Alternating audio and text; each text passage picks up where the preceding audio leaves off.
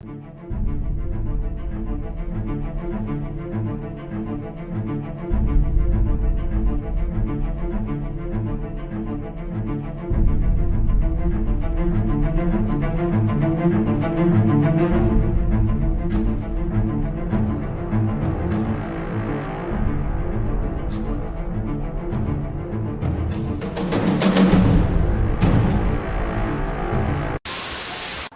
should the university be obligated to provide food to people who've taken over a building? Well, first of all, we're saying that they're obligated to provide food to students who pay for a meal plan here. But you mentioned that there was a request that food and water be brought in, unless I misunderstood. To allow it to be brought in. I mean, well, I guess it's ultimately a question of what kind of community and obligation Columbia feels it has to its students. Do you want students to die of dehydration and starvation or get severely ill, even if they disagree with you? If the answer is no, then you should allow basic, I mean, it's crazy to say because we're on an Ivy League campus, but this is like basic humanitarian aid we're asking for. Like, could people please have a glass of water?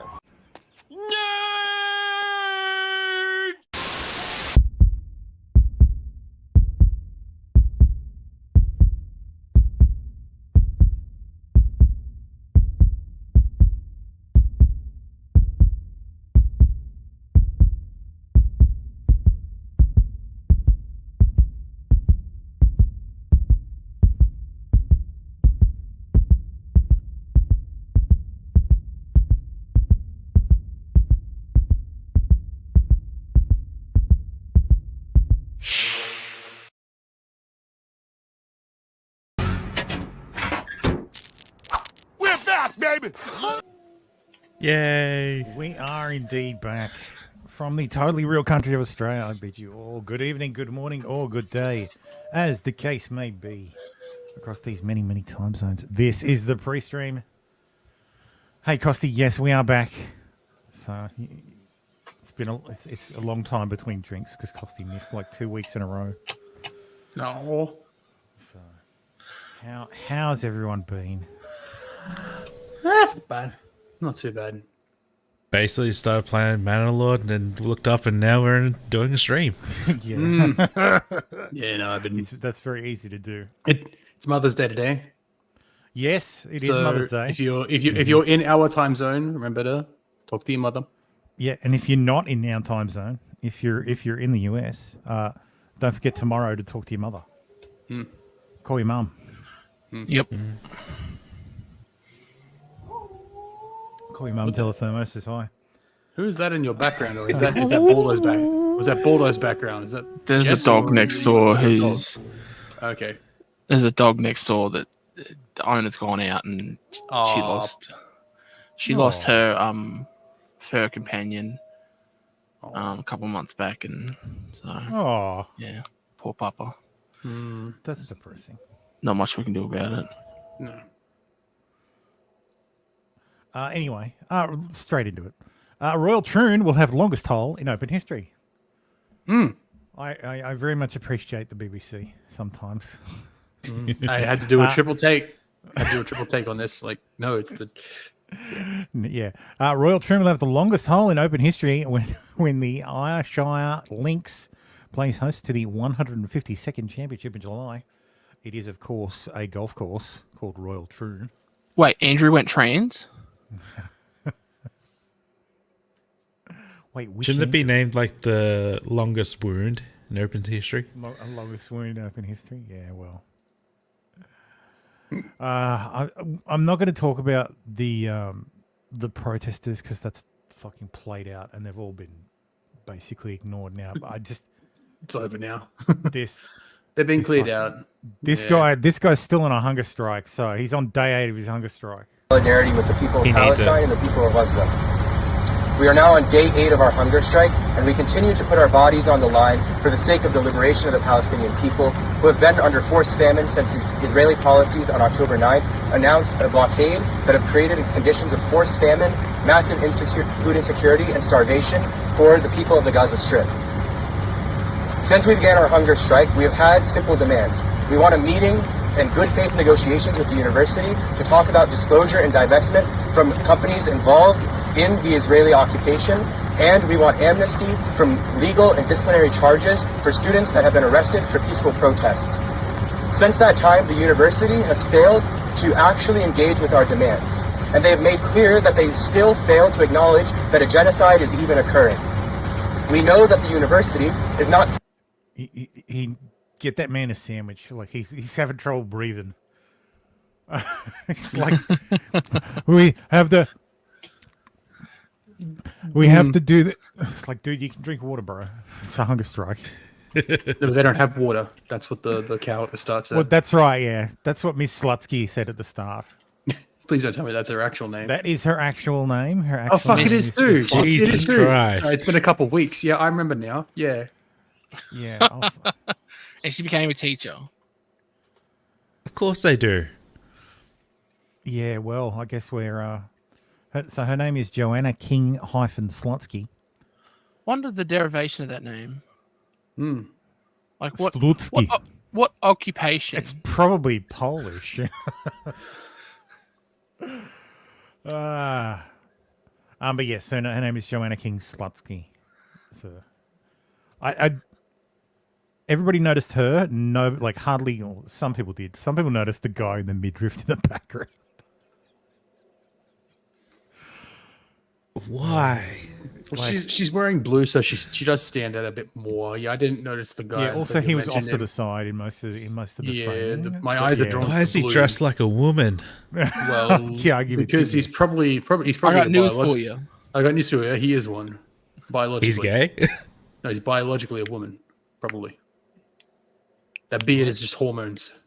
No, I think it is. I think it's just an effeminate gay man. It could be that, but you never know nowadays. But of course, I repeat myself. Well, we will, however, talk about Israel in the context of Biden, I guess. So let's see what I want to ask you about something happening as we sit here and speak, and that, of course, is Israel is striking Rafah. I know that you have paused, Mr. President, shipments of 2,000-pound U.S. bombs to Israel due to concern that they could be used in any offensive on Rafah. Have those bombs, those powerful 2,000-pound bombs, been used to kill civilians in Gaza? Civilians have been killed in Gaza as a consequence of those bombs and other ways in which they go after population centers. And I made it clear that if they go into Rafah, they haven't gone into Rafah yet. If they go into Rafah, I'm not supplying the weapons that have been used historically to deal with Rafah, to deal with the cities, to deal with that problem. We're going to continue to make sure Israel is secure in terms of Iron Dome and their ability to respond to attacks like came out of the Middle East recently. But it's just wrong. We're not going to supply the weapons and the artillery shells used that have been used. Artillery shells as well. Yeah, artillery shells. So, just to understand what they're doing right now in Rafah, is that not going into Rafah as you define it yet? They haven't gone into the population centers. What they did is right on the border, and it's causing problems with right now in terms of with Egypt, which I've worked very hard to make sure we have a relationship and help. But I've made it clear to Bibi and the War Cabinet, they're not going to get our support if in fact they go in these population centers. So yes, Biden cut off aid to the Israelis. So there's he paused one ammunition shipment. Oh, what an anti-Semite! For unclear reasons. The Israelis' response was basically, okay. We we'll just make our own. That would be doing. We weren't planning on dropping 2,000-pound bombs on Rafah. I guess they got confused too because earlier in the week, Biden said, "I've told the Israelis don't go into Haifa." Okay, we won't. Which is confusing because Haifa is an Israeli city. I don't think they'd be bombing it. You never know. I don't think he could be more. He could look more confused if he tried. But anyway, what they did the day before was quite objectionable. So the day before the Biden admin announced it would withhold weapons from Israel, it issued a sanctions waiver to allow arms sales to Qatar and Lebanon. Hold up. Yeah. Hold So up. What? So I'm trying to let my Peabody brain comprehend this, because how in Lebanon, they're not on Israel's side. Well, Lebanon, famously home of Hezbollah. Yeah. And very strong proxy of Iran. And kicked out the Christian Qatar, portion of their nation. And Qatar, home of Al Jazeera and, most of the Hamas leadership. Yeah, that's so basically funding both sides of the war. Nicely done. Yes, that's right. So he's going to fund both sides until he gets exactly the result he wants, which is a stalemate, apparently. And more shocking today, the US has offered Israel intelligence and supplies in its effort to avoid the Rafah invasion. For those who may not be aware or paying attention or just fucking over the whole thing, Rafah is a town in the south of the Gaza Strip. It is the last stronghold that hasn't had the shit pounded out of it. I think at last count, there's 1 million people there. Everybody's sane already fucking left and went north like they were told. Israel is currently, the IDF is currently dropping leaflets over Rafah saying, hey, get the fuck out. And by the way, Hamas, surrender. Mm-hmm. So yes. But yes, apparently the Americans have said, don't go in and we'll tell you where these Hamas leaders are. So now people are saying, well, hang on a minute. Does that mean you know where they are and have just been keeping stum? The answer is yes. Yes, of course, that is the answer. Mark Zell, GOP Israel, who is the Vice President of Republicans Overseas and co-chair of Republicans Overseas Israel, father of 8, grandfather of 22, says Washington Post, Biden administration offering Israel sensitive intelligence that will help the IDF track down the leaders of Hamas and fund the terrorist organization's hidden tunnels in exchange for avoiding a full-blown operation in Rafah.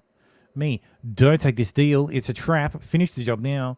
The Biden administration has caused enough damage that they have. If they have sensitive intel, they should share it with no strings attached. Wholeheartedly agree. Yep. Because if they clear the area, they essentially are very close to a one-state solution. Well, they have the other pocket they have to deal with. Douglas Murray made a good point that you can't put out 80% of a fire. No. So if you leave 20% of Hamas, all this will happen. All this will have been all this will have been for naught. B, it'll happen again.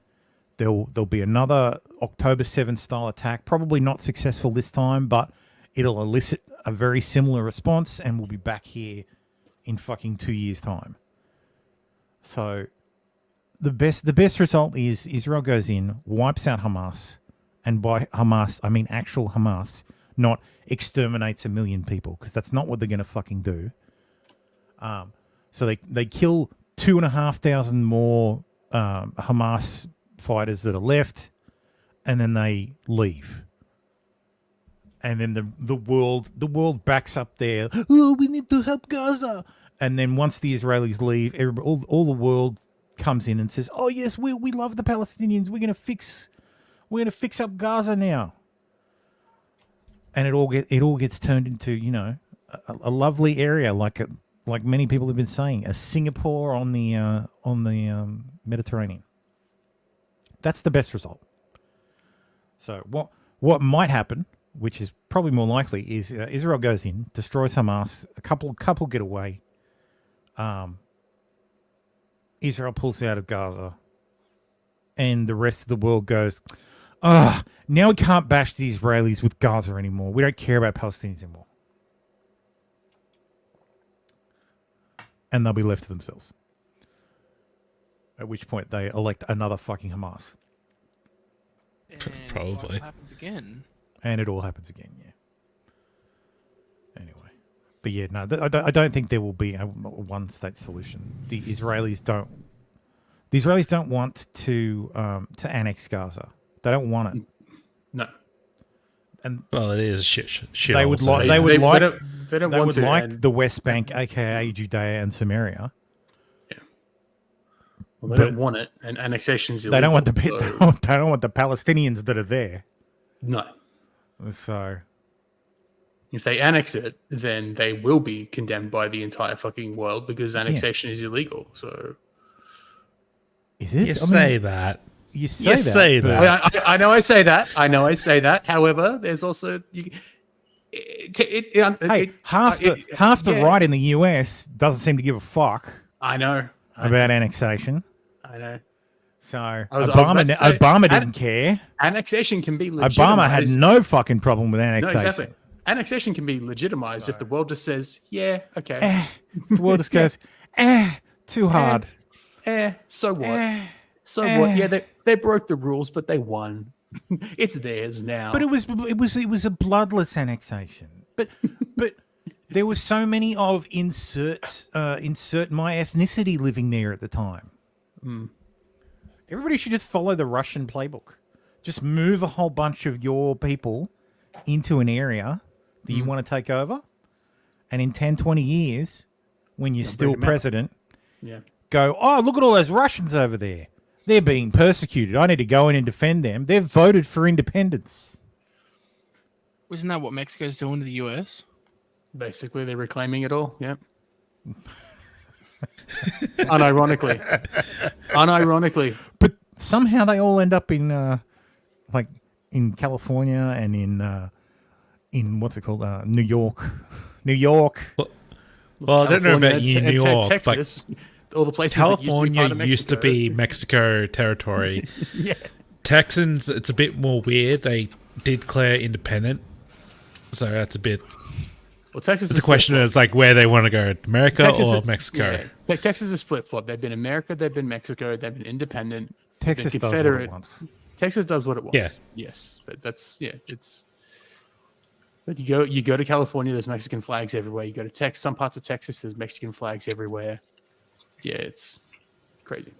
But yes, here's a lovely map of the area. So he's rough in red here, and this white shaded in area is the we won't bomb here, pinky swear area. Pinky swear with fingers crossed behind your back. Well, I think the idea is the Israelis have set up checkpoints so that people coming into the humanitarian area are identified. What are all those numbers for? They're just different areas. They're just squadrons. Oh, okay. Yeah. Yeah, they're squadrons. Yeah, and it's probably a good way to do into that. like 2,500 quadrants. Yeah, but there's security zones.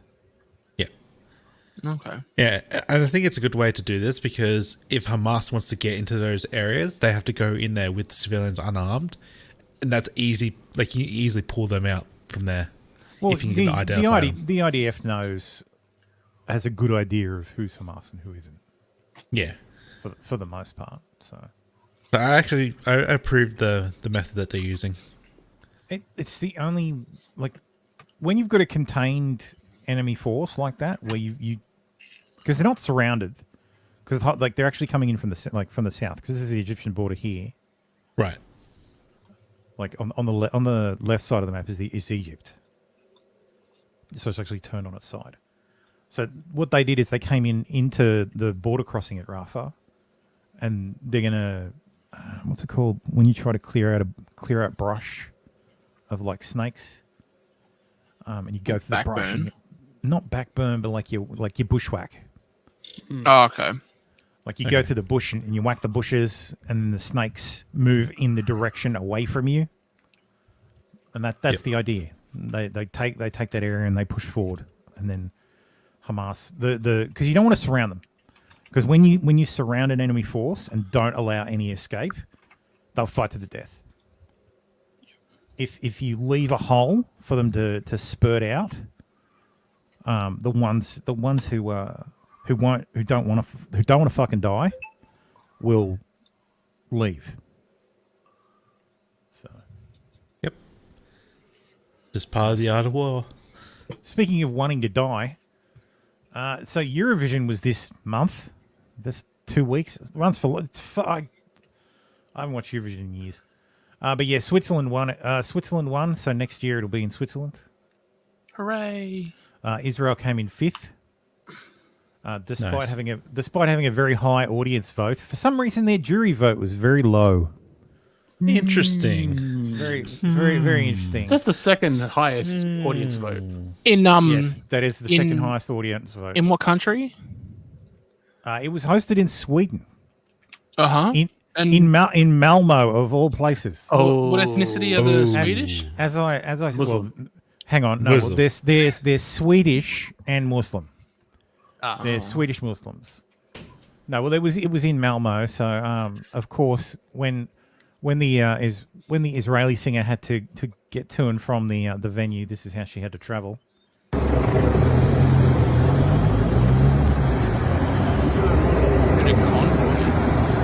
Yep.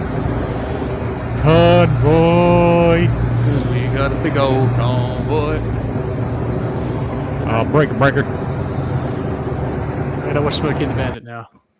Or I Convoy do the movie. appreciate Sorry, that Convoy the United movie. Kingdom got 0 votes in the audience. Like no one cared. That was the mega gay one, wasn't it? Probably. Yeah, I fuck thought I mean, it. they're Australia's all was- pretty fucking gay. I let's thought be- Australia's Yeah. was the mega gay one. Yeah. No, we got knocked out real soon. Yeah, but I thought out isn't that what we sent the Troons non-binary No, thing. it was Aboriginals. Troon non-binary Aboriginals? I can't remember. I have no idea. I don't watch Eurovision. I don't under. We got knocked I always- out. I- These are Facts, these are I don't the watch finalists. We got I knocked never- out. We got knocked yeah. out 3 days ago. We got knocked out. Yeah, I This never. is like a understood very why- long competition, and with phone-ins and judges and Yeah, it's all. and all that stuff. The Netherlands got kicked out, like got disqualified because either their contestant or someone on their team was a bit grabby with a woman. So he was disqualified. So Just Klein was disqualified right before the grand final due to an incident with a female production worker. Wait, Oh, what was I this? see. Where was he from? He's from the Netherlands.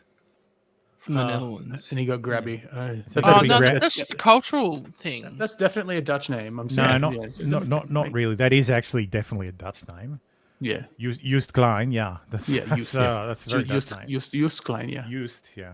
yeah. Anyway, so Oh, there it is. Protesters took to the streets of Malmo to demonstrate against Israel's participation in the yes, contest. of course. Greta Thunberg was there. She was arrested. Oh, saw that. So there's And no the, one cared. There's the winner of the grand final. Lovely man in his wearing skirt. a dress. Yep. God. Just ridiculous.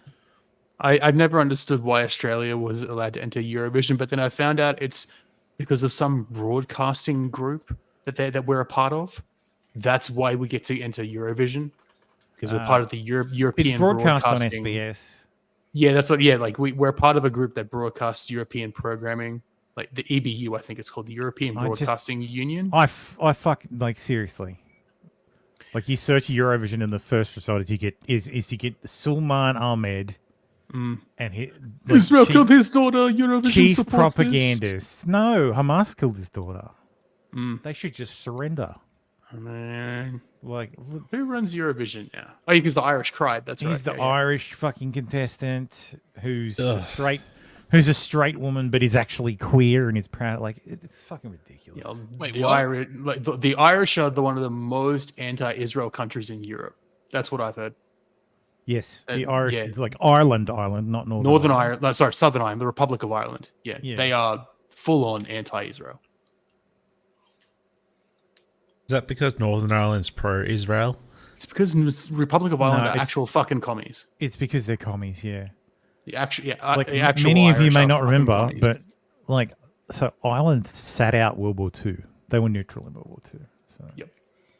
And the only people who are allowed to be neutral in World War II and don't get shit for it are the Swiss because they're always fucking neutral. And that's why they won Eurovision. Anyway, in addition, anybody this poor bastard appeared in a clip with the Israeli girl, and so he of course had to apologize. He says, "I happened to meet Israel's Eurovision representative today, and a video was filmed of us. It was then posted on social media without my permission. Despite my request for it to be removed, for its removal, it has not been taken down. I'd like to clarify and emphasize that the video is not a political statement or an endorsement of any kind. Here's the video.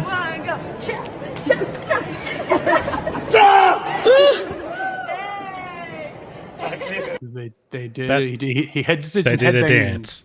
Yes, they did a dance. Jew. Okay. Yes, they did a dance. He was next to his. He stood next to Israeli and shook a hand. Whoa! And that dance was a pro-Israel dance. That's right. The headbanging symbolizes the headbanging that Palestinians are doing right now to the bombs. Yeah. So, it's interesting to note that Lebanon and Egypt are both part of Eurovision. Yeah, of course. Yeah. Where's Palestine? They're not part Palestinian of erasure. Because they don't have any TVs there, man.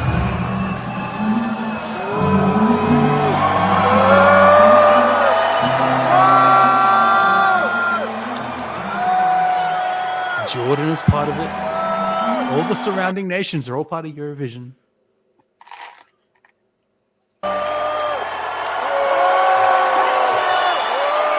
The good thing about booze is if there's enough of them, you can't really tell. So yes, that's the Israel news. So hopefully in a couple of weeks this will all be over. And we won't ever have to talk about it again because there'll be no more problems in the Middle East. Because as I've been told for years, if this Israeli thing is taken care of, there'll be peace in the Middle East. Because that'll fix everything. That's the only problem in the Middle East. At all. Anyway. Eco-friendly brake cables eaten by foxes after switch to soy insulation. God, what? What? The animals are attracted to the green material, which insulates cables and other car parts, causing hundreds of pounds of damage. So they must have detected the soy, the actual soy protein. I'll get wrecked. So the animals sent the sensory whatever shit they picked. They detected the soy protein in the cables, and I want that. It's hungry. I'm hungry. Give me. Yes, eco-friendly brake cables are being eaten by foxes after manufacturers switched from petroleum-based insulation to soy, forcing owners to wrap their cars in tarpaulins. Recent photos show multiple cars covered in blue plastic for protection after a spate of attacks in Worthing, West Sussex, with locals claiming at least 20 vehicles were targeted by foxes. Jack Cousins, the AA head of roads policy, said the animals may be attracted to the soy-based insulation on brake wires. Since 2000, peanut and soy-based oils and waxes have been used on car parts, including gearbox insulation, primer bulbs, and diesel injector wires instead of petroleum-based coverings. That's hilarious. Maybe we should make our wires edible. Yeah. Just a wild thought. Yeah, no, what we need to do is immediately start a company that makes edible soybean products. So mix some petroleum. So while animals could eat them, they won't eat them because there's a special additive in them or something. We just need to kill the foxes. Actually, don't do that. Foxes are cute. Don't kill the foxes. Well, they're hunted in the UK. They're a pest. The irony's not Even lost on me. I'm pretty sure foxes are native to Europe, so I think so. They're not really they're literally a pest here. They're imported. Yeah, of course. And it's not like we imported them to get rid of something, like cane toads. We fucking imported them to hunt them. Yeah, foxes exist everywhere, but I think they are native to Europe. Yeah. Anyway, speaking of Sussex, Meghan Markle thanks Nigerians for welcoming her to my country. Duchess of Sussex, who says that she's 43% Nigerian, tells audience in Abuja she hopes she can do justice to being a role model as she attends event without Harry. She mispronounced Nigerian. Now, wouldn't that be I mispronounced Nigerian? Nah. I don't have the clip. Damn it, I thought I'd uploaded it. Anyway, it doesn't matter. Yeah, there's no way she can be 43%. Well, yes, other than the math not working on that. No, she's not 43% Nigerian. Yeah, and she's so diluted. As my wife pointed out to me, when she married Harry, the royal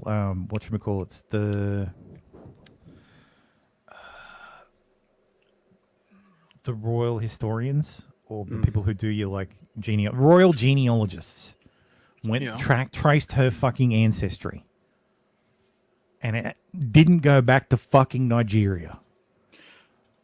But yeah, there's a little bit. Thank Nigeria for welcoming her to my country. Never mind. She hopes she can do justice being a role model. Was it? Sorry, there's what lag. Say? Sorry, you there? No, hang on. There's a bit of lag. No, I was going to say, isn't it ironic that Nigeria was a fucking British colony? Wasn't it? Was it? I mean, parts of Africa was. I don't know that Nigeria was. Was Nigeria? Oh, I have to actually look up where Nigeria actually is. Was it? It is in Central Africa. The modern state. That was French. They used to be a colony. I think it was. Yeah, I don't think there's a fucking stone in Africa that wasn't colonized. Yeah, that's where they have roads and British wheels. colonization. Yeah, they were a British colony. Oh, there you go. Yeah, but yes, the Duchess of Sussex, who recently discovered she's 43% Nigerian. Oh, yeah, that section, yeah. Wowed crowds today as she and Prince Harry continue their whirlwind royal tour of the African nation. Royal is, of course, in quotes because they are not royals. No. Meghan arrived almost an hour late to the Women in Leadership Summit in a spaghetti strapless red dress without her husband Harry. What was the name of that country again? Можно сразу уточняющий вопрос?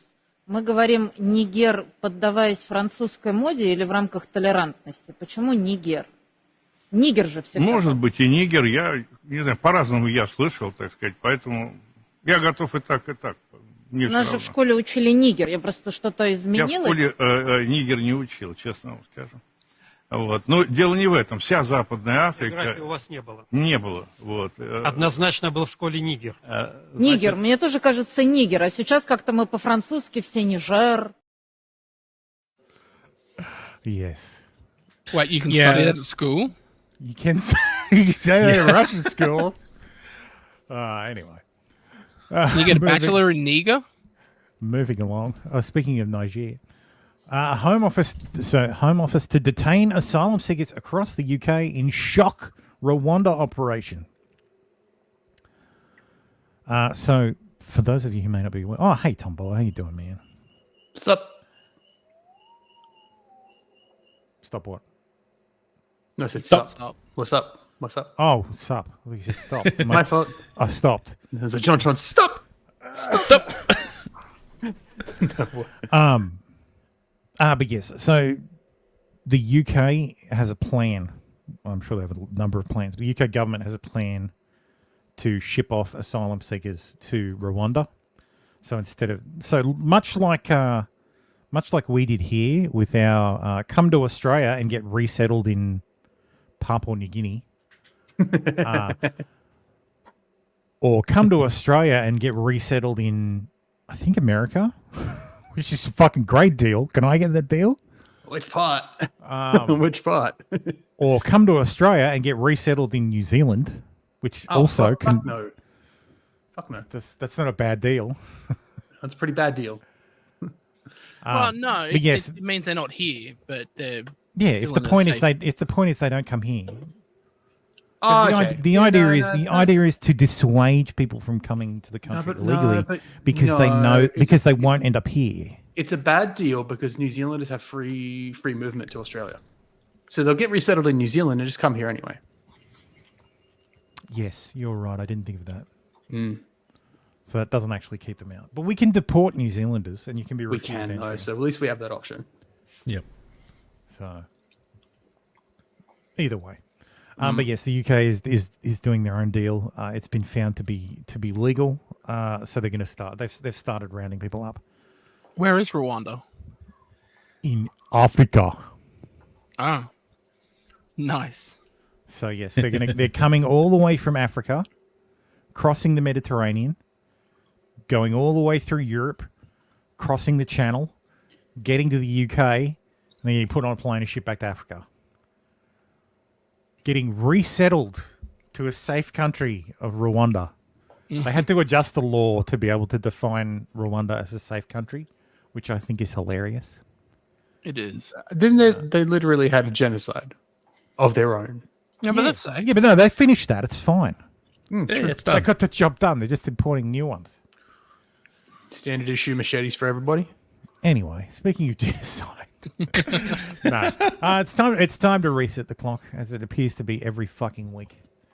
Arkansas teacher, 26, is charged with sexually assaulting 15-year-old she groomed at church and then bombarded with nude photos every day. I wish 26-year-old women would bombard me with nude photos every day. You say you'd like it, but you're an adult now. Yeah, but then you don't get a choice. You don't get a choice on which 26-year-old. Church authorities challenged her over the relationship in 2020, but it was late last year before police were informed. The church is one of the biggest in Arkansas and boasts ex-President Bill Clinton among its former worshippers. One of those churches. A teacher and children's volunteer at one of Arkansas's biggest churches, accused of sexually abusing a 15-year-old boy, told police she would not go further than oral sex so he could stay pure. Oh, that makes it better.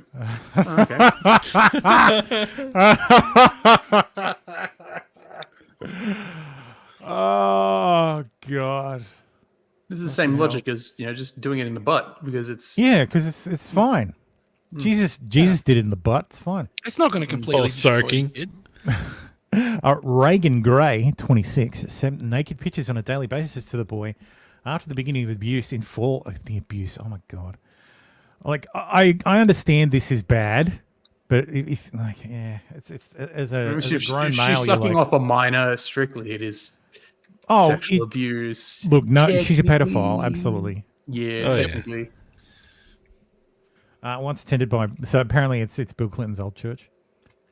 Well, that makes sense. The church sent her for counseling after the boy's parents discovered text messages alluding to the affair on their son's phone, but she was welcomed back within weeks and resumed her abuse. The pair had met in her car and in her Monticello apartment until May 2021, but the boy told investigators he could not remember if he responded to demands for naked images in response to her torrent of nude photos. I don't have explicit memory of doing that, but with how often she requested it, it probably did happen, he admitted. I refuse to believe he phrased it that way. There is Ms. Gray, age 26. There's another photo of Ms. Gray. There's her singing for some reason. The boy told detectives.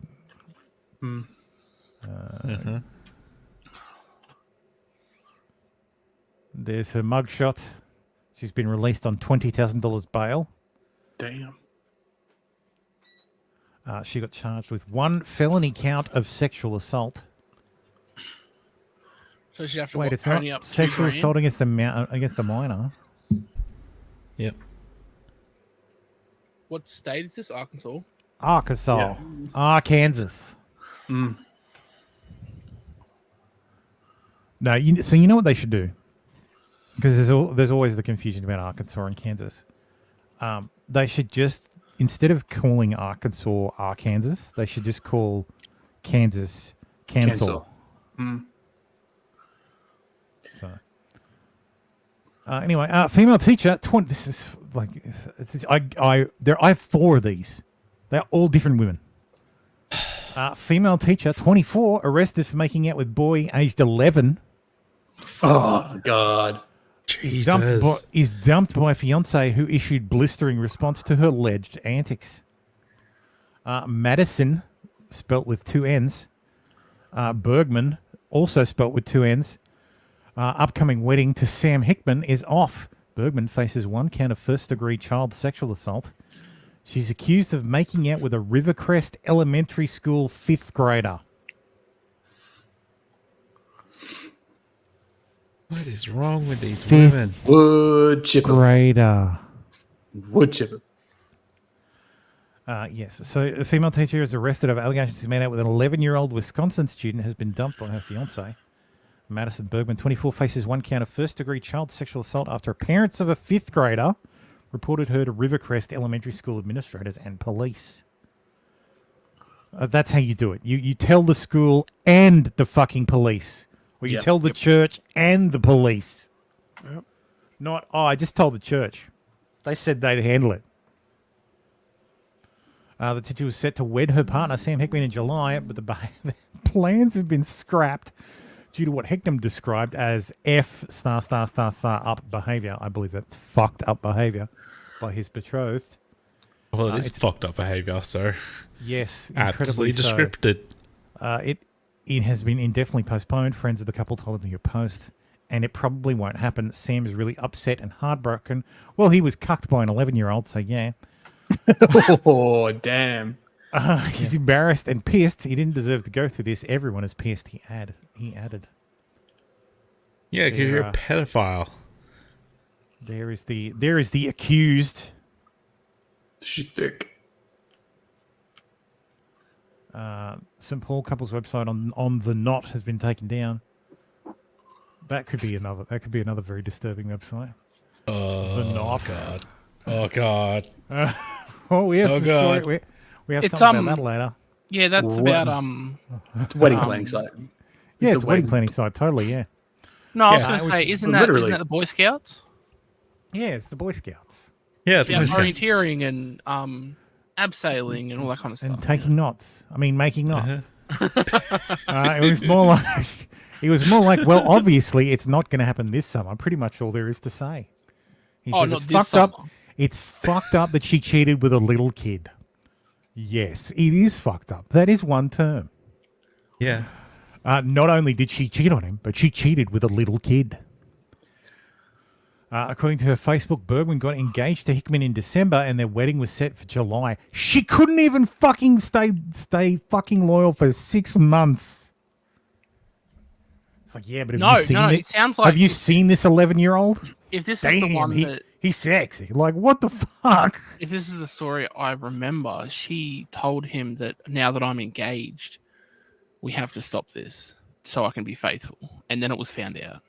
On Wednesday, the child's father handed over printed text messages where she allegedly told the child that she liked him when the victim touched her, and that she enjoyed making out with him. The child's mother initially overheard the student and Bergman talking on the phone before she informed the child's father. You know, she was busted recently, still talking. You're thinking of a different one. This thing, how fuck do any of us keep these fucking stories straight? I'm going to need a fucking chart. Yeah, there are so fucking many. I don't want to chart it. I don't want to chart it. I don't want to see how deep it goes. A horrible chart. How solid that wall of red string is. Like, yes. Oh my god! During her interview with police, she told authorities that the victim's mother allegedly gave the student's phone number after the family invited her to Afton Alps, a skiing resort, over winter break. Don't invite your young kids, younger teacher to a fucking ski resort, like on a ski vacation. You fucking weirdos. Doesn't matter what age they are. Don't invite them. It's like they're a teacher, okay? Yeah. Like, sure, take him a Christmas hamper, but give him a Christmas card. Yeah. It's like, hey, thanks. You didn't touch my kids that I know of. Okay, bye. It's like, we have to read this one. I have to hear Baron's voice. We'll cover that after this as a bit of. The giant. When searching Bergman's bag, officers found handwritten notes between the pair. Charging documents said it's unclear what was written in the notes. When asked about the text exchange between her and the student, Bergman invoked her right to an attorney. Documents said, well, clever. After her arrest, she was suspended from her teaching role. During her suspension, Bergman is not allowed to have contact with Hudson School District students, parents, or staff. No shit. She should also not be allowed within 500 meters of a fucking kid or a school. I'd say 5 kilometers. 500 meters of an elementary school exclusively. Fucking hell. 11 years old, you fucking weirdo. I wish we knew more about the kids. Like, are these kids, like... Are these like kids where they're 6 foot? Yeah, five, these like Islander 12-year-olds? kids, like 6 foot tall at fucking 11 years old. Right. Like, because that would provide some fucking context, but we can't. We don't get that information. But 11, like 11. Yeah, age ain't nothing but a number when the kid is 6 foot tall. Like that's what I'm saying. Oh yeah, I suppose that black guy that stomped that assistant teacher. Yeah, for the switch. He was like he was fucking 4 something, 6'3". Yeah, he was 6'3" and 250 pounds. Yeah, And 16 or something. Yeah, he's big as me, 16. and but in the upper body, he was a fucking gorilla. Gorilla. How racist of you, Tim? I said that originally. Yeah, what's wrong with it? I said that when we first covered it. I called him a gorilla when we first. Now- covered You have a it. problem being racist? Well, no, Jesus, he was literally Tim. acting like one. My God, so racist. No, right? Yeah. Meanwhile, You should try that more often. meanwhile, this feels like exactly the same fucking story, but it's not. Text messages. Math teacher 30 sent to schoolboy 15, telling him it's only you, as pair joked about another student joining them while they met up. Text messages sent by a female maths teacher accused of sleeping with 2 pupils have been revealed. 2 children. 2 children, not pupils. Children. Children. Yes, 2 children. Well, Rebecca joins, like Jones but with a Y. 30 is accused of having a sexual relationship with the 2 pupils, including one who got her pregnant while she was out on bail. While she was on bail awaiting trial. Oh God. She's gonna go So after him. she for was child on support. bail awaiting trial for fucking a kid, and was still fucking the kid and got knocked up. That's some fucking genius right there. Oh, they're gonna get married, and he can't testify against her. Can't be compelled. Yeah, that's how that works. That's totally how that works. Although she factory reset her phone, police officers were able to retrieve phone messages from the network provider. Oh, you dumb shit.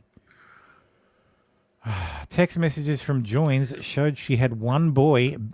She said one boy better come to her place and told him, quote, "It's only you," as the pair joked about another student joining them when they met up.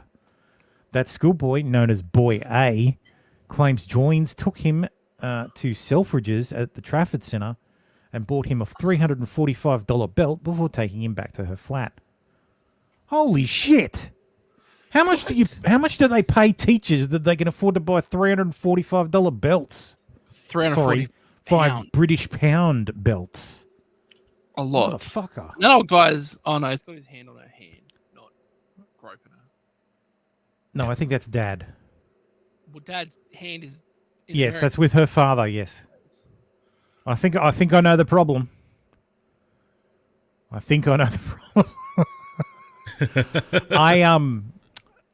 have 2 daughters. I would not hold them like that. So, yeah. Anyway, this is the perpetrator. This was her in 2018, years before she's alleged to have groomed a schoolboy. Here's a very pointless exchange. Am I coming later or no? You had better come now. You told me you are. Don't worry, I will. Wow, that was worth it. I don't like maths. I get too distracted now from the work. Better had be the work. Of course it is, miss. What else would it be? Good. Fucking Christ. No message that starts with, "Are you asleep?" ends well.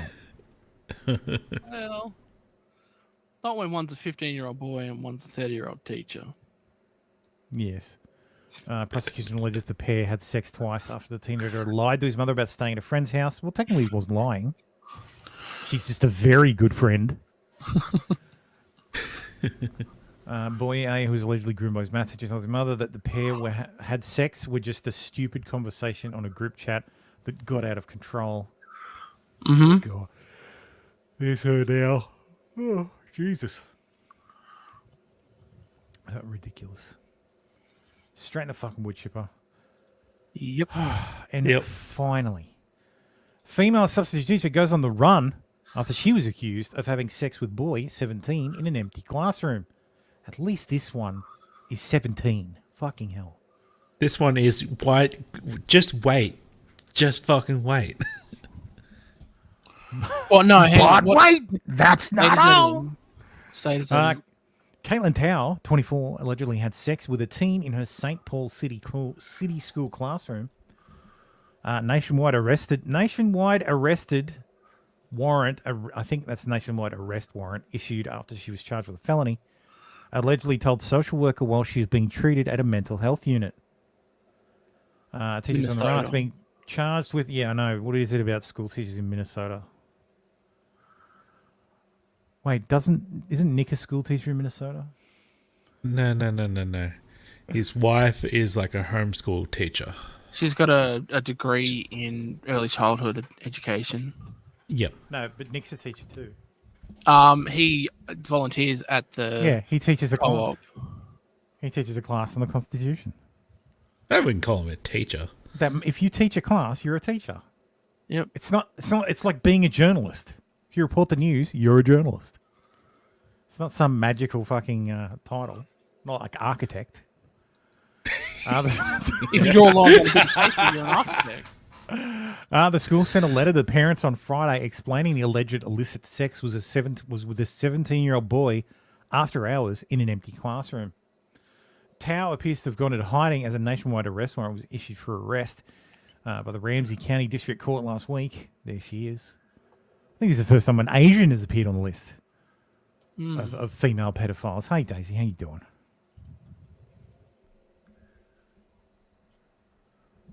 Teen told police on March 13 that he had sex with Tao in the classroom where she taught about 6 weeks earlier. She invited him to her home, but he declined. Tao resigned in late February, just 4 weeks later, and allegedly told a social worker at Regent's Mental Health Unit where she was being treated. She was charged with third-degree criminal sexual assault and faces up to 15 years in prison and a fine of $30,000. She is not getting 15 years in prison. In no universe is that happening. No. But age of consent in Minnesota is 16, but because she's an authority figure, it's not legal. A lot of places it's 16, but when you're an authority figure, it goes up to... It doesn't count. It doesn't matter. Anyway, let's... Barron Trump's voice is heard for the first time as former president's 6'7" son is heard speaking to guests at Mar-a-Lago. Barron Trump, 18, is heard speaking for the first time at Mar-a-Lago. Listeners think that young Trump sounds just like his father, Donald. Oh, thank you for clarifying that. Oh, I thought they meant sounds like his father, Donald. Trump's son appears to be assuming a larger role in the 2024 election. His larger role is he's going to be a delegate to the convention from Florida. That's it. I thought CNN said he refused. Did he? I think they backed down. I think CNN. Yeah, that was the only thing. That's his bigger role in the election. Like, come on, man, leave the kid alone. Well, he's not a kid anymore. He's an 18 now. He's not a kid anymore. Well, yeah. Leave him alone. He's got nothing to do with politics. He's about to head off to college to be, to be taught how to be a communist, I guess. I don't even know what else they teach other than being a communist. Yeah. I don't know. So in the video, isn't that part of communism? I suppose. Is it actually? There's actually a link to the fucking video. Oh, there we go. Here we go. He looks like his dad.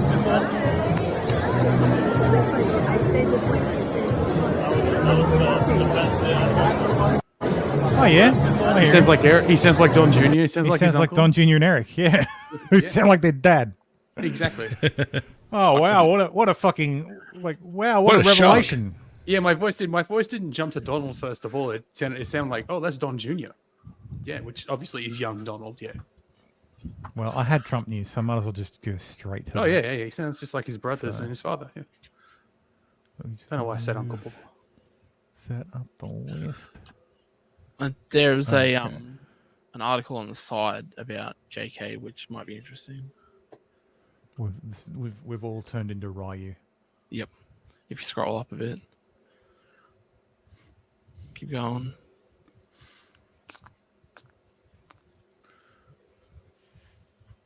Sure, it was JK. Yep. There you go. Oh, Accused yes, she that's mocks. right. Yeah, I saw that. Yeah. Well, that is a straight white middle-aged bloke. Update. So Axios reported earlier that Nikki Haley's definitely going to be the VP, and it was nixed very fucking quickly. God no. So to the point where Trump came out. Where is it? Where is it? Jumping ahead. God damn it. Anyway. But yeah, Trump came out and said, no. I thought I had the fucking tweet. He literally put out the tweet. It was like, oh yeah, he said Nikki Haley is not under consideration for the VP slot, but I wish her well. Actually, I might jump around a bit. Speaking of people who are no longer under consideration for VP, Kristi Noem has no shot as Trump's VP pick after puppy killing controversy. Sources say. Potential running mate shot her less than a worthless puppy dead, then did the same to her goat.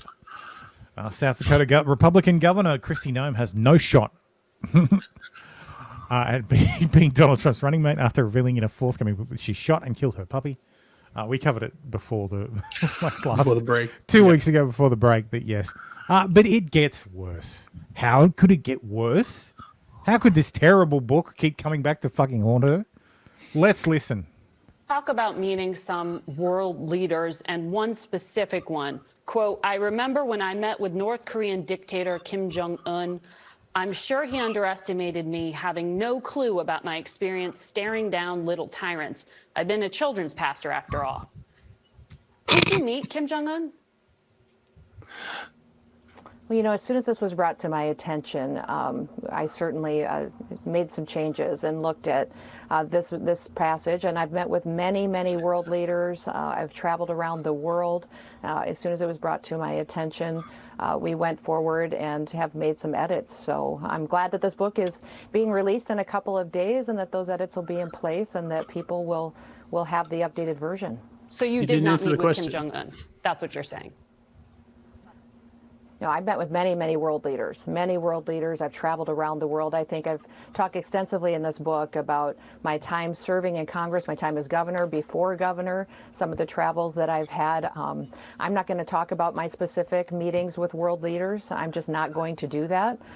This anecdote because the answer is no. Book, and as soon as it was brought to my attention, I made sure that was adjusted. So, talk about. You know what? Like, these kind of things don't happen to people who actually write their own fucking book. You know who else this doesn't happen to? People who have ghostwriters who write their books and then actually fucking read them. Like, the bitch didn't even read her own book. She didn't read her own book before she did. Releasing it. No, she didn't. No, if she did, she probably would have been like, oh, wait, this puppy killing story does not make me look good. Let's nix that. No, she may not have. She probably, because she obviously wanted it in there because she's defended it. She's very proud of that. Yeah, she's proud of shooting that fucking dog. But yeah, she's the one. She admitted that it's in the book. Like, she knows it's there. Why would you say you met Kim Jong-un? You didn't. You fucking didn't. Has been extensive and covered decades. Right, but you never went to North Korea. Specifics in this book. I talk about the fact that, yes, I have. I've been there. So you went to North Korea? You went to the DMZ, and there are details in this book that talk about going to the DMZ and specifics that I'm willing to share. There's some specific. I'm sorry, Kristi. There's only one of us here who's been to the DMZ and met Kim Jong-un, and it isn't you, girl.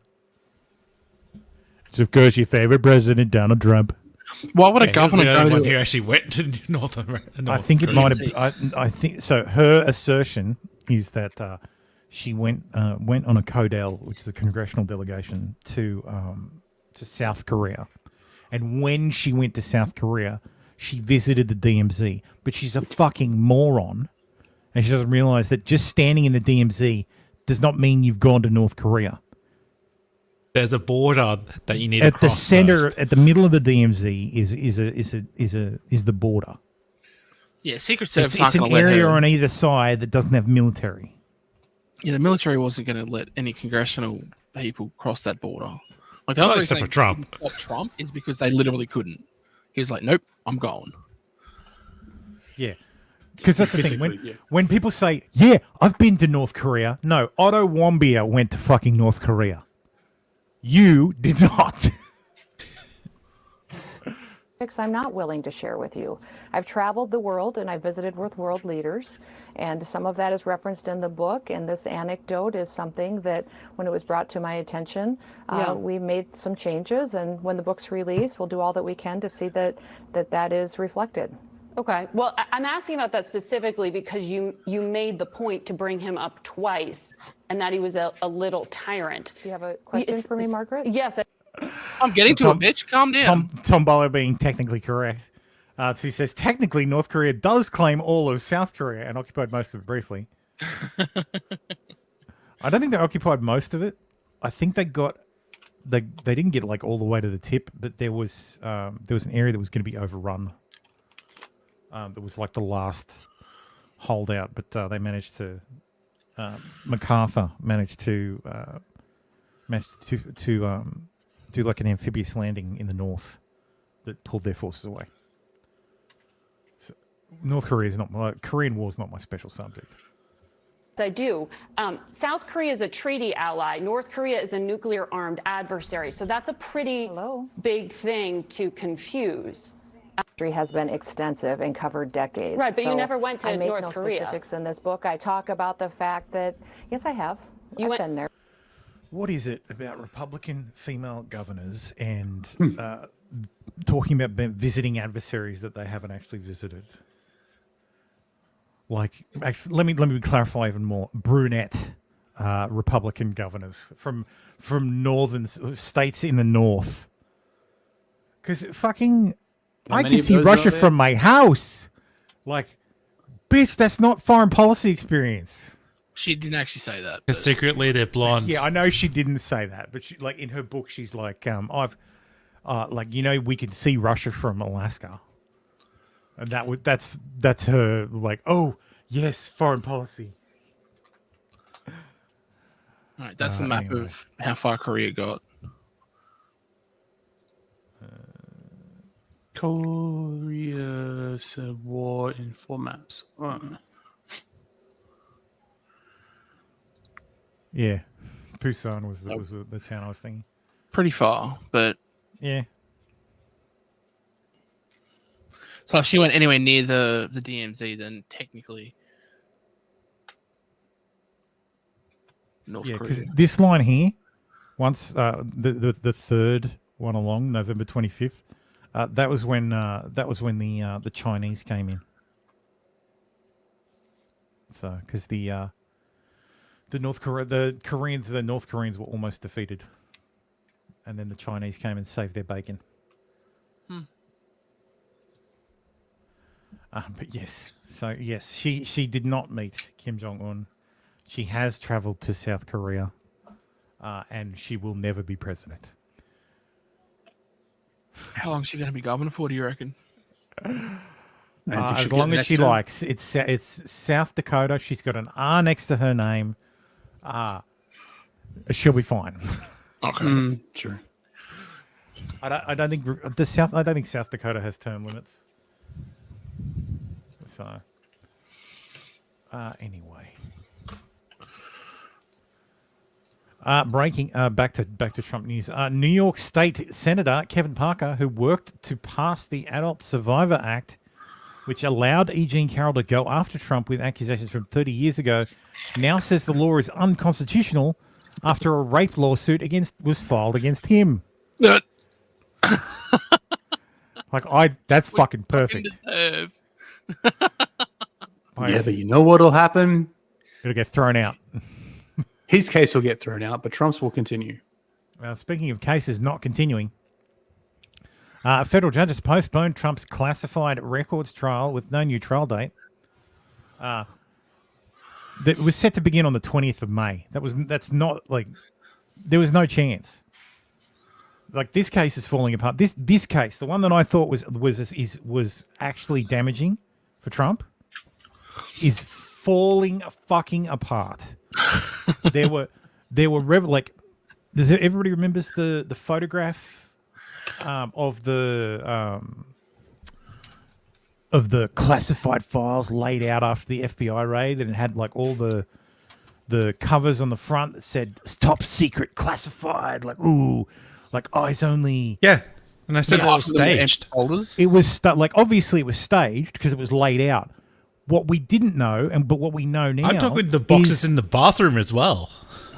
Everything was fucking staged. Like that layout and none of those documents had secret or top secret covers on them. None of them. They were all put by the FBI and then photographed to give the impression that you could just look across the room and see that this is a top secret document. No, not in the slightest. These were just papers.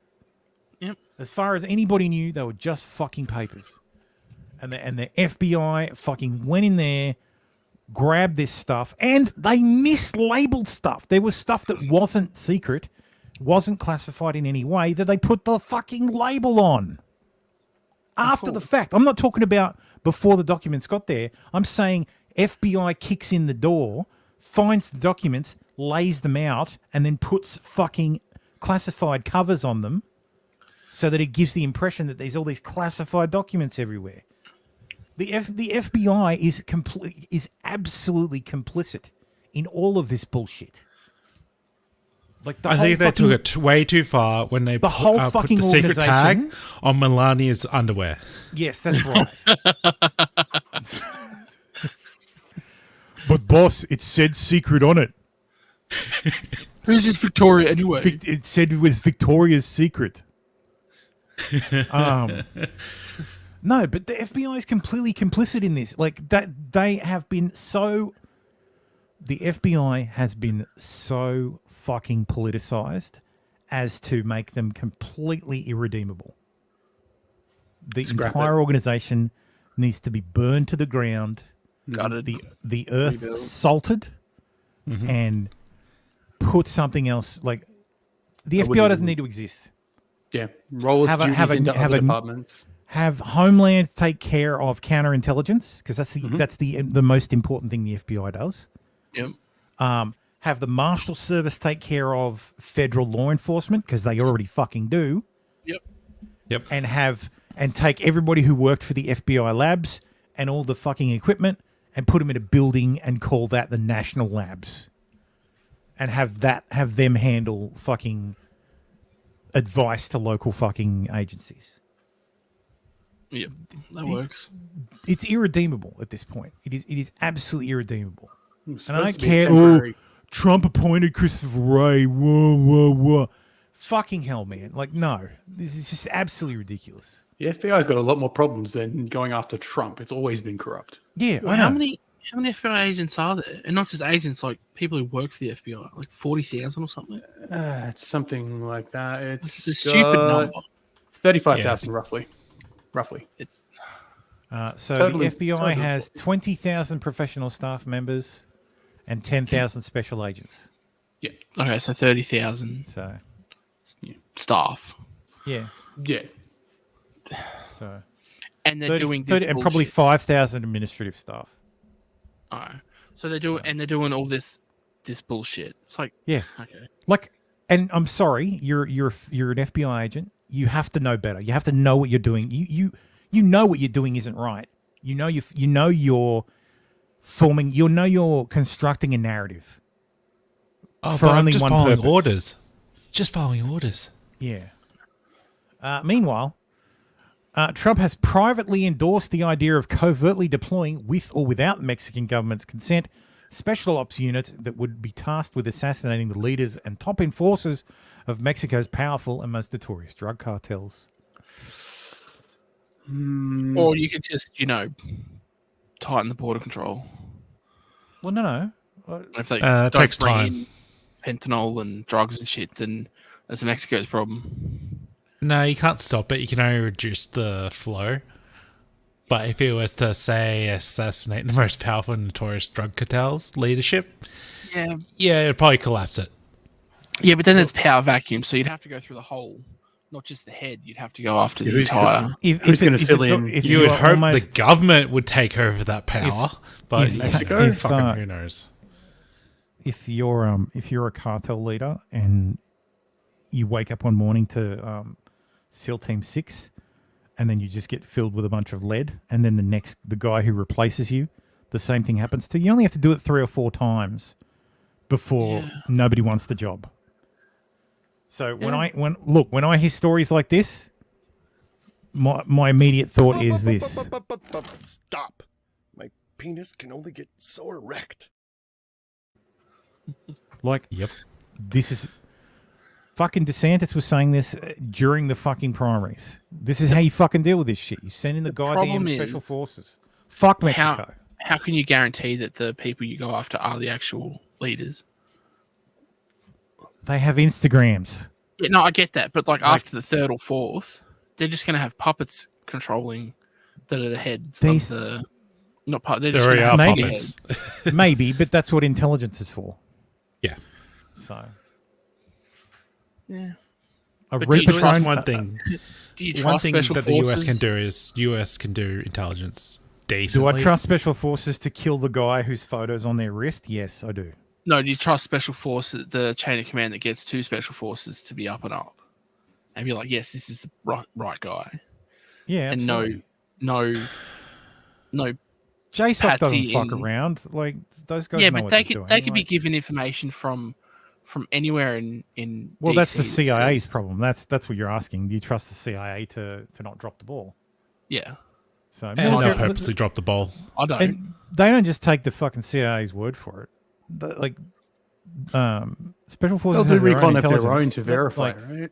Yeah. Like Navy has their own intelligence, so the naval intelligence finds that stuff too.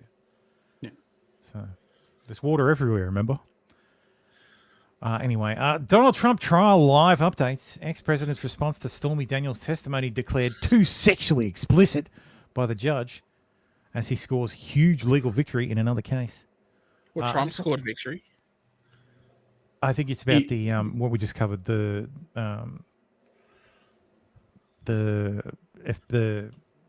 classified documents one. But yes, Stormy Daniels' testimony is so lurid, it sparked a slew of objections and almost derailed Trump's hush money trial. I just have to say, like, the fucking court sketches. Love this it. This guy fucking really doesn't like Stormy Daniels. He's getting pretty good like to. Look at this shit. Look at this. Oh my god. Doing a pretty good job at Trump though. But yes, it was very select. It was there is unfortunately no photo, like no video in the courtroom. There's no audio. It's only reporting from the courtroom. So that's fucked.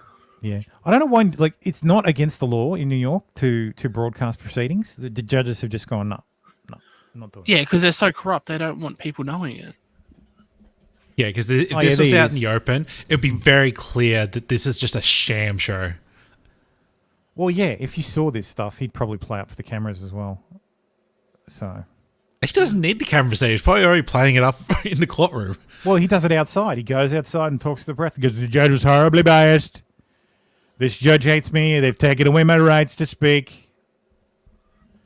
I hear Joe Neerman is trying to fix it, but he's not working fast enough. Joe, you got to help me, Joe.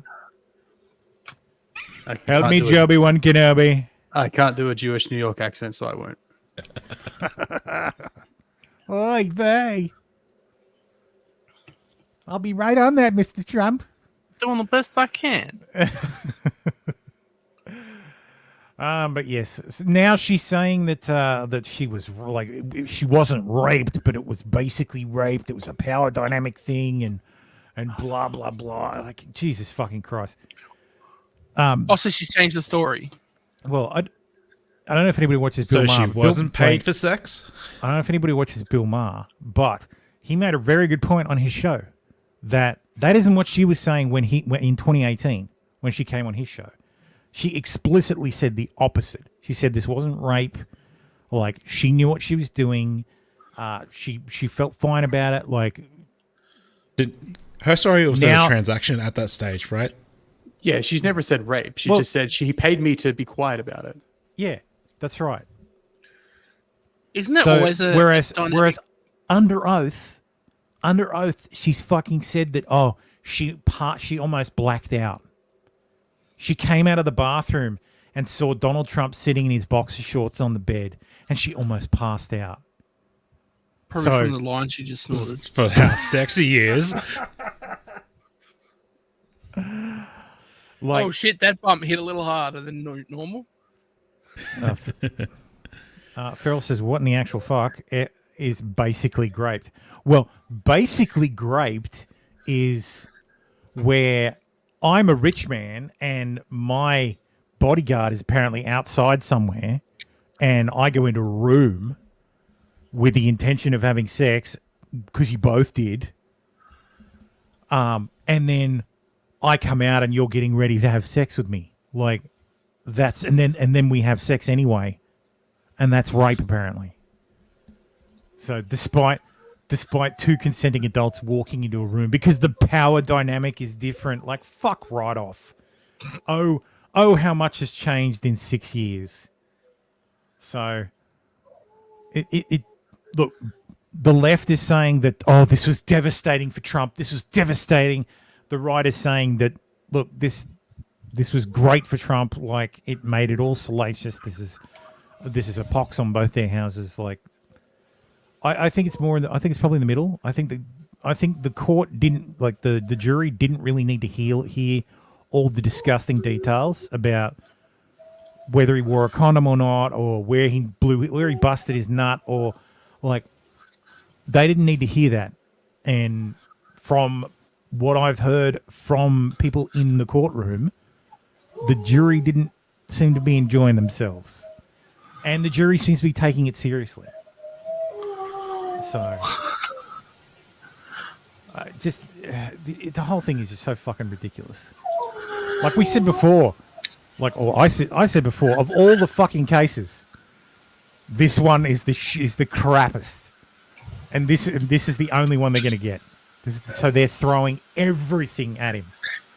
And the last witness is due on Monday, and it's fucking Michael Cohen. So serial fucking liar, Michael Cohen. Yeah, but who's calling him? The defense or the prosecution? The defense hasn't even started yet. Oh, shit. That's part of the reason why the case in Florida was indefinitely postponed, because this fucking case in New York is running and taking so fucking long. And this judge is ridiculous too. Like, so they objected a number of times throughout her testimony, but they didn't, object to fucking every single little thing. And at the end, the judge is like, well, if you didn't bring up the fact that, if you didn't bring up that he says he didn't have sex with her in your opening, I wouldn't have allowed this testimony. Bullshit.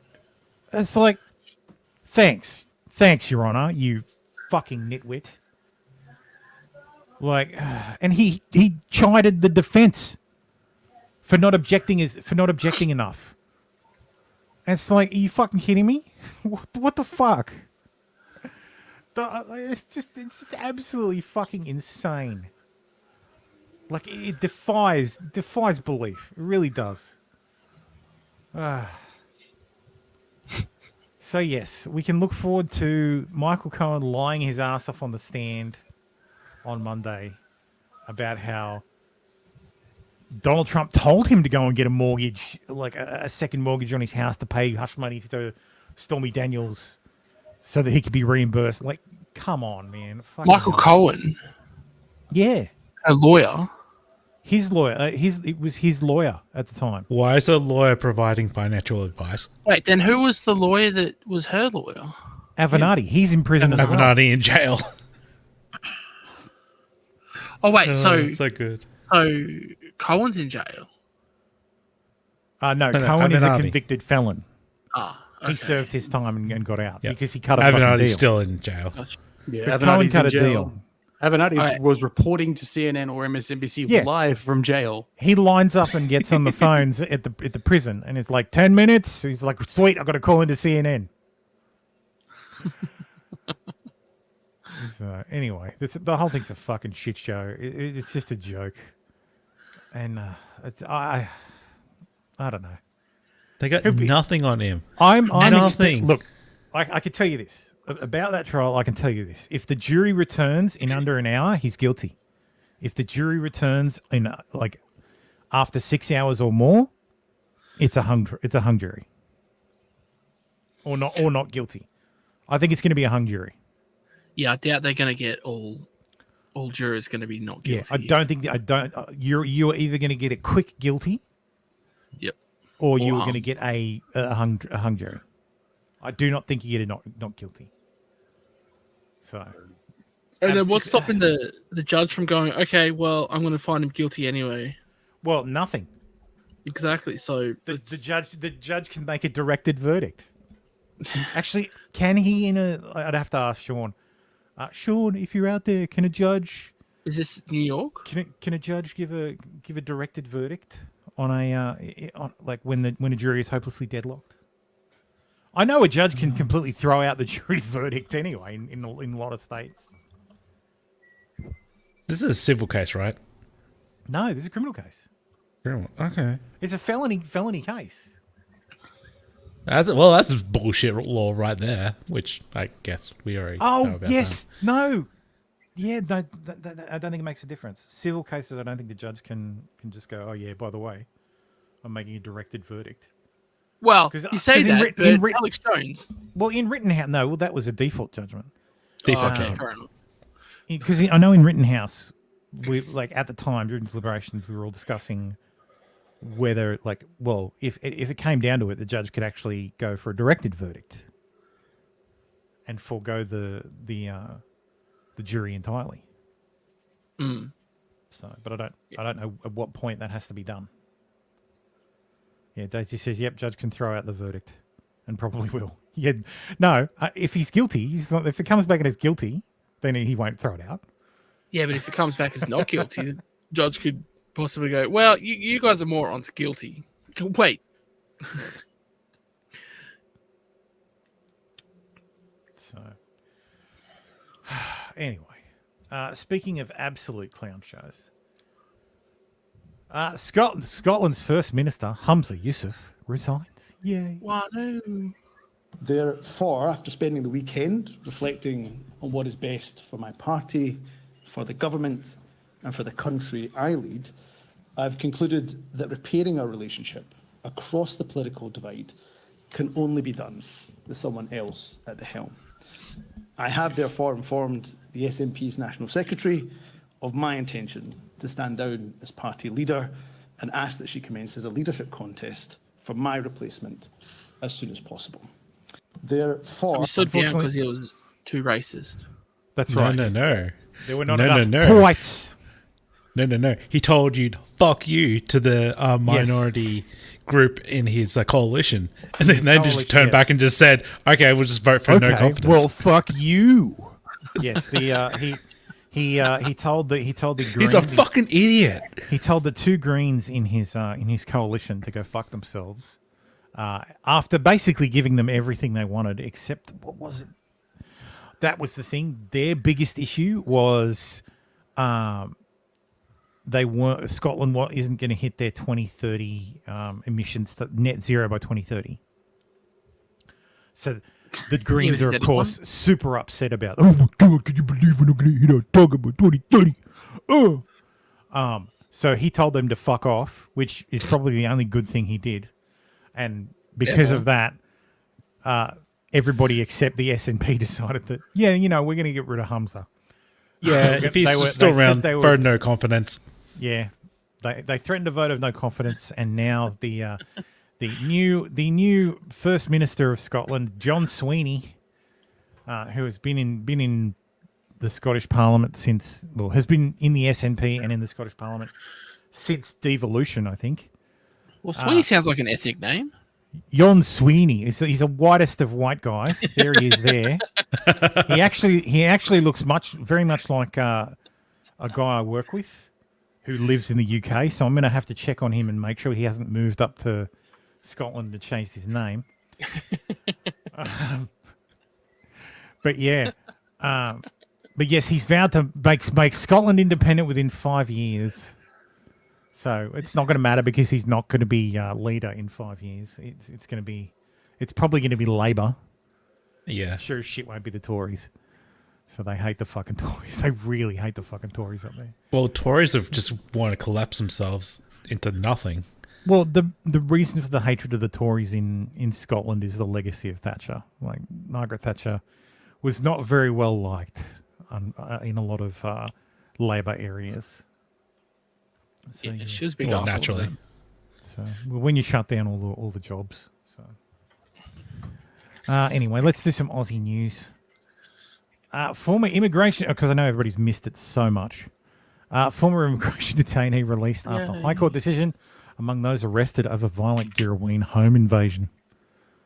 There is an update to this story, but yes. In short, one of the men alleged to have bashed an elderly woman unconscious in a home invasion was released from immigration detention after a landmark High Court ruling.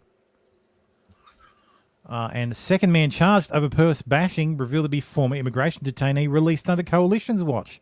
Imagine my shock. This story is a pox on both your houses. Because the Labor government got fucked by the High Court and had to release people, and the Coalition did it willingly. So yes. Oh, so they were released, and then later on, yes, bashes 4 years later, they decided to beat the shit out of an old lady. So down in Victoria, Premier Jacinta Allen has committed to overhauling the way colonisation is taught in Victorian schools, as she fronted an Indigenous-led truth-telling inquiry. Such a dumb name. RC, did you go to the truth-telling inquiry and tell some truths?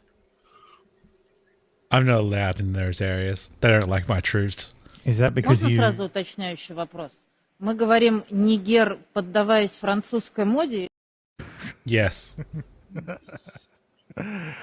Anyway. They also tell me to take off my crown. Fucking colonizer. Fuck, take off your crown, you colonizer. Fundraising website Give Send Go defends decision to host Australian whites-only community campaign on platform. The Counter-Extremism Project recently made a submission to the federal government's inquiry into right-wing extremism. Ooh, booga, booga, booga. It said a well-known white supremacist was crowdfunding money for a whites-only community on website Give Send Go. Okay. I'm struggled to see the problem. The person wants to build a whites-only community. What's the problem with that now? I thought we were allowed to do segregation now. No, not for white people.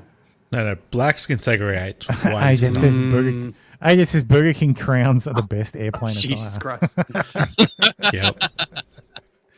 Say the thing, AJ. Say Shorts, t-shirt, and a Burger King crown. Knit. Coward! US website has defended its choice to host an Australian white supremacist fundraising campaign on its platform after it was admonished by anti-extremism group in a federal government inquiry. Not admonished. Like, it's fucking Thomas Sowell. It is this yeah, fuckwit. of course it is. He's not even Australian. Send him home. Deport this motherfucker. He's fucking New Zealander. New Zealand born. Ship the bitch home. Or is there some sort of rule that they have to have one of our Nazis and we have to have one of theirs? Because what's his name? Brendan Tarrant is in New Zealand, obviously. So I guess we have to keep Thomas Sewell until fucking Brendan Tarrant gets released. And well, deported. look, Australian shoots up a mosque in New Zealand, and vice versa, kinda. Turnabout's fair play, eh? Yeah, exactly. Can't get guns here. Too hard. Says you. Anyway. I think he's an Australian citizen. Sewell was allegedly in the ADF. So, yeah, you'd have to revoke his citizenship. But again, he's Oh, well. New Zealanders have free travel, so free movement. So yeah, if he's deported, you're not allowed to come back, even if you've got visa-free travel. Yeah, I don't know. I don't. You know the you nature can't of- get into the US just because they've got visa-free travel. I don't know the nature of his citizenship. Yeah, he was born in New Zealand, but I don't know if he was born with Australian citizenship. So, well, that could be that to me that would be the only way he could keep coming back. There's always a way. Absolutely always a way. wild. Massive breach of more than 1 million searchable records taken 556. from clubs in New South Wales Oh. and Victoria. Search results are censored, showing name, year of birth, suburb, and the relevant club. Have looked up some friends and records matched. Wait, is Friendly Geordie's hacking again? What data was collected? Facial recognition biometric, driver's license scan, signature, club membership data, address, birthday, phone number, club visit timestamps, and slot machine usage. Oh, because you couldn't use that to build an identity or anything. Is this website up still? No, here we go. Where did this data come from? Run by Outerbox, a company run by Glenn James, Dalbir Singh, and Darren Blinn, contracted an offshore team of developers from the Philippines to build a suite of software systems. They deploy these systems within casinos and clubs across Asia, Australia, and the US, and build all their clients for use of the systems. The developers were given access to back-end systems at these game venues, and were given responsibility to maintain the systems and instructed to back up the data into the cloud. Developers were given access to raw data without any oversight from Outerbox. Then Outerbox suddenly cut the developer off and refused to pay for 1.5 years' work. Read more. 1.5 years.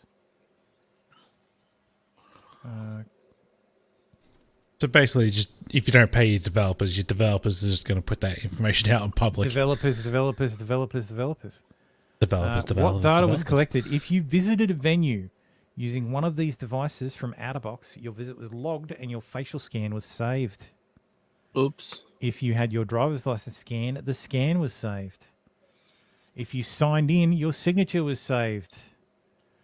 Outerbox had a special IGT gaming database and exported the entire membership data. This included members' addresses, birthdays, phone numbers, and slot machine usage. In total, over 500 gig of data was shared. God damn. That's a lot of data. I'd say search some people, but YouTube might get a little pissy about that doing that on stream. I don't think I've ever been to one of those clubs. No private data was actually disclosed publicly, and no hacking occurred. There you go. I'm good. None of my docs are there. Victorian state budget 2024. Airport train delays and sick leave for casuals scrapped in bid to rein in debt. But the government is also providing $400 for each public school student as Tim Pallas hands down his 10th state budget. 10 budgets! God damn. Imagine having the same treasurer for fucking 10 years. What's what happens when you're a one-party state? Yeah. Yeah, basically. So, no airport rail, some other shit. I'm sure it means RC and Costi have to pay more tax. Yeah, basically. Yeah. Yeah, we're in land. They're increasing the rates. Okay. New South Wales government has proposed legislation that would allow police to search individuals for weapons in public places following a wave of knife attacks this year. So here's the amazing stuff, like the amazing new technology from Chris Minns, who's our Premier in New South Wales. Today we're announcing a new laws that can give police the power to scan people for knives in crowded areas like shopping centres and trains. Jeez, I hope nobody carries anything that would look like a knife to some sort of scanning device. Wait, they're giving cops the ability to use their eyes? No, I think it's technology. Ah. We're also making it illegal to sell knives to a child under the age of 18. It was previously 16. And we'll increase the penalties for doing so. I was going to say, look, you're only just getting to that now? Yeah, well. And it's important we act now. I'd like to point out that the one who stabbed the bishop, because this is in response to the stabbing spree in Bondi Junction, and like at the Westfield, and in response to the stabbing of the priest, because we had 2 in 2 days. Oh God! I would like to remind people that the guy who did the Westfield stabbing, well, it was a kitchen knife from home, and he was in his 40s. And the kid who did the priest, well, yeah, he was out on good behaviour bond. So, yeah, good job. So I of course replied, because Sean actually drew my attention to this particular story. I've said, you're a clown. 2 knife attacks and you overreact and decide to give police even more powers. A good leader knows knows when not to act just as much as when to act. So, of course, the responses have been completely and utterly rational. Primod says, problem, reaction, solution. Why should police get additional powers? Over 99% of people don't walk around with knives. It's just another way of stripping us of all our liberties. Correct. This absolute fucking retard says, I agree. Police shouldn't be able to random breath test because many drivers haven't been drinking. They shouldn't be allowed to use speed cameras because many cars don't speed. Or search anything coming into the country because many packages aren't smuggling anything. What a galaxy brain take. Yes, he is, of course, being sarcastic, but these things are not the same. And also, I agree with the first one. You shouldn't be able to submit I agree a breath with the first test. 2. Well, I think speed cameras... No, well, speed cameras are observing you committing a crime directly. So you are breaking a crime at the time. The camera is observing it and automatically and flagging your driver's, like flagging your vehicle ID. You're in a public area. You've broken a crime in public. You're not being searched. Yeah. You're on a camera. Whoop-de-doo. We're on cameras all the fucking time. And the camera takes a photo of you when you exceed the speed limit, which is you breaking the law. At which point that is justifiable. But a random breath test is a violation of your right to be do you suspect your Fifth Amendment right to not be searched? Well, of course we don't have that, but whatever. Yeah. Which is why you can get away with it. But yeah, random breath test is bullshit. We should have you get pulled over if we think you might be drunk. But yeah, but random breath tests save lives. Yes. Yeah, pull me over if you have a reason and breath test me then. That's fine. Well, no, not even breath test you, because a breath test is an illegal search. Searching your blood. Well, a police officer should have to have... So in order to search you or ask to search your bag, police have to have reasonable suspicion. Yeah, do you suspect me of being drunk? But for a drink driving test, they can just pick random people out of the crowd. Yeah, they just park up the booze bus and go, right, you pull over. No, you through, you pull over. But even in the situation, even if you limit it to just being pulled over to where you've just been pulled over, all they'll have to say is, I smell alcohol. Yeah. So there's always going to be, quote, reasonable suspicion because they can make it up. Yeah, and the people who are like, no, you don't, because I haven't, haven't had a drink in 20 years. Oh, no, I still smell alcohol. They're not going to take it to court and be like, this cop's an asshole. Yeah, okay, breath test me. I'll prove it. Yeah. Oh, sorry. Until they turn off the body cam. Sorry, but yes, I said the replies to this are a perfect microcosm of Australia. Australian thought on freedom.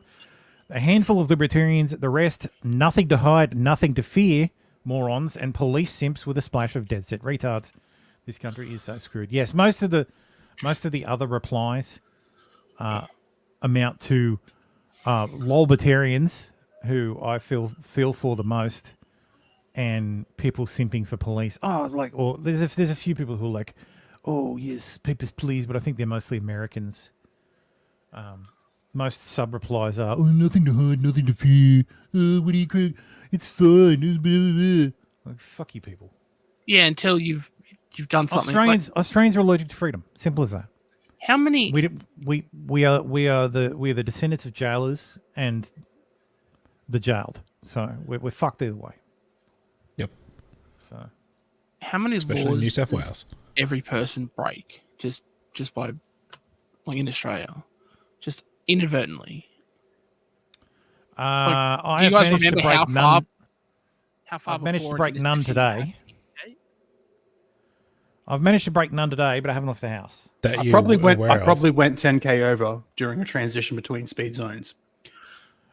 Yeah, Probably. You probably didn't indicate or fucking broke one That's of what them. I'm saying. one of Do you the guys many- remember how far ahead of an intersection you have to indicate Oh yeah, there's a rule about that too. legally? It's 200 meters. Yeah, dazzling headlights too, like dazzling with headlights. Yeah, like is- you is break. Everyone breaks laws all the time. Yeah, that's the point. So Tom Boller says Australians now take pride in their cuckery compared to the USA. Yeah, basically. Well, not all Always did. Australians, but some. Yeah. Tom Boller also says they set the back level too low, 0 for people eaters or 0.05. Yes. It's supposed to be 0 for people eaters. You're on probation. You're not supposed to have any alcohol in your system, especially since some of these people eaters are under the age of 18. You can get your P's before you turn 18. So It's 0.07 in the US, like places where they actually have it's 0.07. I thought it was 0.08. But yeah, because you can get P plates it's while you're 0.08? still Maybe a it's minor. 0.08, yeah, my bad. You can get P plates while you're a minor, so you have to have 0 BAC. Daisy said, "Don't you all really suck when you blow since you're upside down?" Daisy, go into the bedroom, stand on your head, and try and breathe. tell me how that works. Two boys from Yarra Valley Grammar have been expelled for ranking their female classmates in an offensive spreadsheet. A petition signed by over 100 former students is calling to remove 2 more boys who were responsible for the list.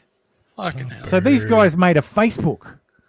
Mark Zuckerberg's a billionaire because of a fucking list ranking women. These kids get Yarra expelled. Valley Grammar have been expelled for ranking their female classmates in an offensive spreadsheet. Because it's a website, not a released spreadsheet. statement this morning addressing the community, saying they provided support to the female students. You watch, it would have been a fucking Google Doc. Selected. Shared on the Only 2 boys school were network. expelled. A petition signed by over 100 former students is calling to remove all 4 boys responsible for creating the ranking system.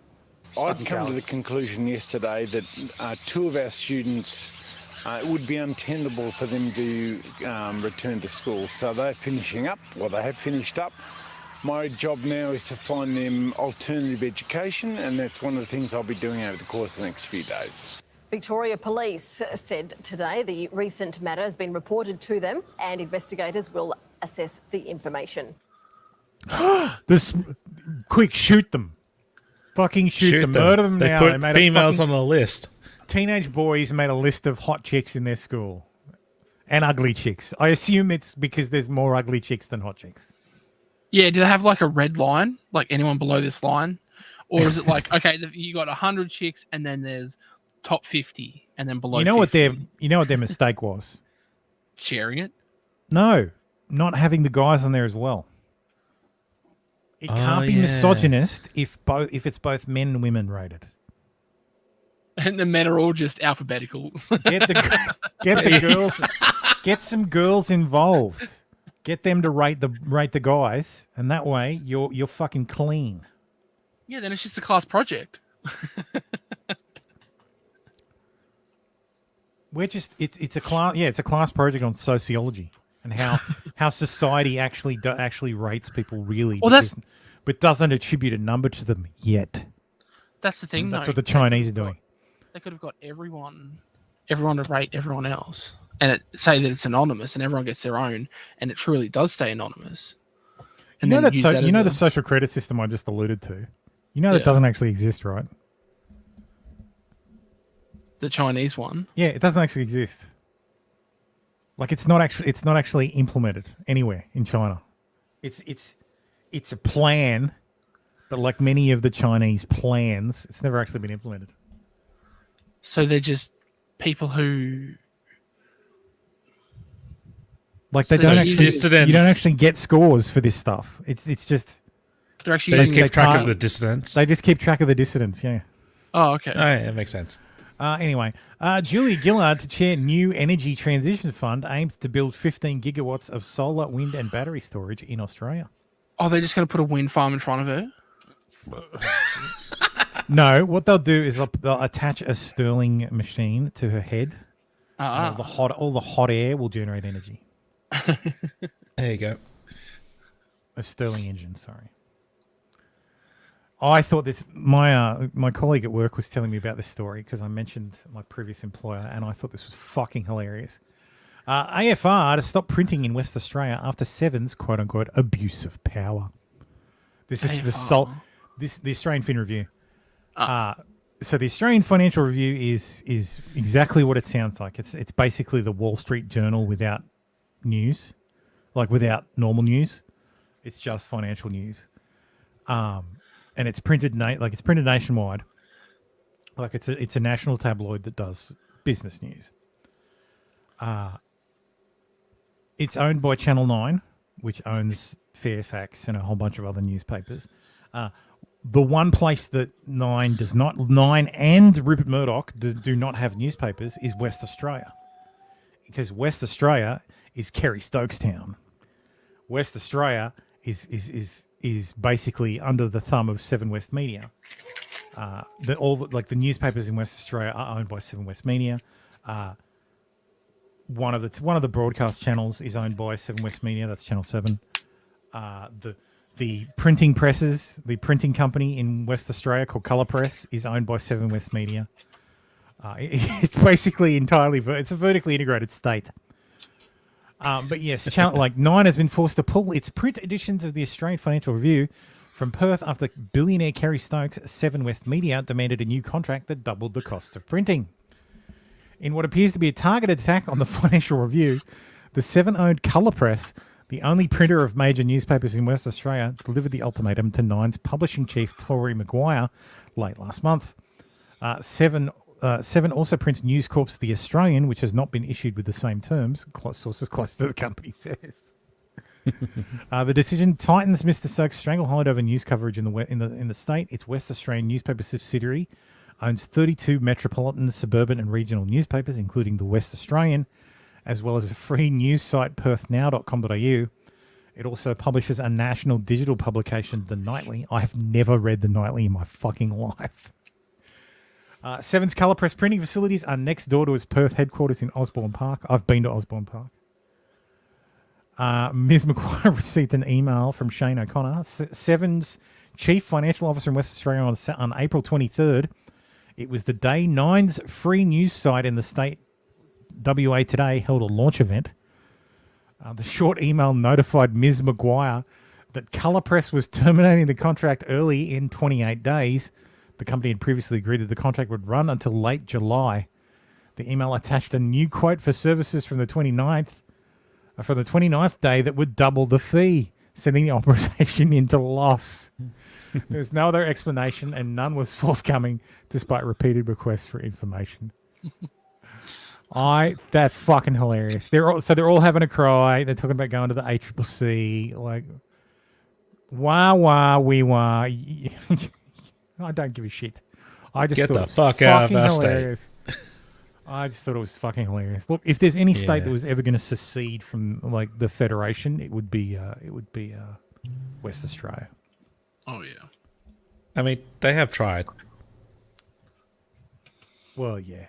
So, and last I recall, the only reason why they haven't succeeded was Westminster denied their request back in the 70s.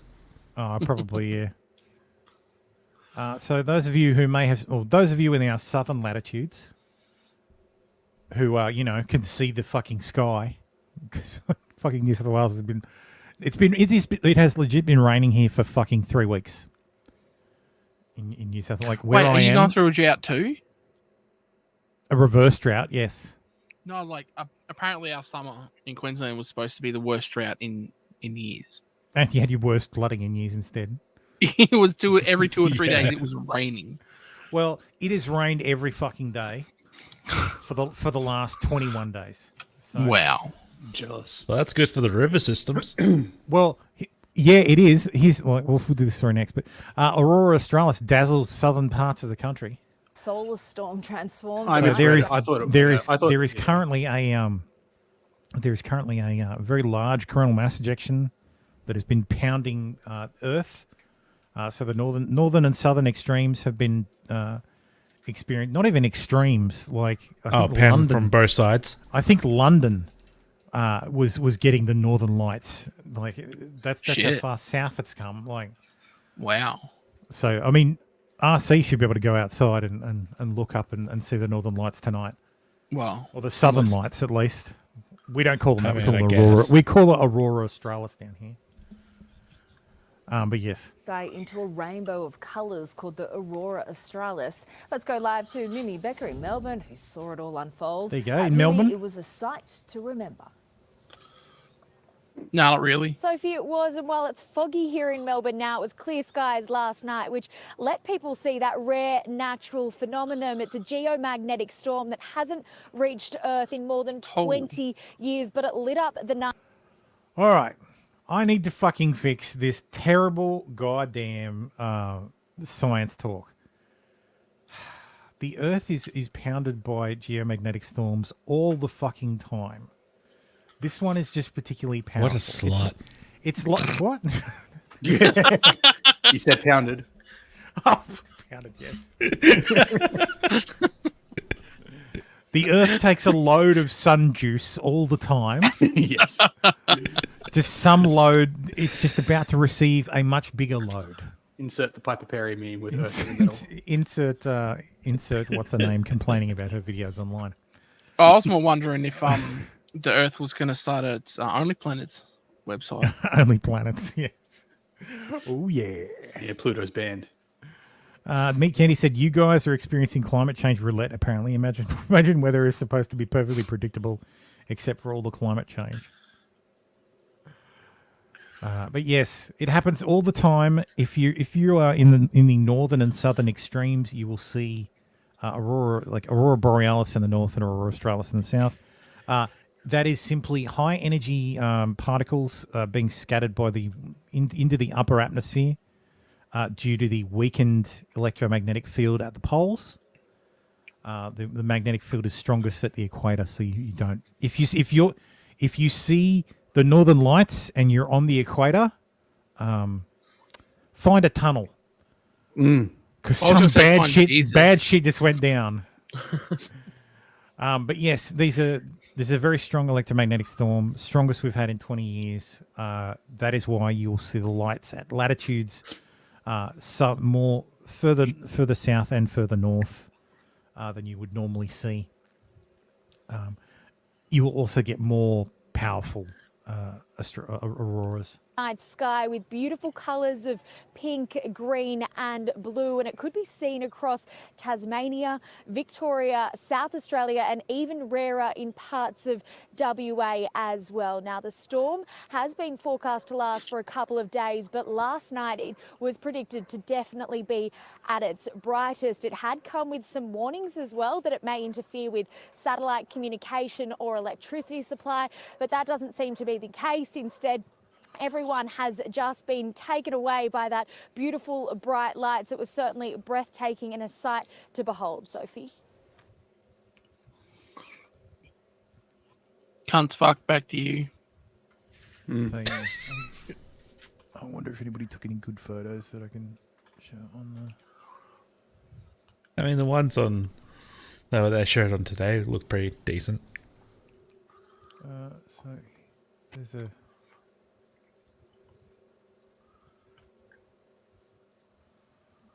Oh my god, stop fucking playing. Stop auto playing video. Fucking other tabs are like playing shit. I'm like, fuck, stop.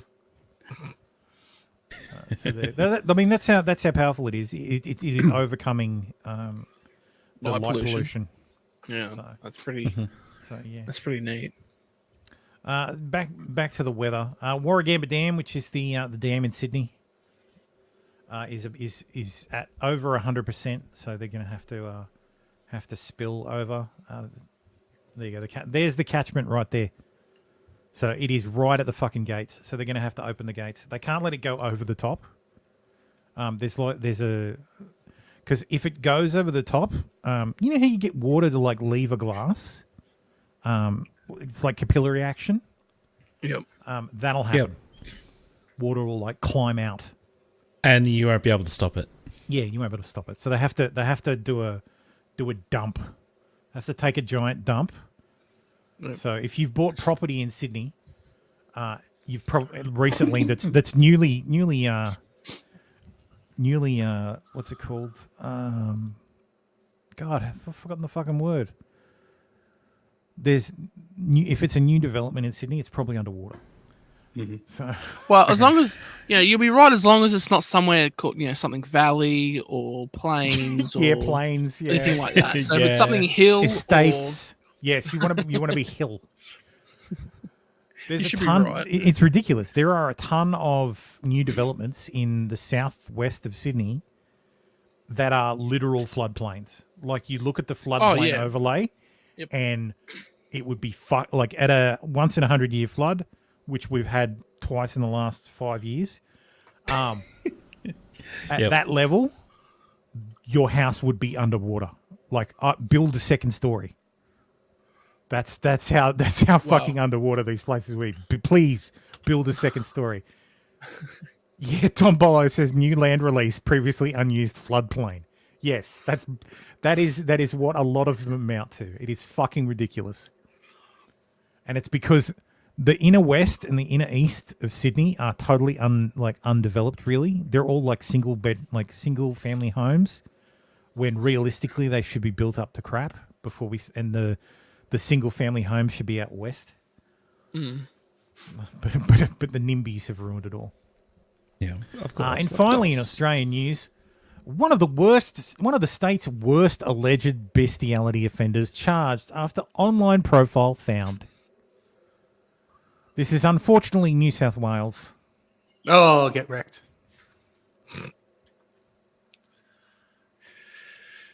Oh, dear. Audio?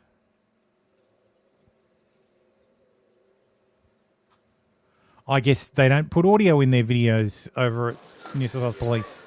Oh, there we go. Oh, now they do. Oh, there we go. So here is a 38-year-old Taree man. Taree's in bumfuck nowhere, isn't it? AKA Beast Boy. Oh, how unoriginal. Having his dog, one of his animals removed.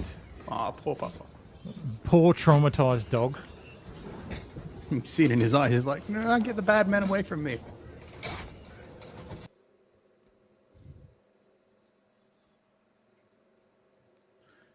What is up with their audio?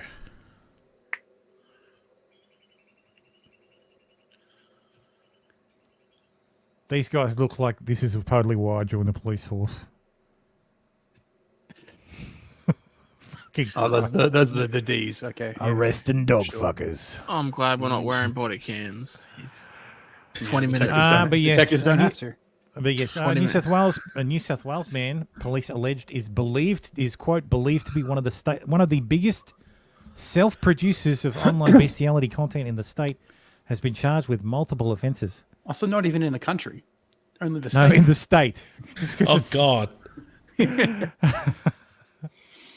Meat Candy says that rat terrier has seen some things. Yes, he's seen some shit. You see it in his face.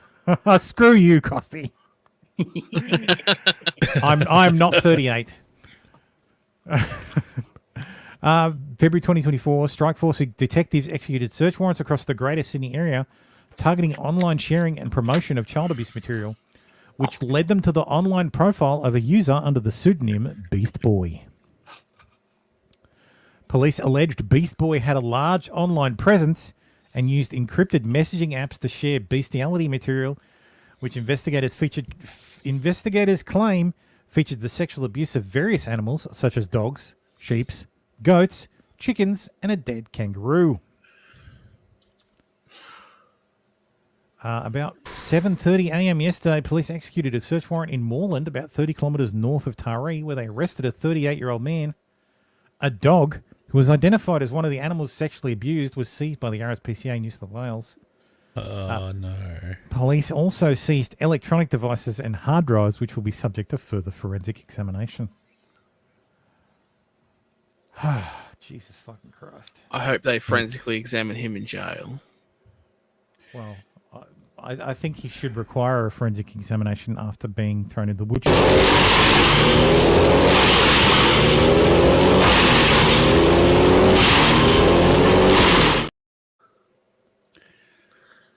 Fucking disgusting. And yes, yes, meat candy. This guy fucked a dead kangaroo. He's a necro beast boy. Yes. Yeah.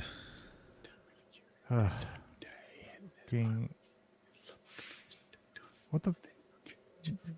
What are you whispering, Tim? Oh no, sorry. I was. Can you hear? You can probably hear shit coming from my headphones. Actually, no, you can hear shit coming through my headphones. Sorry. No, it sounded like you were whispering to someone. And right after the bestiality article, it's just it's totally the dogs that I've got in my little apartment here. Yeah, just be quiet. They won't hear you. Don't bark. Stop barking. So boy 14 killed four other. I don't understand. This is a terribly laid out article. Boy 14 killed, 4 others hurt in truly horrific sword attack in London.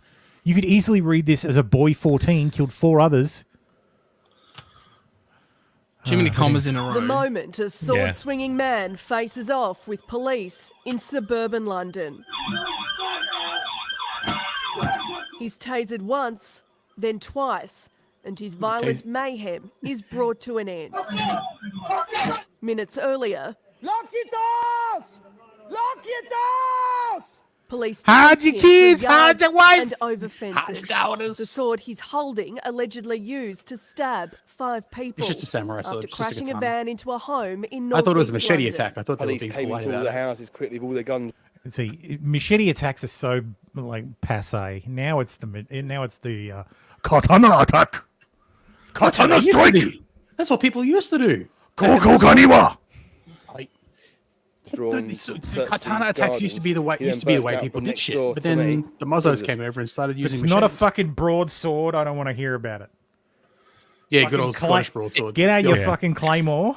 Hell yeah. No, I want to see a bunch of narwhal attacks. Do it in style. I think that actually there was Narwhal horn? I'm probably imagining this, but I'm pretty sure that during a knife attack in London, like a terrorist knife attack, someone defended themselves with a narwhal horn. Yeah, they ran into one of the pubs and grabbed it off the wall. Yes, I that's what Boldo was referring to. Yep, that's exactly what I was referring to. Bunch of narwhal attacks. And it happened. There was a case in. Oh, I think it's the same one. Apparently, the guy who did it. Apparently, the guy who. I'm going to read it from the New York Times. Queen Elizabeth II has approved a rare royal pardon for an inmate convicted of murder who used a narwhal tusk to help stop a terrorist attack. That's great. Yeah. So Mick Kenny says Mick Kenny must be an editor because he says, "How about sword attacker kills one boy, injures 4 more." Yes, that would be a much more succinct fucking. You got to fill out the line though. You got to pad out the wording. Come on, you're burying the lead. It was truly horrific. It was like a samurai sword. Big. It was like a samurai sword. 14-year-old boy died, stabbed on his way to school. That could have been a Chinese. 2 police officers also attacked. Have Was it wielded by a samurai? 2 others are in hospital with stab wounds. Yeah, watch a your Shogun. 36-year-old man arrested. The events Samurai of swords this aren't morning that are big. truly horrific. The Prime Minister posted such. Wait, But no, I have a very important question. Did he misgender someone? Because if he misgendered someone, then that's unacceptable. Put him to the sword then. Because if he misgendered someone or said some hate speech, police would have been on him in seconds. No meat candy. What happened was there was a terrorist attack, and someone intervened to stop the terrorist. The person who intervened just happened to be a convicted murderer. So a convicted murderer actually saved the day by fighting off a terrorist. They may have. It was 4 years ago. Bystander who used narwhal tusk to stop London terror attack speaks out. Yes, and If I remember correctly, he'd served his time and was on parole or something, or Parole/probation. So the attack on November 29 saw Jack Merritt, 25, and Sasika Jones, 23, fatally stabbed by Usman Khan, 28, who had targeted an event for a prisoner rehabilitation program in Fishmongers Hall, a historic building adjacent to London Bridge. Darren Frost, 38, who was attending the event, obviously because it's a prisoner rehabilitation program.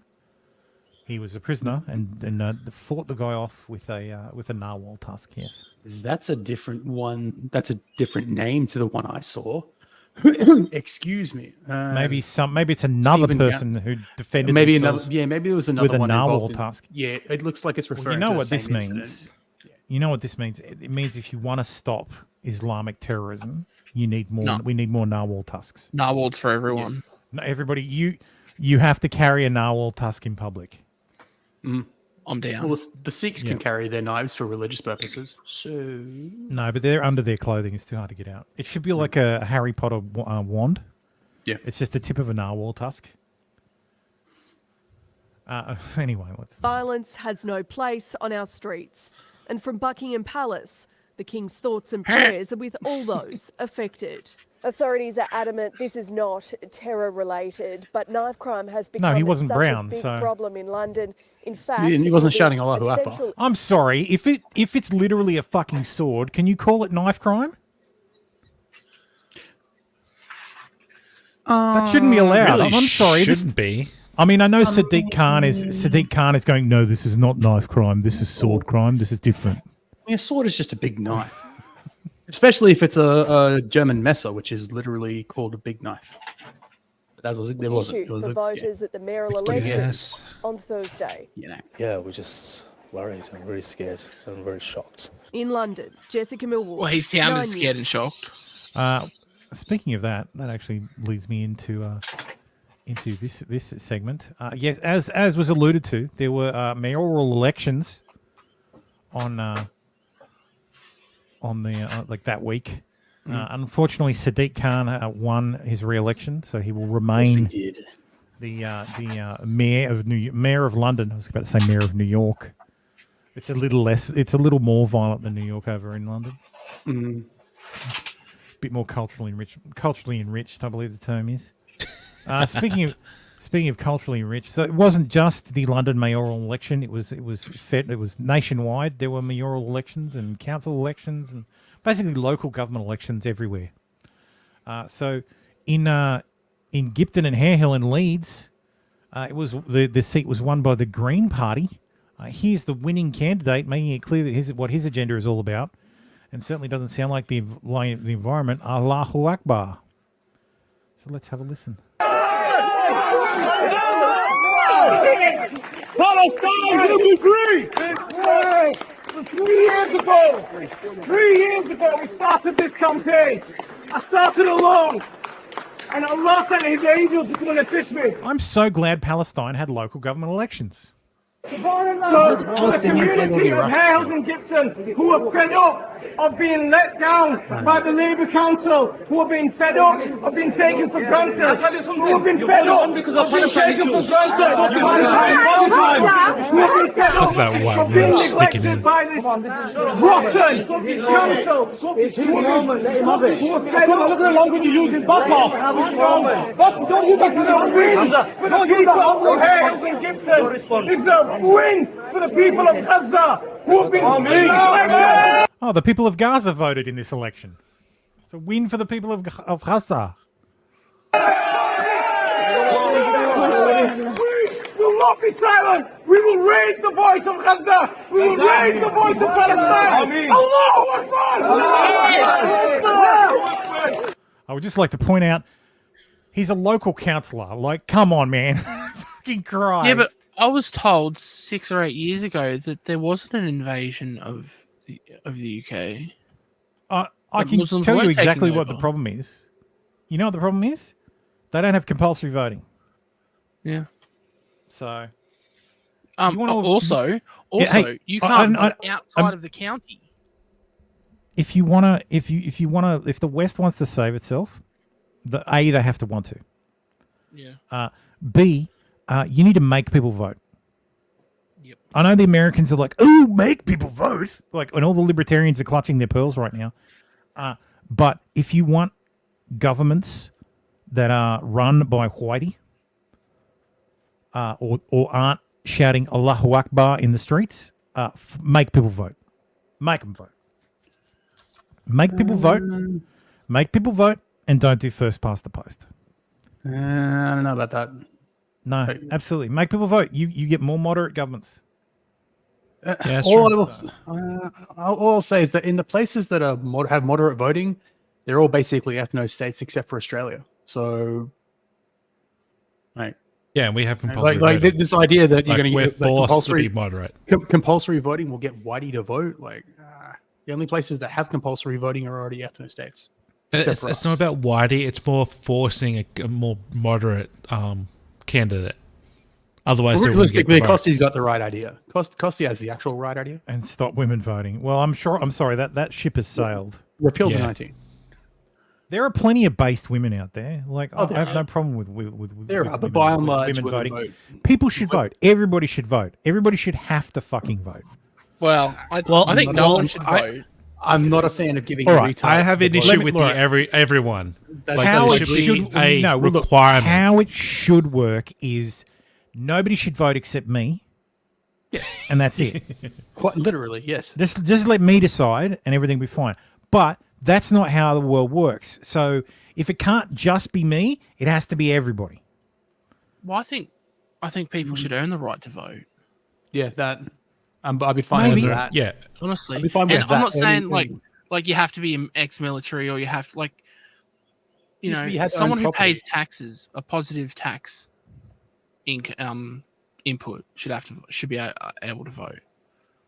Like, and it's not just about I don't agree. Property. Like, I understand what you're saying, Baldo, and I in the past I probably would have agreed with that, but at this point in my life, like I am a positive taxpayer, and I own property, but at this point in my life, I realised that if there was ever a system in place where you had to be a taxpayer in order to vote, they would make it so that as few people as possible paid tax, so that they could control everything.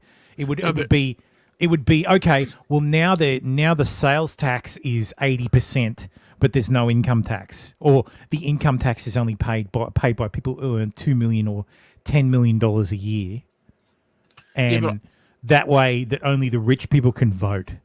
Yeah, but what I'm saying is they would re-engineer the system to fuck everybody. So the only way you're just saying that some taxes would allow you to vote. Yeah, and they will make sure that. But Boulder, I'm assuming you're saying all people. taxes. So if they put in a sales tax, that means everyone's fucking voting. Yeah, but what I'm saying is it's not just taxes. It's not just owning property. It's not just being a member of the military. It's those plus a bunch of others that say, right, you've contributed to society. Like if you should have to finish high school. That's me out. 12?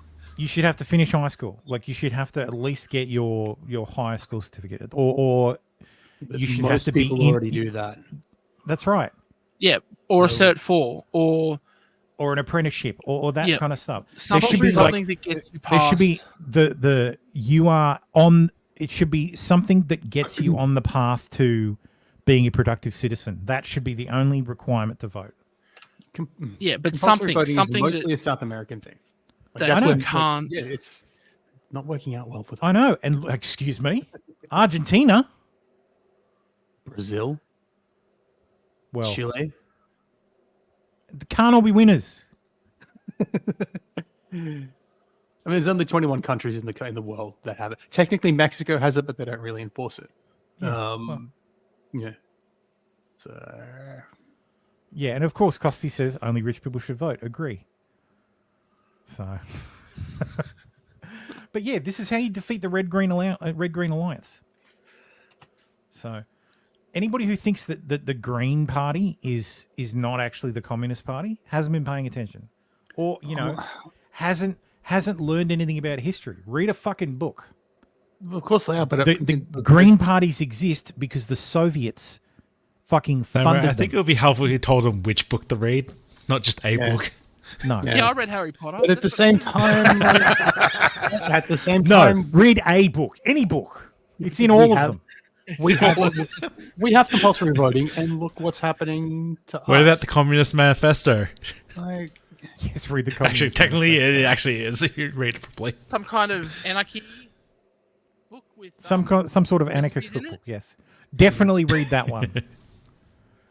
Independent Rizwan Salim elected to the Bradford City ward in the last week's local council elections after calling out Labor Party over war in Gaza. Because, you know, I know what every local election should be about, and that's Gaza, obviously. Every local election in every Western country should be about geopolitics, exactly. Whatever the geopolitical cause celeb should be, like at the moment, that should be what the local election is about. Mm. But you know what happens in Australia? It's not about that stuff. State elections are almost never about federal issues, because enough of the Australian electorate understands that. Well, no, that's a federal thing. Like, we don't discuss, like, immigration isn't an issue in state elections in Australia, but it is in the US. But states don't have a fucking say. They should, especially if you're a border state in the US. They try. They got told not to. Well, Texas is being Texas, I guess. So, yeah. Anyway. Yep.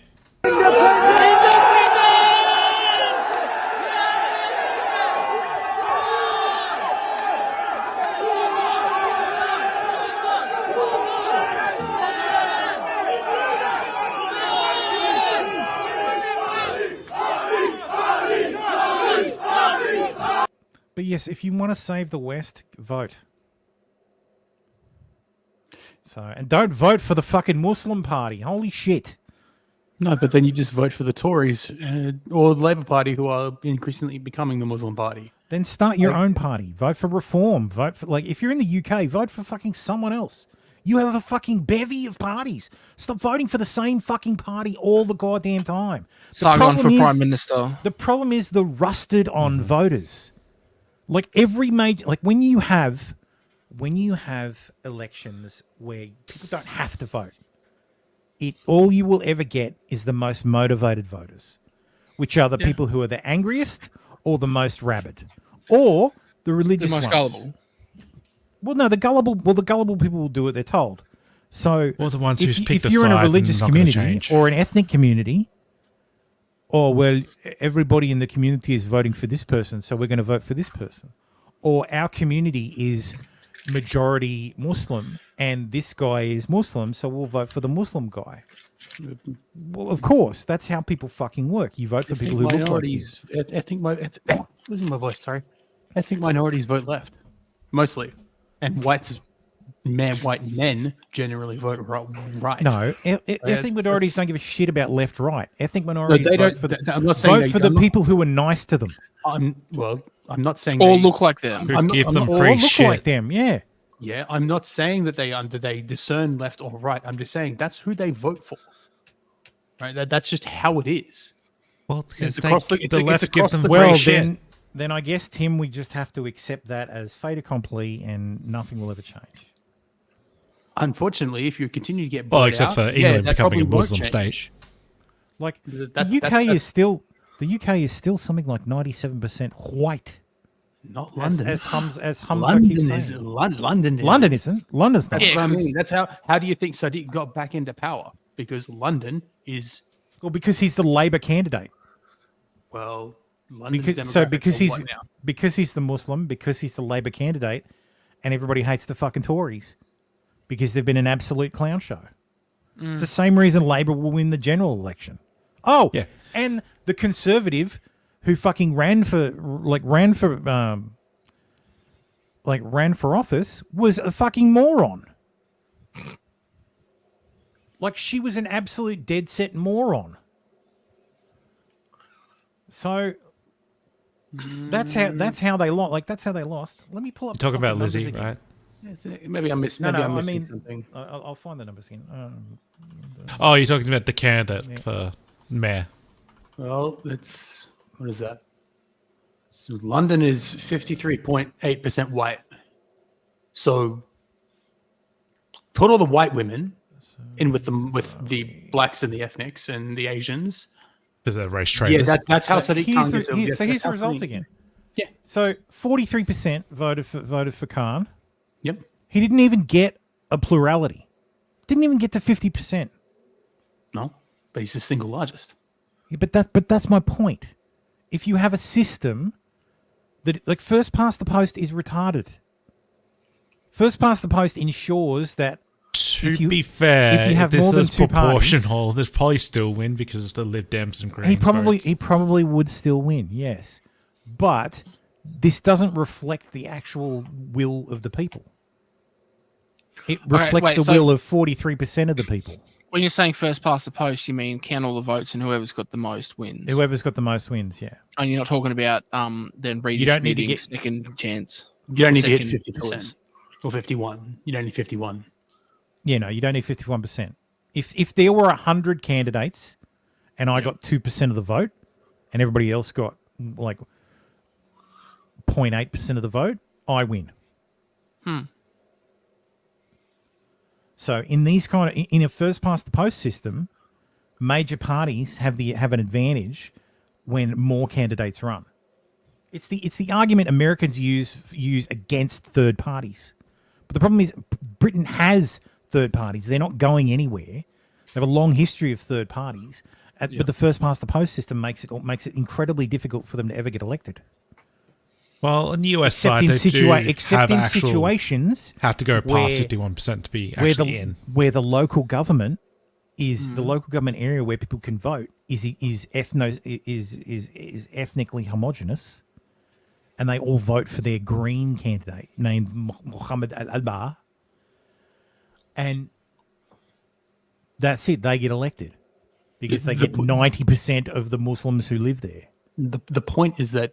Now, arguably, they don't vote for this. Ethnic minorities don't vote for the Tories. They just don't.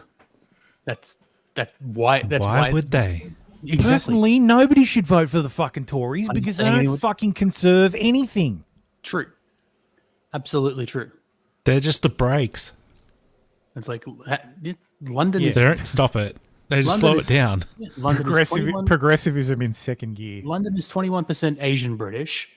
13.5% black, and mixed or British 6%, other another 7%. Because they're only 54% white. So you split the whites in half. Well, okay, no wonder Labour keeps winning because you've got all these other factions that you almost unanimously vote for Labour. What's the population of London, and what's the population that voted? 8.6 million, and Sadiq Khan won 43% with 1 point something million. So the turnout was very, very low. Yeah, there is also that. Final round result. So 1.2. Oh wait, hang on. They must do proportional representation. They must do elimination for London mayor. Yeah, eventually. This is final round result. Yeah, they do several rounds. Yeah. Okay. Oh, and look at the margin. Okay. This was in 2021. Yeah. Oh. Where's the final round result for London Mayor final round result? Like voting blocks are real. 2024. I don't know why people think they're not. London mayoral candidate elections and results. Sadiq Khan, Mayor of London. Okay, so they don't. They must have only done that one fucking year. Or they just snippet the first two people. Yeah, but you need to know how to attribute the No, the screenshot's probably only taking the first two, which is Labour and Conservative, because those are the biggest ones. No, because this was 55% Labour, 54% Conservatives final round result. So this is counting complete. So weird. Oh, yeah, whatever. Very strange. But yeah, so 1 million votes. I think this is the first time that they've used first past the post. So there are 6 million registered voters in London, in the city of London. 40% showed up. Wow. So 40. So that's not eligible voters. That's registered voters. That's people who vote in federal elections or. So 44% of 40% of 6 million. Yes. So 43%. Voted for Khan. 40, yeah, that's right. So 1 million people. 1/6. 1/6 of the registered voters in London voted for Khan. So anyway, wealthy white Louisiana residents win right to form their own city and split from poor black neighborhoods in landmark court ruling after a 10-year battle. Oh my God. St. George will have 86,000 residents across a 60 square mile area. Critics of the new city say the plan is racist and will create a white enclave. Yes. It's using St. George's name. Well, that is literally the point of the idea. Well, maybe not the racist part, but it is the point to get away from St. George Floyd. Come on. Wealthy white Baton Rouge residents have won a decades-long court battle to split from poorer neighborhoods and form their own city with plans for better schools and less crime. Which is code for getting away from black people. Yeah, it's white flight. Louisiana Supreme Court ruled on Friday that the new city of St. George could move forward with incorporation, splitting off from the rest of Baton Rouge. St. George will have 86,000 residents across a 60 square mile area in the southeast of East Baton Rouge Parish and will have its own mayor and city council. Supporters and of the police new city, force. Yes. Yeah. Supporters of the new city say that existing city parish government is poorly run with high crime rates and bad schools. Opponents say the movement is racist and will create a white enclave as it separates wealthy areas of the city from the majority black city and school district. Majority black city and school district, high crime rates and bad schools. Interesting. Remember, folks, correlation does not equal causation. This is the leader of anti-St. George campaign group, M.E. Cormier. Told the New York Times. Why is she not black? Woke white women. She's had a lot of black. Blacks can't organise. Fucking awful. Yes, that too. Affluent white female liberal. Plans for St. George started nearly 15 years ago when residents decided they would like to start their own school district. Plans then grew more ambitious, and in 2015... See, that's what happens. You told them no too many times, and their ambitions grew bigger. So they probably could have started their own school district, and then they're like, no, fuck you. Then we're going to start our own city. With blackjacks and hookers. Blackjack and hookers, yeah. The proposal didn't get enough votes, and the movement ground to a halt until 2019 when a second ballot to incorporate St. George passed with 54% of residents voting in favour of separation. A lengthy court, but how long until they start referring to this as apartheid? I'm surprised they haven't referred to it as apartheid. A lengthy court battle followed with Mayor President Sharon Weston Broome and Mayor Pro Tem Lamont Cole suing St. George Lamont Cole. Two guesses what his ethnicity is. Lamont. Fucking hell. German. Yes, that's correct. Lamont Cranston was the shadow and he was white. But statistically, he's probably black. He's probably black. St. George, or actually, now I have to look it up. Because I could be wrong. Already on it. Wait, Tam. There you go. Okay. Yeah, so you're German. Yeah, German, obviously. One of those new Germans. One of those new Germans, yes. They argued St. George would siphon over $48 million in annual tax revenue from the city parish government, with serious knock-on effects for local services and staff. They claimed that the loss of revenue would mean services would have to be cut and employees laid off. But you're covering less people. So what you're saying is those people pay most of the fucking money. And weren't being catered to. Lower courts in Louisiana supported Baton Rouge's arguments and shot down the proposed new city. But now in the state Supreme Court has overruled their decisions, saying that the internal budget is balanced and will be able to provide public services, meaning St. George can incorporate. Critics of the St. George proposal argue it would create poor, black, and urban Baton Rouge and a white, wealthy, white, and suburban St. George. Well, move into St. George then. But they can't because it's too high property numbers. Or when they say fix the fucking schools, and this won't happen. After Hurricane Katrina, the city of Baton Rouge accepted over 200,000 displaced New Orleans residents, the majority of whom were black and settled in the northern urban parts of the city. Holy shit! This is a microcosm of migration of migration in the US. I've figured it out, boys. This is how we save the West. The areas around London secede. They're like, we're starting our own country. Obviously, we're leaving. Yeah. We're out. No, the rest of the UK secedes. Secedes from the UK and says you can have the UK. Or no, they kick London out. Like, nope. Yeah, out. we've excised London. Tombola says gentrification hide. Mick Kenny says Baton Rouge city government people are mad they're going to lose a massive amount of this tax revenue. Yeah, exactly. Yeah. The feds will fuck it up. They'll start putting Section 8 people in there to enforce diversity. Yeah. They'll start building Section 8 housing. Section 8 mansions. Moving on. AstraZeneca admits to rare deadly side effect of COVID jab as lawsuits mount. The maker of the COVID vaccine that was widely used in Australia has admitted to a very rare but potentially deadly side effect.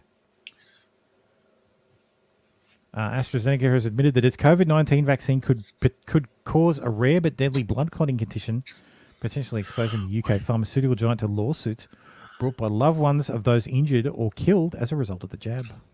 Wait, didn't we know this like 3 years ago? We did. It was withdrawn. It was withdrawn. It literally gave us the information. That's why everybody in Australia has a second arm, because we all got the mRNA vaccine. Oh, AstraZeneca wasn't an mRNA vaccine. Except for, but that's right. Everybody had to get the mRNA one instead because the AstraZeneca one was. No, I thought AstraZeneca was mRNA. It was the Johnson Johnson that wasn't. No, AstraZeneca and Johnson & Johnson were the two ones that weren't mRNA. They were traditional vaccines. I thought there was only one that was traditional. No, it was Johnson & Johnson and AstraZeneca. They both had... Because AstraZeneca is the Oxford vaccine. Yeah. Yeah, but I thought it was mRNA too. No, it wasn't. It was a traditional vaccine. Then what was it was Pfizer and something else. Moderna. Pfizer and Moderna. Oh, Pfizer and Moderna were the mRNAs. mRNAs, yep. Yeah. Gotcha, okay. Anyway. But yes, the vaccine has been withdrawn worldwide. Mostly, everybody's like, oh, see, it's because it kills people. No, it's actually because there's some lawsuits and nobody's fucking taking it. Nobody wants it. Because lawsuits? Because of the side effects, so... Well, because of EU back 3 years ago when they said no to that vaccine because of those EU was refusing those issues. Because I remember back during COVID, Australia hadn't ordered enough. Australia doubled down on the AstraZeneca one, ordered a whole bunch of AstraZeneca and nothing else. And then AstraZeneca was like, they were easier to produce and maintain. Yeah, that's right. We produced them all here. Was that before or after we ordered 151 million doses? That was before we ordered 151 million doses of the Moderna one. Yeah. Jesus Christ. I did the calculation. 6 months worth, that was 4.5 years worth of boosters. Yeah. Jesus. Fucking ridiculous. And it's not like they go off or anything. Yeah, exactly. How the fuck are you storing these? So what I recall, because I did actually take the easy one, is your first shot actually... Rip RC. No, it was your first shot that you had the risk of actually developing it. But if you didn't develop the clotting issues, your second shot was actually just fine. Like it was good. Oh, okay. So they tested if you were allergic to it by giving it to you. Nice. Well, that's what else? What else are they going to do? They didn't have any other vaccines. Anyway, let's see what Bukele has to say. Como pueden ver ustedes, todos los que estamos aquí reunidos son parte del Ejecutivo, del órgano ejecutivo, que es el del cual yo estoy encargado, a excepción de una persona. Es el fiscal general que está aquí. Él no es del Ejecutivo. Y está acá por una razón bien sencilla. Y es porque le quiero pedir en público de que investiguemos a todos los que están acá. Para atrás y para adelante. Yo me imagino que pues no hay ningún problema, ¿no? Hay una persona que me dijo una vez, mire, ¿y tú no le temes a la muerte? Yo le dije, no, pues claro, nadie se quiere morir. Yo no me quiero morir, pero yo sé que me voy a morir algún día, como todos. Si hay algo que no se puede escapar es de la muerte. Todos los que estamos aquí pues, en 100 años pues, no va a haber nadie vivo. Nadie. Ninguno de los que estamos aquí, lo más probable es que nadie sabe cómo se llama el papá del abuelo de uno. Pero hay algo que yo sí le tengo miedo, y es a dejar un mal legado. Y hay presidentes, unos presos, otros fugitivos, pero la mayoría son recordados como ladrones. Yo no quiero ser recordado como el ladrón. Entonces yo no robo, porque no quiero ser recordado como el ladrón o el corrupto. Pero hubo un presidente, el presidente Duarte, que la gente decía en ese entonces, el presidente no es ladrón, pero se rodeó de ladrones. Y en algún momento representó una esperanza para el pueblo salvadoreño. Pero si acaso es verdad que él no robó, qué tonto fue. Porque él era la esperanza del pueblo, no tocó un centavo y manchó su legado por rodearse de ladrones. Entonces a mí no me va a pasar eso. Yo no voy a ser el presidente que no robó, pero se rodeó de ladrones. Pero que me recuerden como el presidente que no robó y que no dejó que nadie robara. Y al que robó lo metió a la cárcel. Ya hay un par que ya están en la cárcel. So yes, for those of you who can't read, Bukele basically asked got together all the executive branch, sat them all in a room, called in the Attorney General and told the Attorney General to investigate everybody, including him, because he doesn't want anybody, he doesn't want his legacy to be remembered as a criminal. So, based. Yep. Look, Bukele and Milei are fucking kings, man. They are doing great work. They're doing God's work in South America. Yes, they are. Brazil. Yeah, those are the two that I look up to the most. Brazil needs a Bukele. Yeah, that's what Bolsonaro was supposed to be. Actually, no. Brazil needs a Milei. Venezuela needs a Bukele. The rest of the ones are fine. We'll worry about them later. Yeah, exactly. Oh, We'll put something in the private chat for him. Yeah. Cool. The Economist says gangs are gaining ground in Latin America. This is why Iron Fist policies won't beat them back. Bukele says, we just did. Shrug emoji.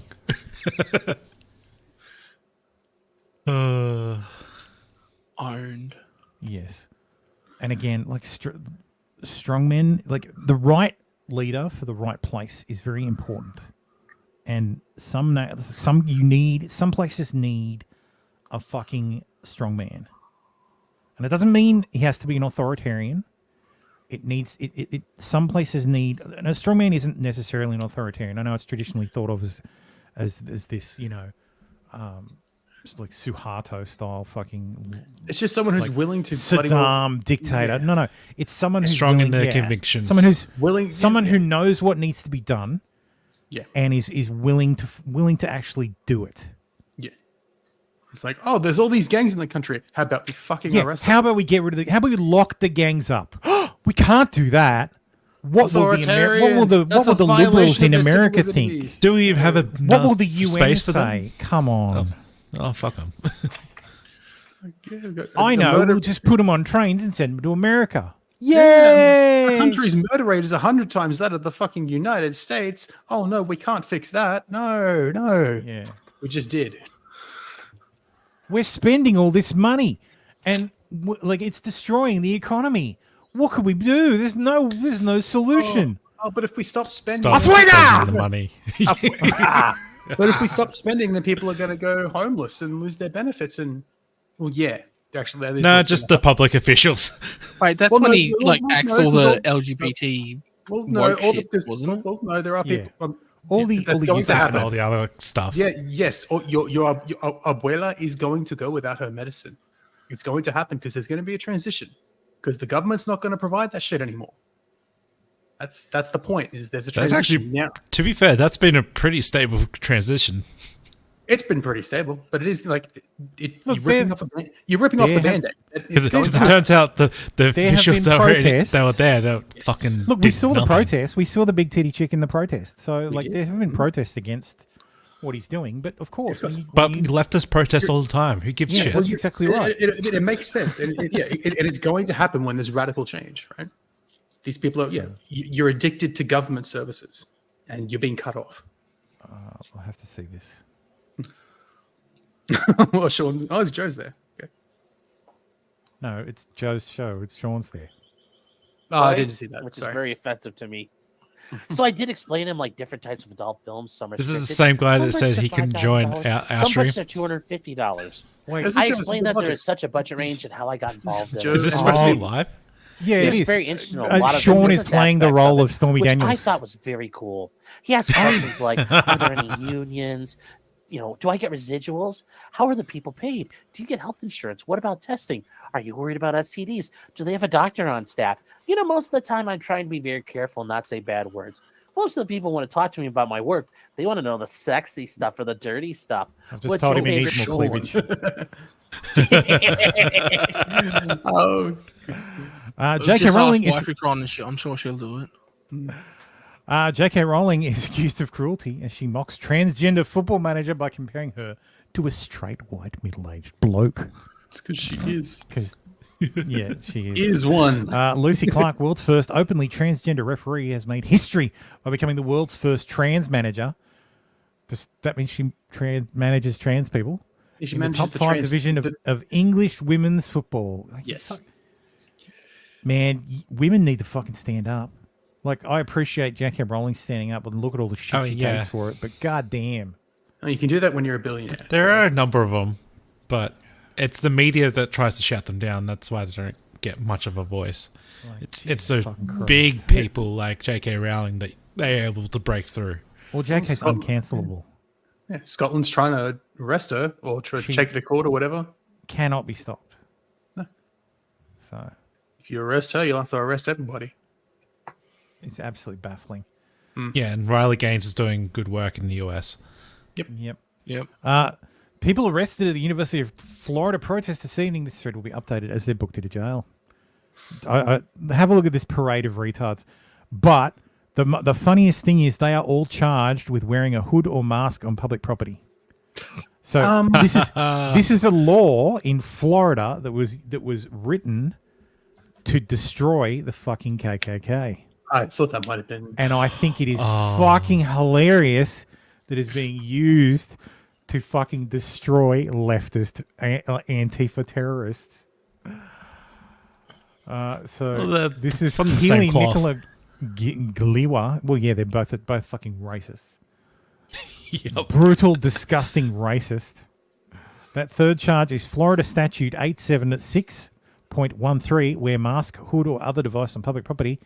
No person or persons shall in this state, while wearing a mask, hood, or device whereby any portion of the face is so hidden, concealed, or covered as to conceal the identity of the wearer. This is the important part because it has to be as to conceal the identity of the wearer. Yeah. Yep. Enter upon or be or appear upon or within the public property of any municipality or county of the state. Yeah. So Yep. sucked So in, public sucked property, in you need to show your leftist. face. If you weren't wearing your mask, you probably could have gotten away with it, but then we would know who you are. So now we know who you are. But then they were failure to obey, resisting an officer. Yeah, failure to obey, exactly. lawful order, resisting arrest without violence.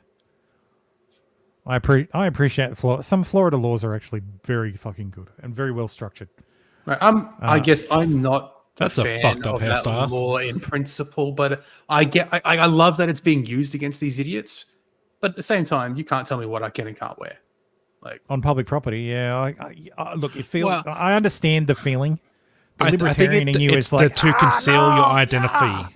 But yes, it's to conceal your identity. It's the I think that's your the identity, yeah. thing that gets across. Well, if you want to know where my it's actually identity, a I good can law. still show you my driver's license. But Hang on, wasn't that first person the If I one wanna- where they were like, take your mask off, and they were like, no, and she tried to move about so the cameras couldn't see her? I think it might have been, yeah. If I have I know in UCLA they the cops just full on just arrested people and then in front of the camera took the mask off and like lifted their face up so they could be seen. Oh, maybe that was what the footage I saw. But that's the thing. These people are on the right side of history, remember? What are they hiding their face for? Should be if you're on the right side of history, you should be proud. Yep. Loud and proud. Loud and You're proud. going to be in history books for this. Like it took fucking 6 people before we got to the first black person. This is like the whitest arrest ever. Racists. Augustino Mateus Puliman failed to obey a police officer. He was brave. He wasn't wearing a mask. This guy needs to borrow a chin. yeah, Trespassing. Battery of an officer. Spitting. Mhm. Yeah, so there they are. So based Florida. Also, it's illegal in Florida to protest on a road. Shocking, I know. Like, good. Who would have thought? Anyway, let's Wait, was it shit on the Florida man.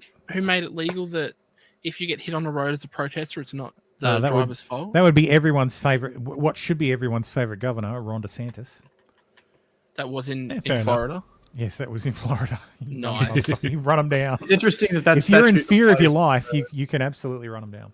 I think that statute actually only applies to over 16s, so kids can do it. Yeah.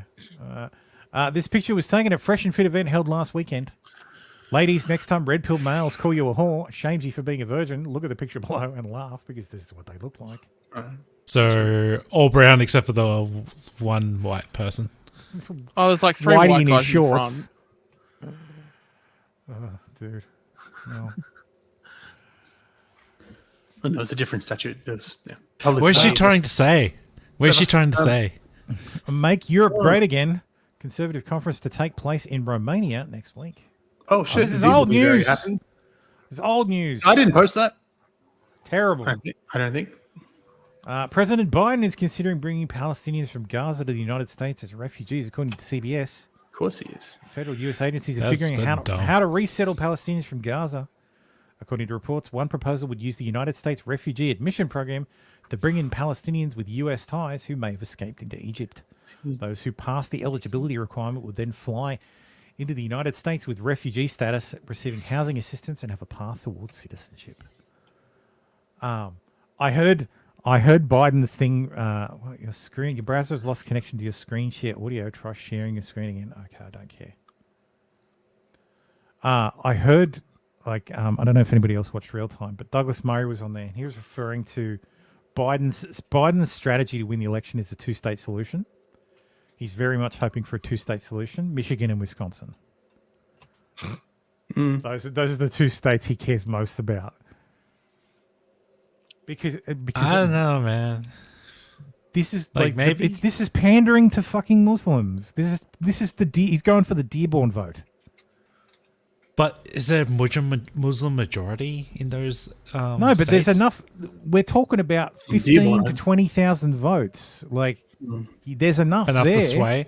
Absolutely, there's enough to sway. Well, there was only 10,000 votes in 4 different states, so you only had to really get one of them. I think Trump lost overall by 34,000 votes in 4 different states. That's how much he lost by in 2020. Oh, sorry, if you admit that he lost. So it's not a lot. Like you only need to change it. You only need to target a few fucking people, and Biden can win again because of the Muslim vote. And it'll be like Sadiq Khan. Haven't they?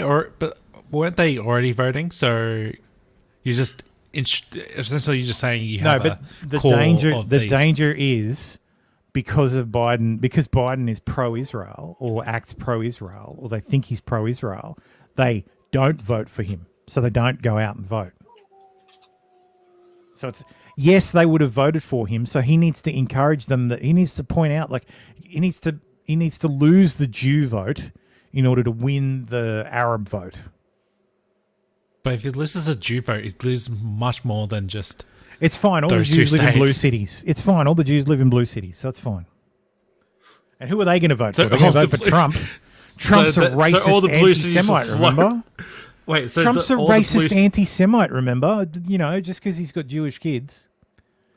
The Orthodox ones might vote Republican, but they're the minority. So, granted, the Democrats are in a shit position. I just don't understand that how they are. Dearborn in Michigan has the world's 6th largest mosque. Yes, I'm not kidding. I wish Tem was here to explain it. Roger Ver, also known as Bitcoin Jesus, was arrested over the weekend in Spain for failing to pay capital gains taxes on his BTC profits and is expected to be extradited back to the US. Funny, but taxes suck. I did my taxes yesterday. Especially when they say, "Oh, we're taxing on this and we're backdating it as well." I did my taxes yesterday, which was because it was the last Saturday I could do my taxes before the deadline of March 15th. I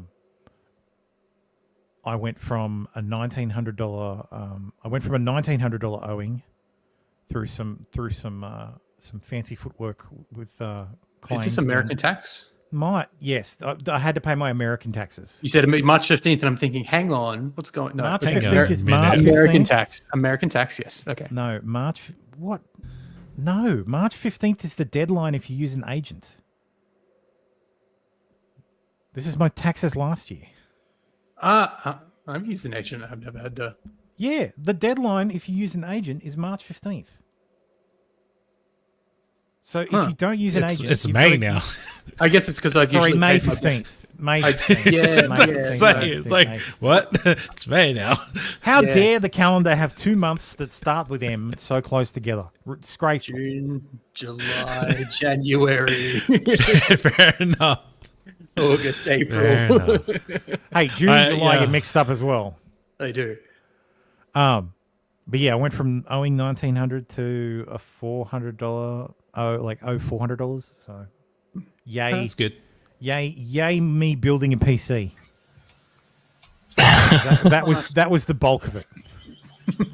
Hey Jess, we're just getting back into the groove of things. Hey Jess, yes. Is your internet working again, Jess?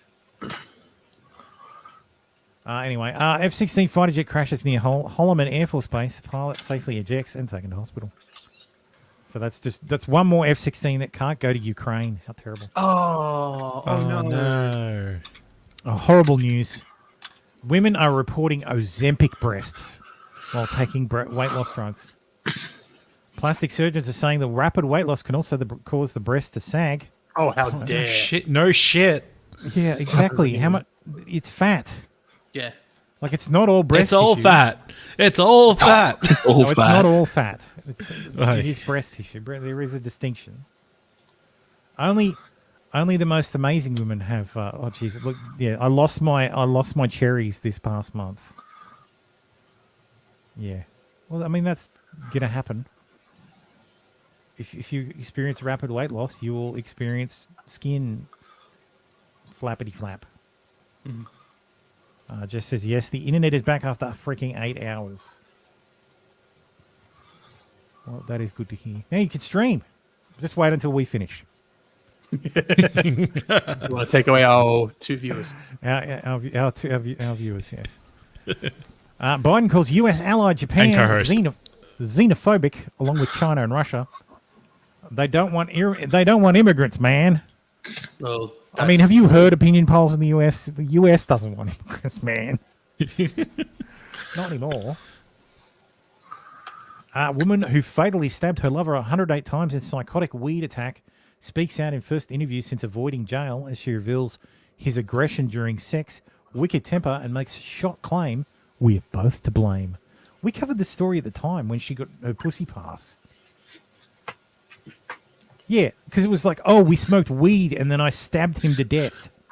And we were like, 118 what? times. Nah, bitch. Yeah, she's got 100 hours community service. Jesus. Well, less than an hour for each stab. Yeah. That's ridiculous. Fuck that bitch. Fucking pussy pass, man. Here are 10 flaming examples of times YouTube, Amazon, Facebook, YouTube, Amazon explicitly said they only passed censorship policies because they were threatened by the Biden government. Oh, but I was told that never happens. Yeah. I was told that they just request and Facebook and all those can refuse. Related to COVID. Yeah, majority will probably be related to COVID. Yeah, it's COVID. Oh, but it's just COVID. It's fine. It's just COVID. Whatever. Ridiculous. Brandon Herrera, a.k.a. the AK guy, says, since Tony Gonzalez for Texas has been taking me out of context this entire campaign, only fair he gets a taste of his own medicine. All jokes aside, the voters of Texas 23 are smarter than phony Tony's misleading attacks. Let's get a real conservative May 28th. Fuck, I hope he wins. How fucking hilarious would that be? That'd be awesome. It'd be awesome. Like, I really hope he fucking wins. Like, Tony Gonzalez is a tool. And Brandon would be amazing. I think Brandon, your audio's not coming through. No audio.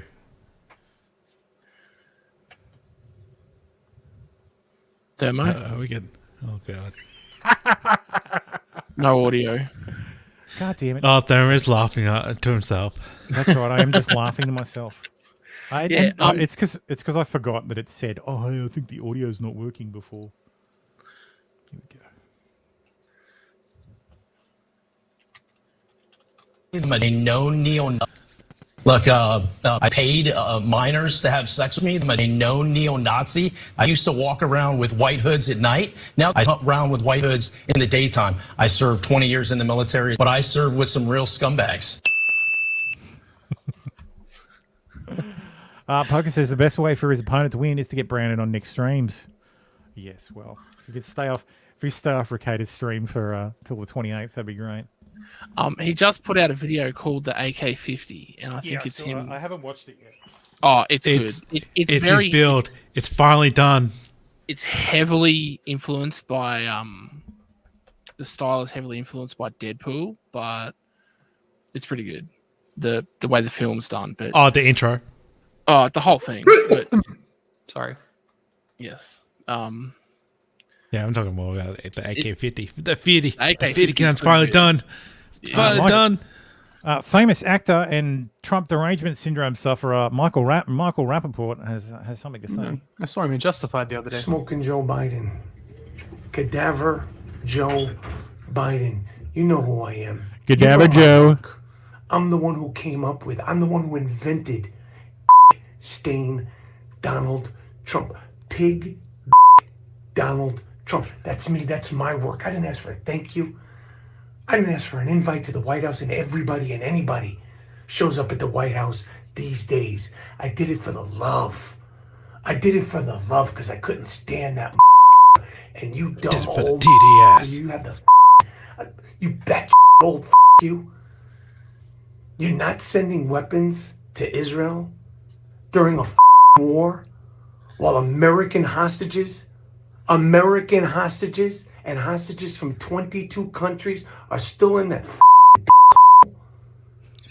You're not sending weapons now, you dumb You, let me tell you something. I never, ever, ever thought I would say this, okay? But I could promise you this right now. Smoking Joe Biden, Cadaver Joe Biden, me, Michael Rappaport, I'm not voting for you.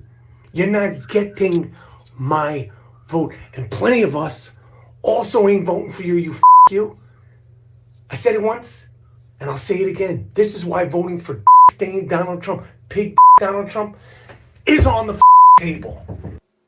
Ooh, he might do it. He might do it. He might do it. Yeah, this is what I don't get. Anecdotally, I've seen a lot of people who are like, "Oh, look, my Jewish friends are like texting me now, being like, well, guess I'm buying a MAGA hat." Yeah, this is why I didn't get why going for the Muslim vote when it's only centralized in but one or two Michael states. Rappaport is in New York. New York may actually maybe flip just because Donald Trump is campaigning in that area. No way. Yes. That's not gonna fucking Yes. Look, I would love to be wrong. Yes. I would love to be wrong, but Let me check. Sorry, I'm looking. But yeah, this is why I don't get the I'm looking at Democrats' notes. way of kind of not even two-siding it. They're focusing more on the Palestine side, which is alienating all the Jewish side, which it's more widespread and has more kind of pull. I just love how he's got two Star of Davids on his. and they're bling to fuck. They're so it's like diamond studded. They're probably platinum. Yeah, Brilliant. I don't see it happening. New York hasn't had a Democratic governor since 2006. Sorry, a Republican governor. Results by state. Let's have a look. Shall we? Pataki. New York, 60% Democrat, 37% Republican. I'm sorry, it's not. Well, that It's is not. less than 6 million, so it's the options there. There aren't enough. There aren't enough Jews in New. I mean, there aren't enough Jews in New York to make that big a difference. So I'm sorry. True, Like but Jersey's got a lot of Jews too. The clown show that's happening, that's from the New York courts. I think there's enough for it to sway just Trump to get over just on the edge. I thought the fact that he had to be in New York for so long during the trial would be like, well, look, maybe it would be hilarious if he won New York. You know what? That Actually, would be hilarious. The most hilarious outcome would be if he wins New York, and that's what fucking cinches it. Like Biden, holy shit! Biden takes fucking hang on, let me go to 270 to win. Let's go to so Wisconsin and Michigan, that's 25 electoral votes. New York is 28 electoral votes. How fucking hilarious would it be? Is if it came down to let's go 2020 electoral votes. Yeah. And mark New York as minor minor There used to be Republican. a button. Reset map. There we go. Reset map. Electoral votes in 2020. You're viewing 2024 consensus. I don't want 2024 consensus. I want. You used to be able to select 2020 actual.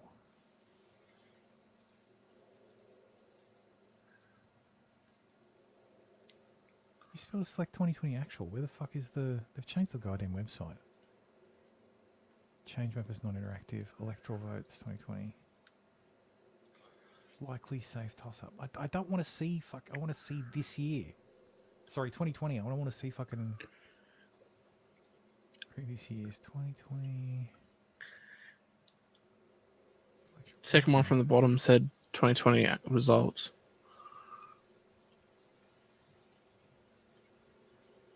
There we go.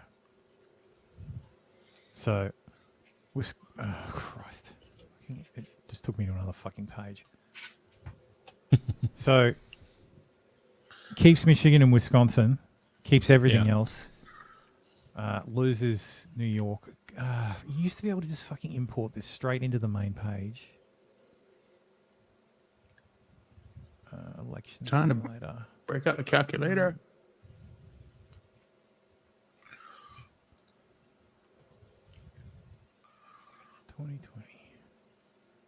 You're viewing 2020 consensus.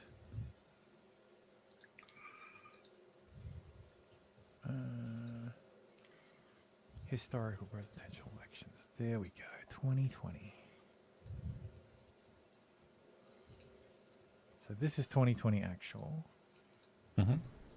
And if we go to president electoral college map. So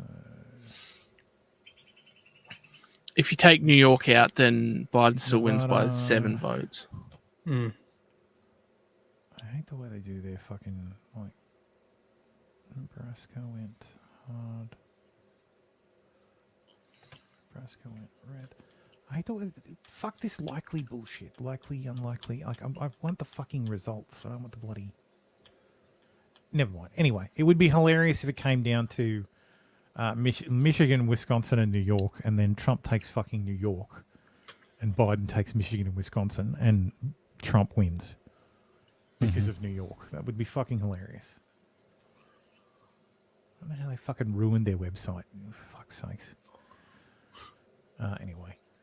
Yesterday evening, the Post-Millennial, a Canadian conservative news website, was compromised. The landing page was defaced, displaying the transgender flag, as well as making a satirical post mocking conservative author and social media commentator Andy Ngo. The threat actors responsible for the compromise leaked information on 39,850 subscribers to the website. The leaked information contains gender, name, display name, nickname, email address, phone number, address, password, subscriber details, payment information, and deleted, a Boolean field, incorrectly spelled, and more. Passwords are in plain text. Jesus Christ. Payment information does not display credit card information. Payment information displays preferred payment method. Yeah, that's all posted out externally. That makes sense because that should be used. That's all PCI, DSS. They would be fucking sued into oblivion if they hosted card numbers. Well, they don't process their own fucking payment. That's right. Also, the threat actor leaked information on authors for the Post-Millennials editors. We're not sure of the validity of the starter unless the website has 761 editors. Editor information disclosures shows username, IP address, phone number, country, email address, and name. Here is a snippet of the leaked subscriber information. So your name, username, password, email. People searched through and found like what's it called? Oh, like FBI employee emails and stuff like that, and congressman email addresses. And people pointed out there's no confirmation because you can sign up without a confirmation email. God. So you can be signed up. So, and here's the defacement thing. It's basically, oh hey, I'm a trans person now. So it was clearly done by a troon. The tech is full of fucking weirdo, disgusting troons. My biggest thing is, why isn't the fucking passwords hashed? Yes, they should be hashed at least. They should be hashed and salted. Exactly. Yes. Is salted an actual technical term?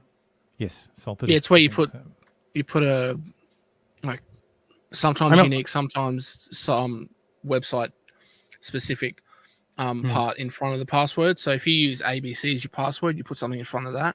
And instead of the hash being ABC, it's the salt plus the ABC. Yeah, we get all our passwords and even our usernames all hashed and masked and all that all the time. Yeah. So yeah, I'm not surprised. I hate the Post-Millennial. Literally, whenever one of you guys posts an article from Post-Millennial, I'll open it up, and when I see it's from Post-Millennial, I'll try and find the story on its original page. I just do not like them. I'll try and find the mainstream article because, for some reason, I just don't fucking like them. Maybe it's Poso coming up on the front page all the fucking time. I forgot Poso runs that shit. He doesn't it's run basically it. a blog. It doesn't. Yeah. It's just shit. I know we clown on the established news, but it's the only thing we can kind of rely Some of them on do talking about the established news on other stories, like non-political stories. They have some standards. Yes, Thermo is a fan of Ian Miles Chungus. That's Chungus. If I could petition the Malaysian government to have him executed, I would. 11-day nude cruise ready to set sail, but there's one time everyone has to cover up. I feel like Wait, did Nick set a new meeting for everyone? Get together. Jess says, damn it, if I go to click and it slides up. Jess says, wait, I just realized my favorite person to harass isn't here. Where's Tim? I have no idea. I'm sure he's planing something or digging out a drain or trying to stop a tornado or something. Is it snowing in the US? No, it's summer, so almost. So it's not snowing. So he's not plowing snow. That's the only thing I know he's not doing. He's probably not plowing box either. But he does that in the middle of the night. You can pack light for this high seas adventure. An 11-day nude cruise is scheduled to set sail from Miami to the Caribbean next February. And you won't even need an overstuffed suitcase. Let me just send this to Nick. Bare Necessities is partnering with Norwegian Cruise Lines for the Flesh Flashing event, which will see clothing-averse customers travel on board the Norwegian Pearl. The 968-foot vessel, which can accommodate up to 2,300 passengers, has been renamed the Big Nude Boat for the journey. It's bad luck to rename a ship. Whoop. It's always our pleasure to provide you with the luxury of deciding what not to wear. A message on the Bare Necessity site reads, "Let's go to the fucking source." I haven't decided if I want titties or not. Okay, so there's no actual nudity on this page. Oh wait, no, there is actual nudity on this page. Never mind. We'll go back to the article. We'll go back to the article. We all saw them titties.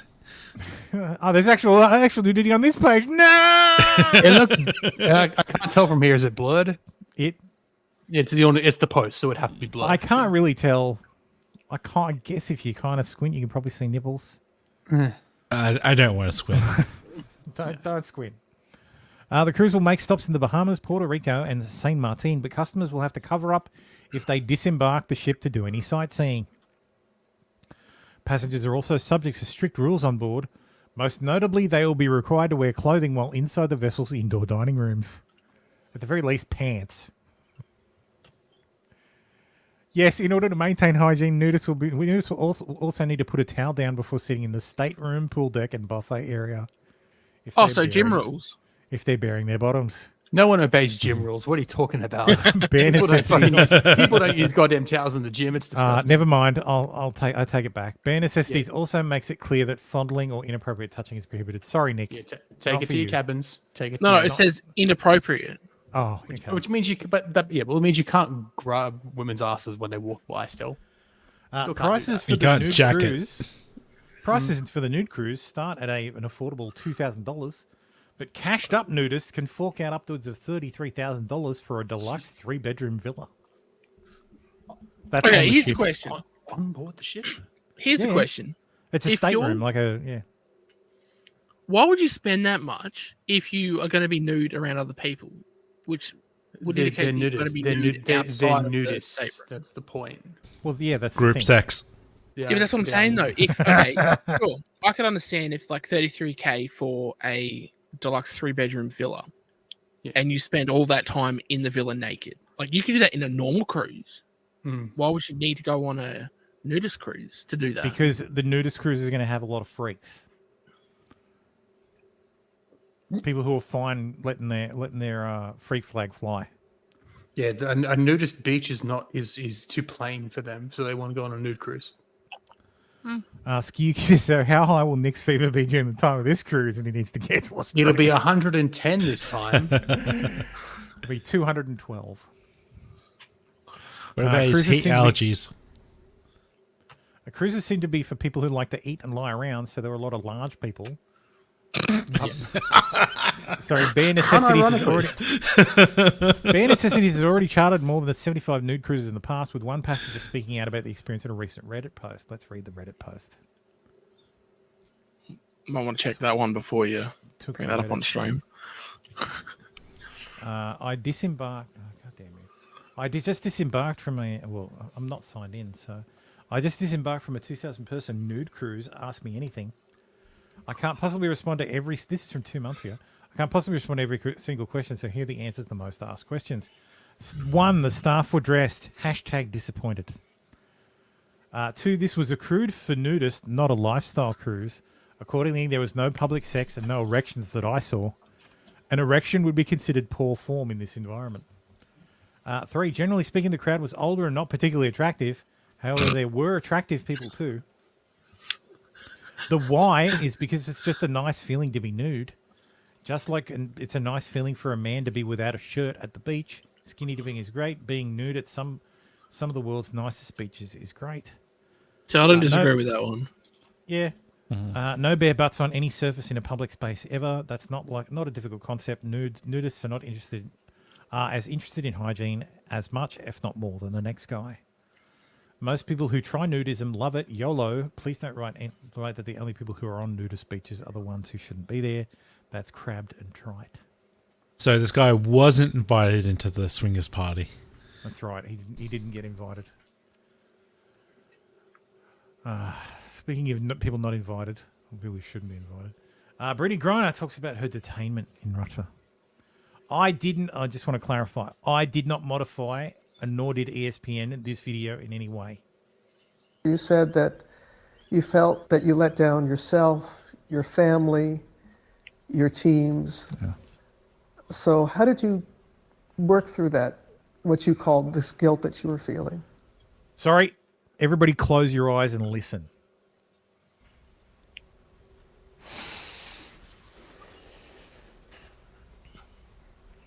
I don't think I really gotten through all the way that I didn't let down, everybody in my family. And it was just, I think I'm still trying to get through that part. Still to this day?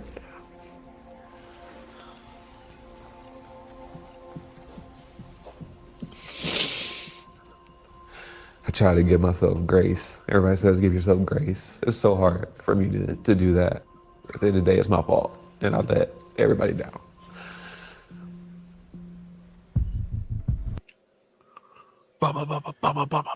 Yeah. That's a fucking man.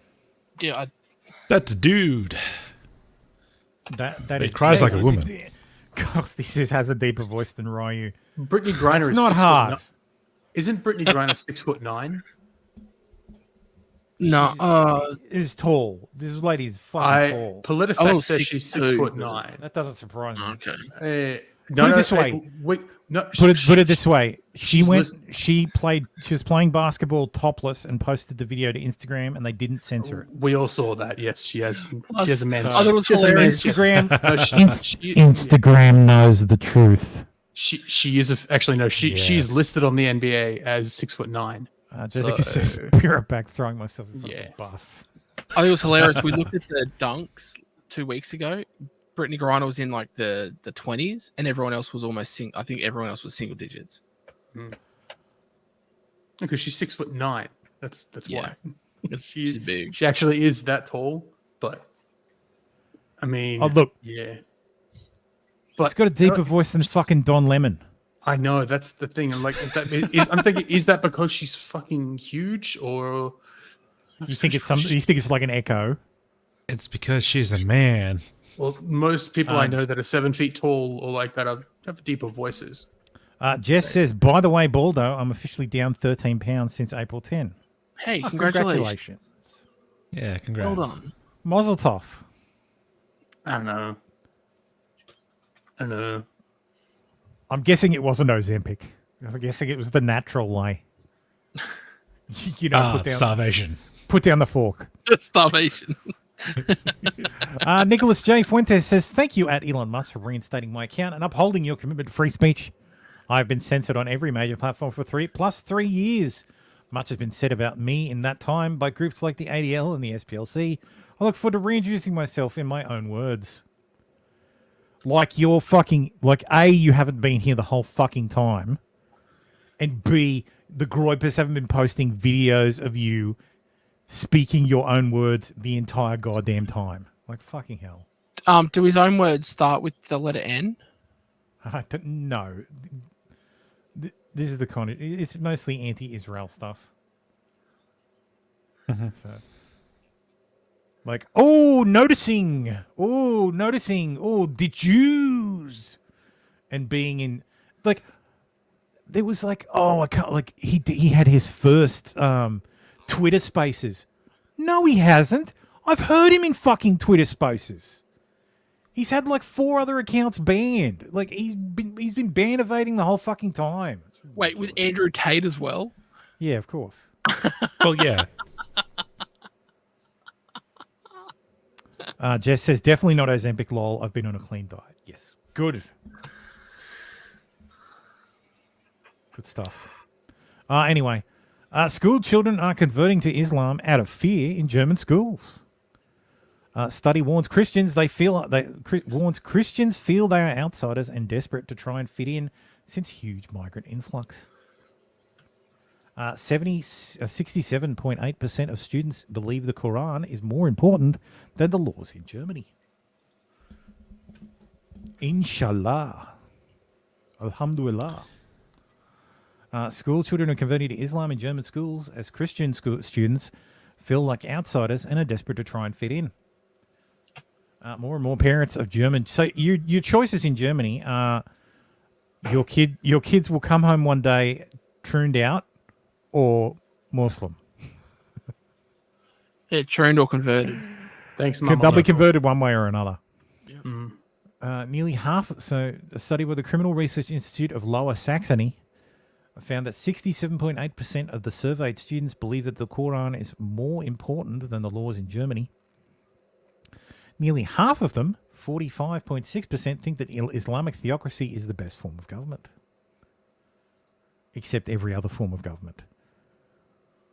In several schools in large cities like Berlin or Frankfurt, Muslim children make up more than 80% of the student body, which the experts claim is due to the strong immigration in the last 8 years.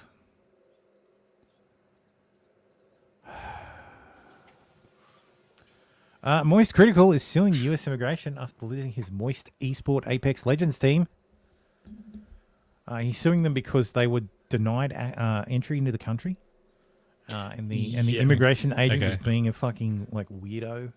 He has a whole 20-minute video about it, but they were basically accusing them of unfair discrimination. Also, they let them into the country for a different team. Like, it's ridiculous. No, what happened is Charlie, Moist Critical, he runs an esports team. Three of these team members are Australian, by the way.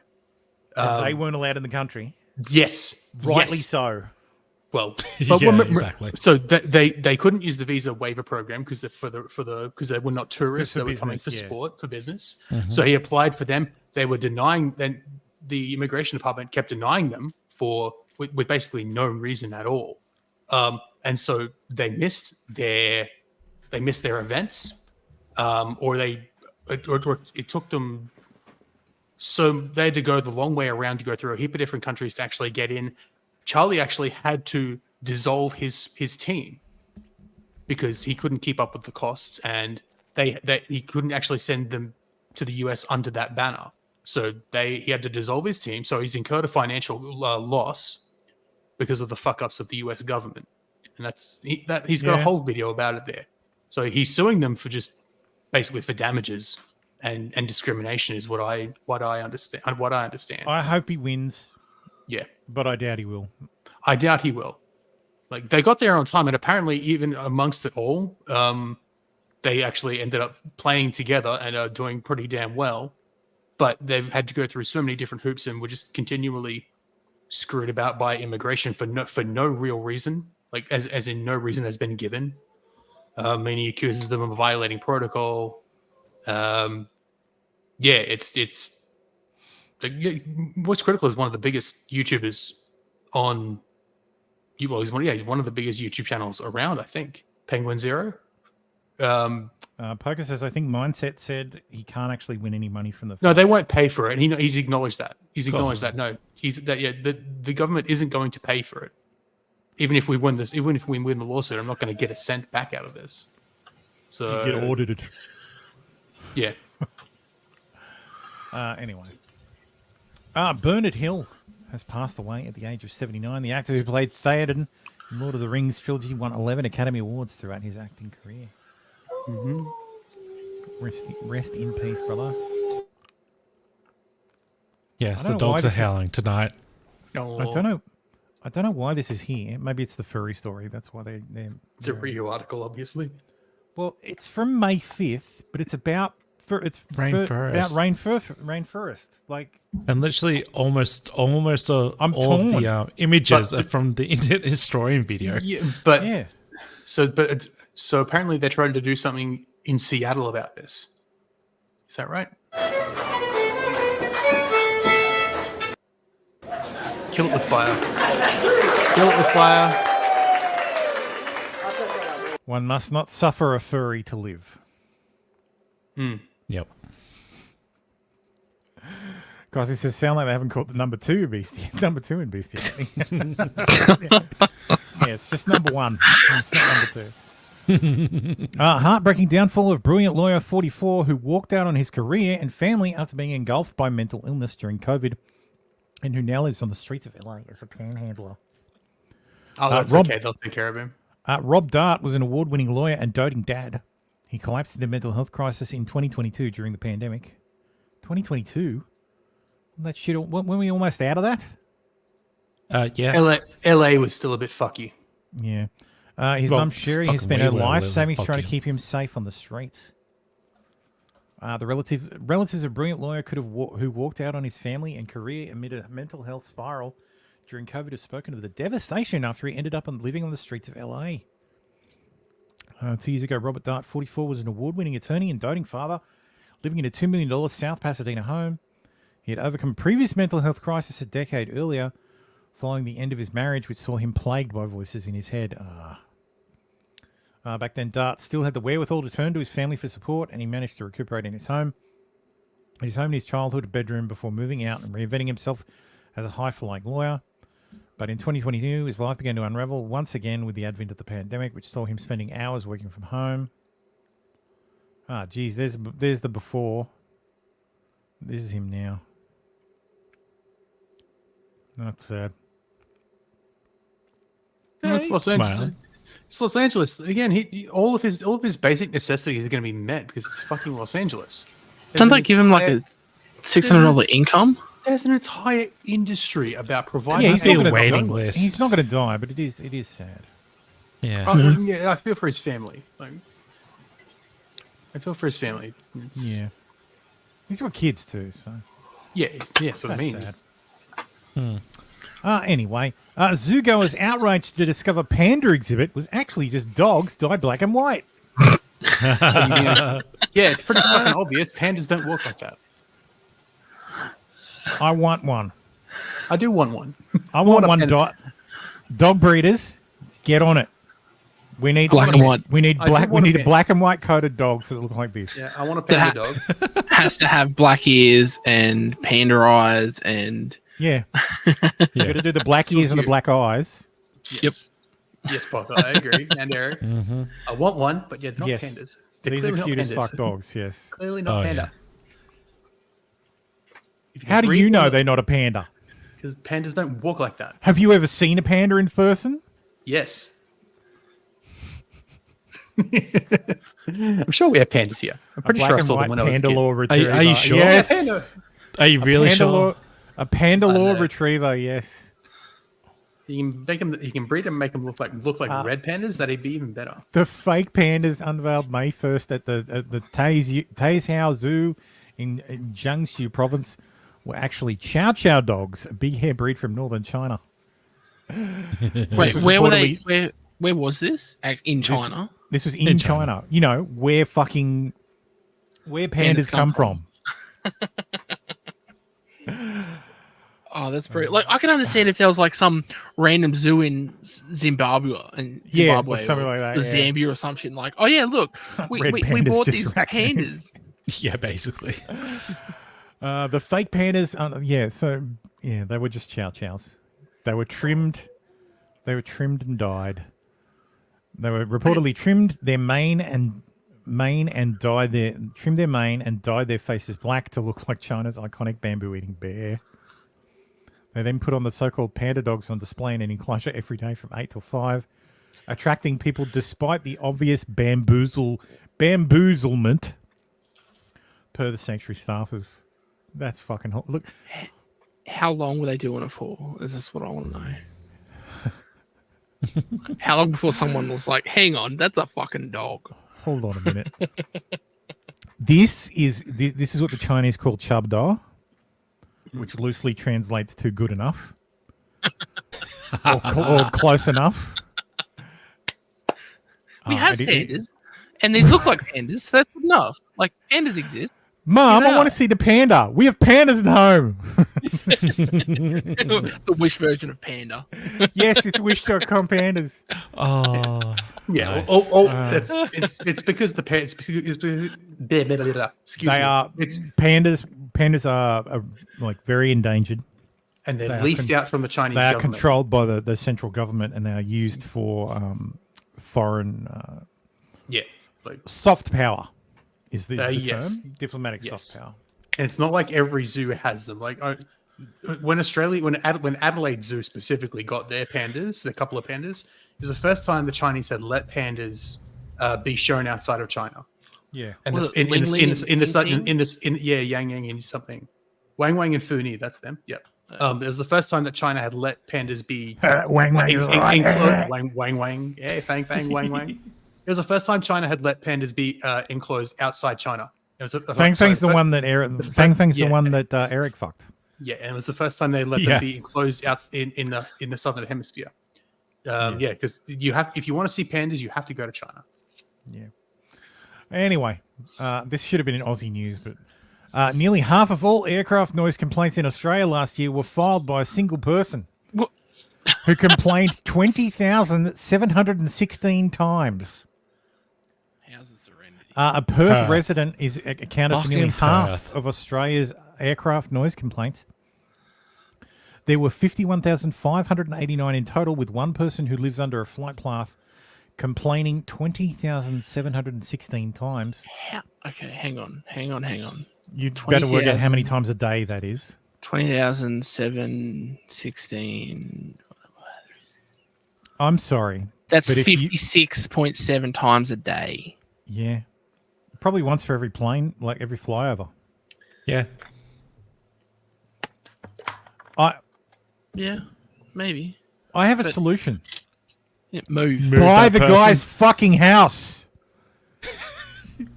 Buy his fucking house. Surely Buy that's his house cheaper. and move him out. Surely that is cheaper than fucking having to field 20,000 complaints a year. The runner-up is from near Brisbane with 4,071 complaints. Yeah, but like I said, he's not dedicated enough. That's Baldo. Like that's Baldo complaining that one. He's near Brisbane and made 4,000 complaints a year. Yes. I can tell. I can hear the planes fly over during the show. Doxed your location that way. Shit. And that's the thing. Air Services Australia is responsible for managing air traffic in Australian airspace. They're not broke. They could just afford, surely fielding 20,000 fewer complaints is worth, it's Perth, it's under a flight path. You could easily spend $500,000. And you use compulsory acquisition powers. You only have to pay him the market rate. Spend the fucking money. Buy the guy's house. Turn it into a park. Yeah, but then you could take him to court and use the Marbo case as it's the vibe. It's Marbo. It's the vibe. Yeah, how's the serenity as the plane flies over?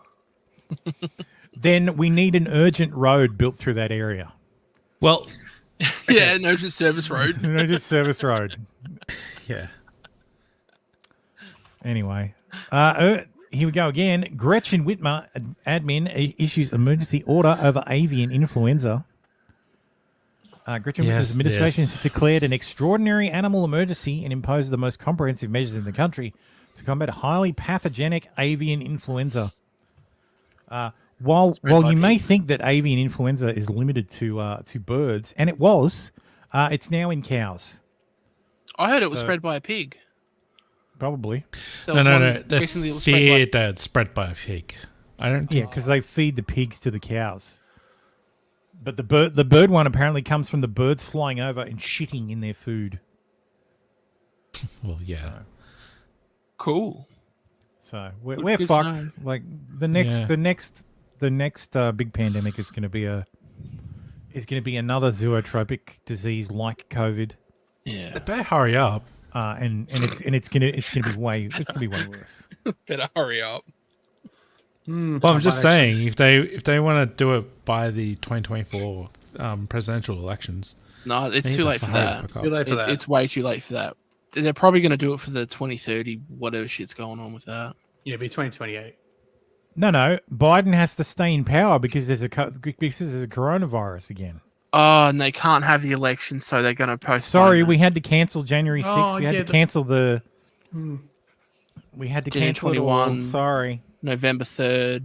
Nope, it's all we're in lockdown, martial Yep. law. Oh look, and Biden suffered an aneurysm, so now it's Kalama, whatever. Kalama, yes. It's from now on she'll be known as Kalama Yes, Harris. Kalama. Calamity Harris. Oh, that's an insult to Calamity Jane. Speaking of insults, Young black kids growing up Yay. in the Bronx who don't even know what the word computer is. They don't know. They don't know these things. And I want the world open up to all of them, because when you have their diverse voices innovating solutions through technology, then you're really addressing society's broader challenges. Young black kids growing up in the Bronx who don't. I'm trying to quickly find the meme. But Someone what get- is here, a computer? Because it's spelled with an ER. Is a before they don't know. desktop computer a computer?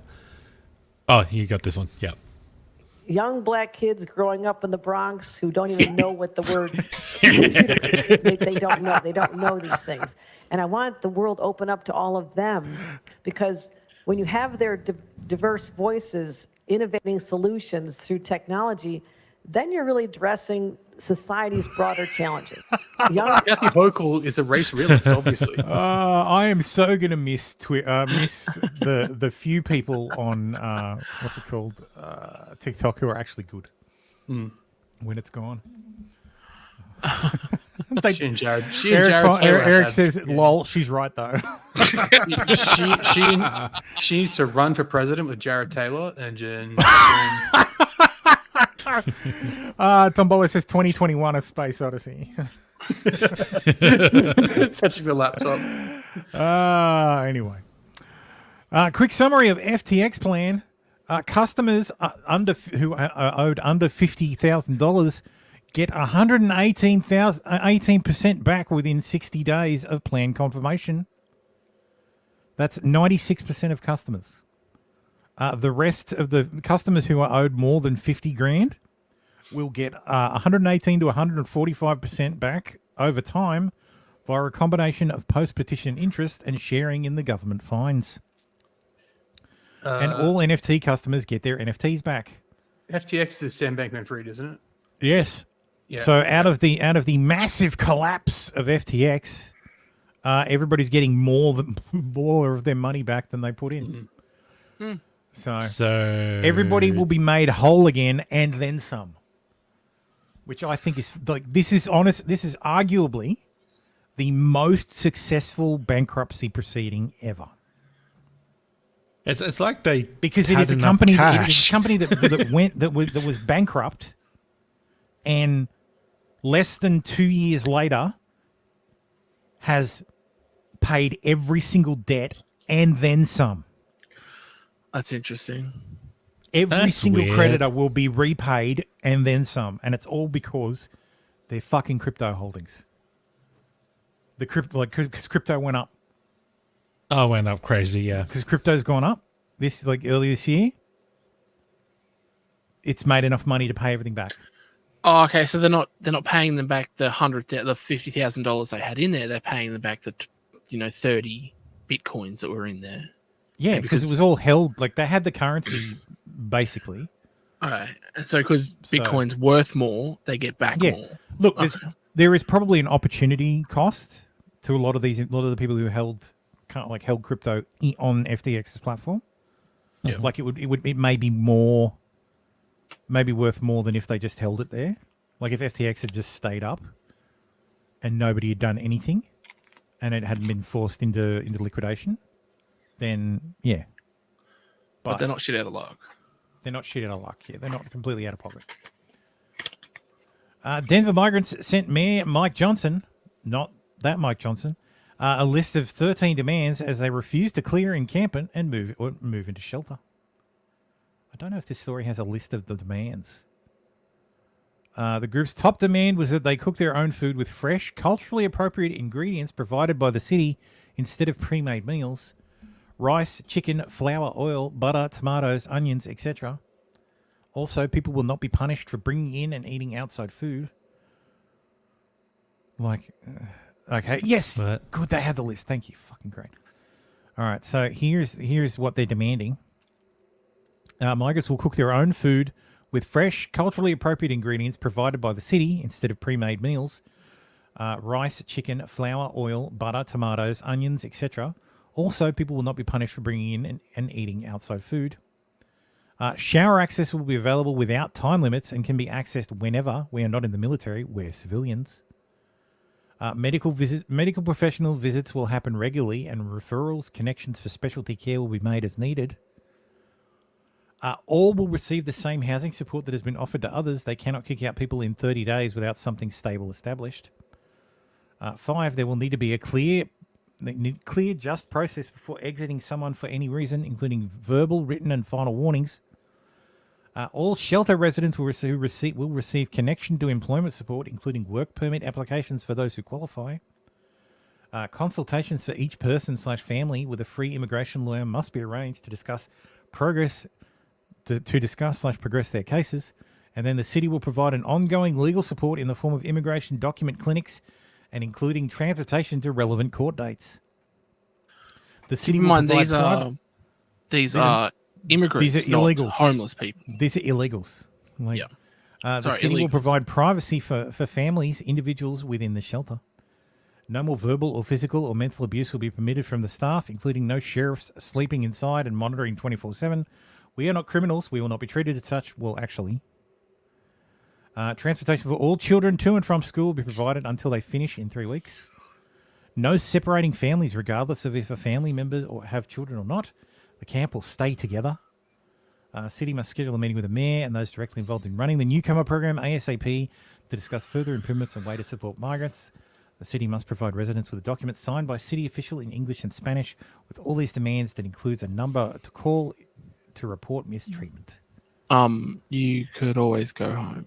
Excuse me. Like, literally walking, like their balls are in a fucking wheelbarrow. To fucking ask for this shit. Like, seriously. Like, absolutely fucking ridiculous. Can I get the government to pay for everything so I don't have to pay for anything? Yeah, just demand it and it'll happen. No, I don't get it. Like, I have to pay my taxes. Speaking of shut the fuck up. Speaking of people who suffer brain worms, RFK Jr. says doctors found a dead worm in his brain. In 2010, Robert F. Kennedy Jr. was experiencing memory loss and mental fogginess so severe that a friend grew concerned he might have a brain tumor. He thought he might have brain damage. Mr. Kennedy said he consulted several of the country's top neurologists, many of whom either treated or spoke to his uncle, Senator Edward M. Kennedy, before his death the previous year of brain cancer. Several doctors noted a dark spot on the younger Mr. Kennedy's brain scans and concluded he had a tumor.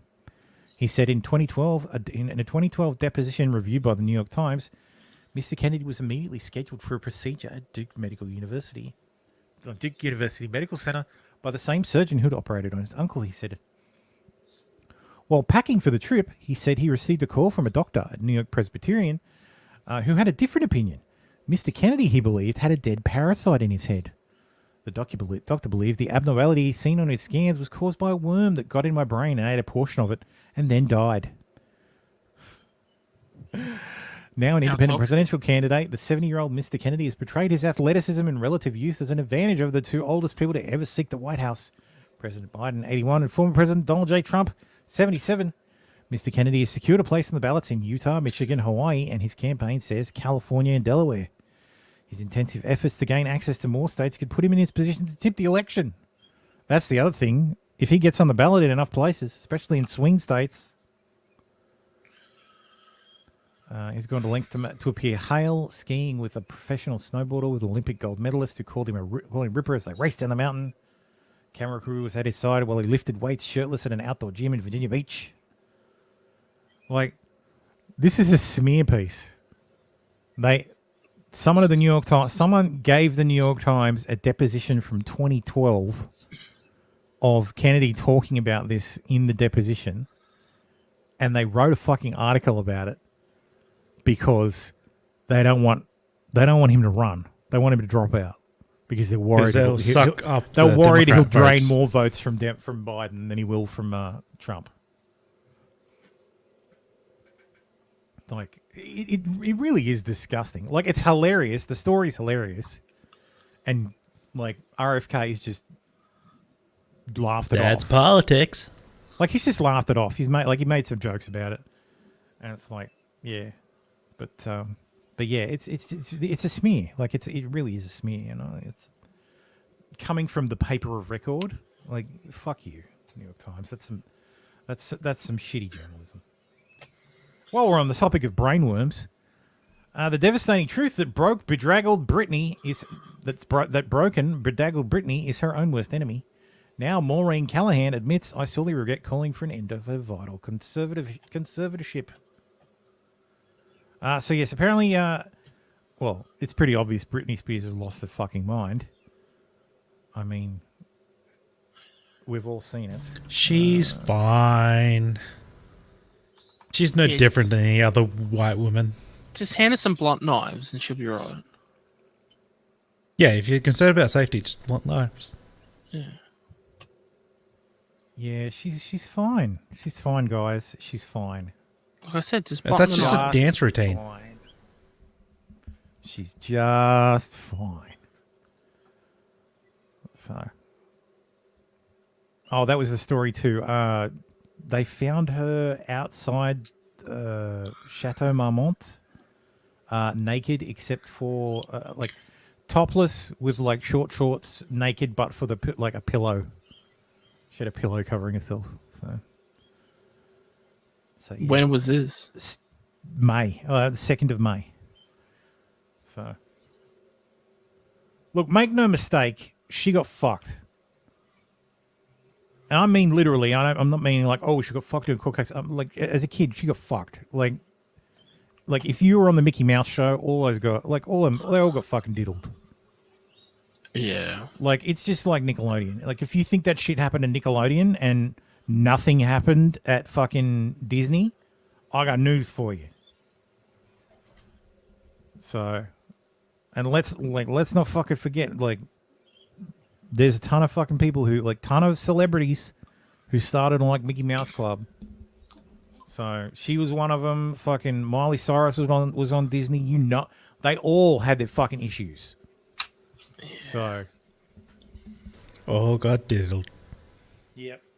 Well, even if it wasn't that they got diddled, them being so young and going through the system of all that stress and all that crap probably didn't do any good. The ones that broke got molested, guaranteed. Yeah. So, yeah, really. I reckon Christina Aguilera as well. So even though she's relatively sane. Well, Christina Aguilera, Justin Timberlake, Ryan Gosling, Kerry Russell, they were all on the all new Mickey Mouse Club with Britney. Right? Yeah. They all had to suck the dick. Yeah. Half of NSYNC was on Little Mickey Mouse Club, the all new Mickey Mouse Club. Yeah. They all got fucked. Elon Musk's Neuralink chip, she probably needs one of these, suffers an unexpected setback in first human brain implant. So it's started to detach from the skull because it's not implanted permanently, and no. So they'll work on it. It'll be fine. It does work. Easy fix. It's a trial, right? It's the first time it's been done. Yeah, absolutely. Meanwhile, in New York. Yeah, no, this is fucked. What?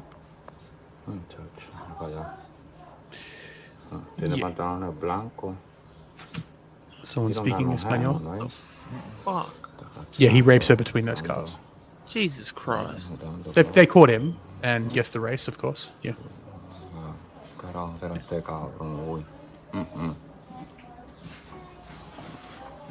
Yeah, So, at this moment, unconscious or dead? She's alive. unconscious, not dead. Yeah, she's alive. She's unconscious. She was not killed, but she was raped. Initial. Because she lost unconscious really quick. She was strangled by the collar by the rope. Look, so she was. Yeah. The coming from behind probably immediately shocked her. The then quick cut off of air, she would have gasped.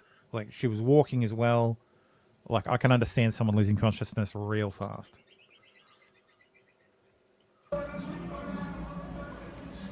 Yeah, because that was a slip collar. It went around her neck and then it completely tightened. And then she's being dragged. No, it was a belt. It didn't slip anything. But it got tighter as she was going around. He tightens it, doesn't he? Or did I miss that part? No, it's a closed belt. Closed belt. Yeah, goes over her neck. What? Oh, no, you're right. Yeah, no, you are right, Tim. That's a good. He sweet. Yeah, because I remember we talked about this in. So she's full on being strangled right there, and there you go. She's out. Yeah. We were talking about this with my coach. We were talking about this incident, and she's like, "Yeah, that's fucked." She is lucky she's not dead. She's right. Yes, the first thing he did was loosen the belt. Yes, loosen the belt. If he didn't loosen that belt, she'd be dead. That's right. And then he rapes her, but she don't see it. But they caught him a couple of days later. And she had just passed out. La mujer passed out. Yep. So horrifying video shows masked fiend choke woman with belt on New York City street, drag body between cars to rape her. Yep.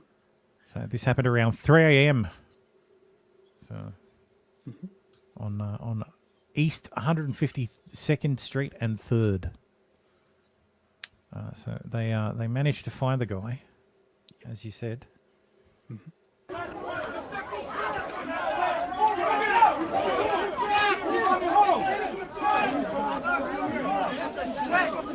Boot his ass. Should have shot him.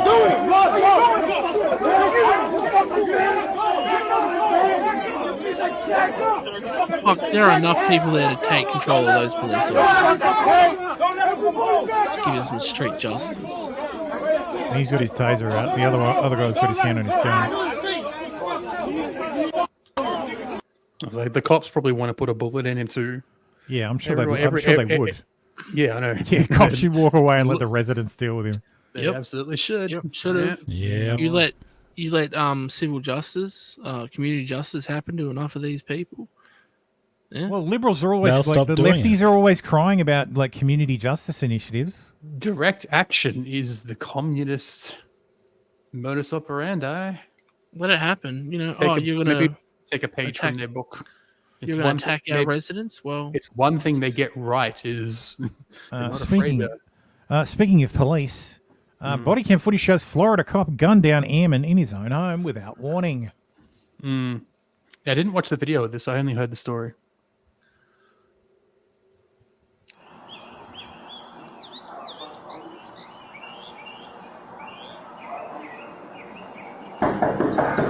Sheriff's office, open the door! No, he announced himself. Okay, that's all I need to hear. That's all I need to hear.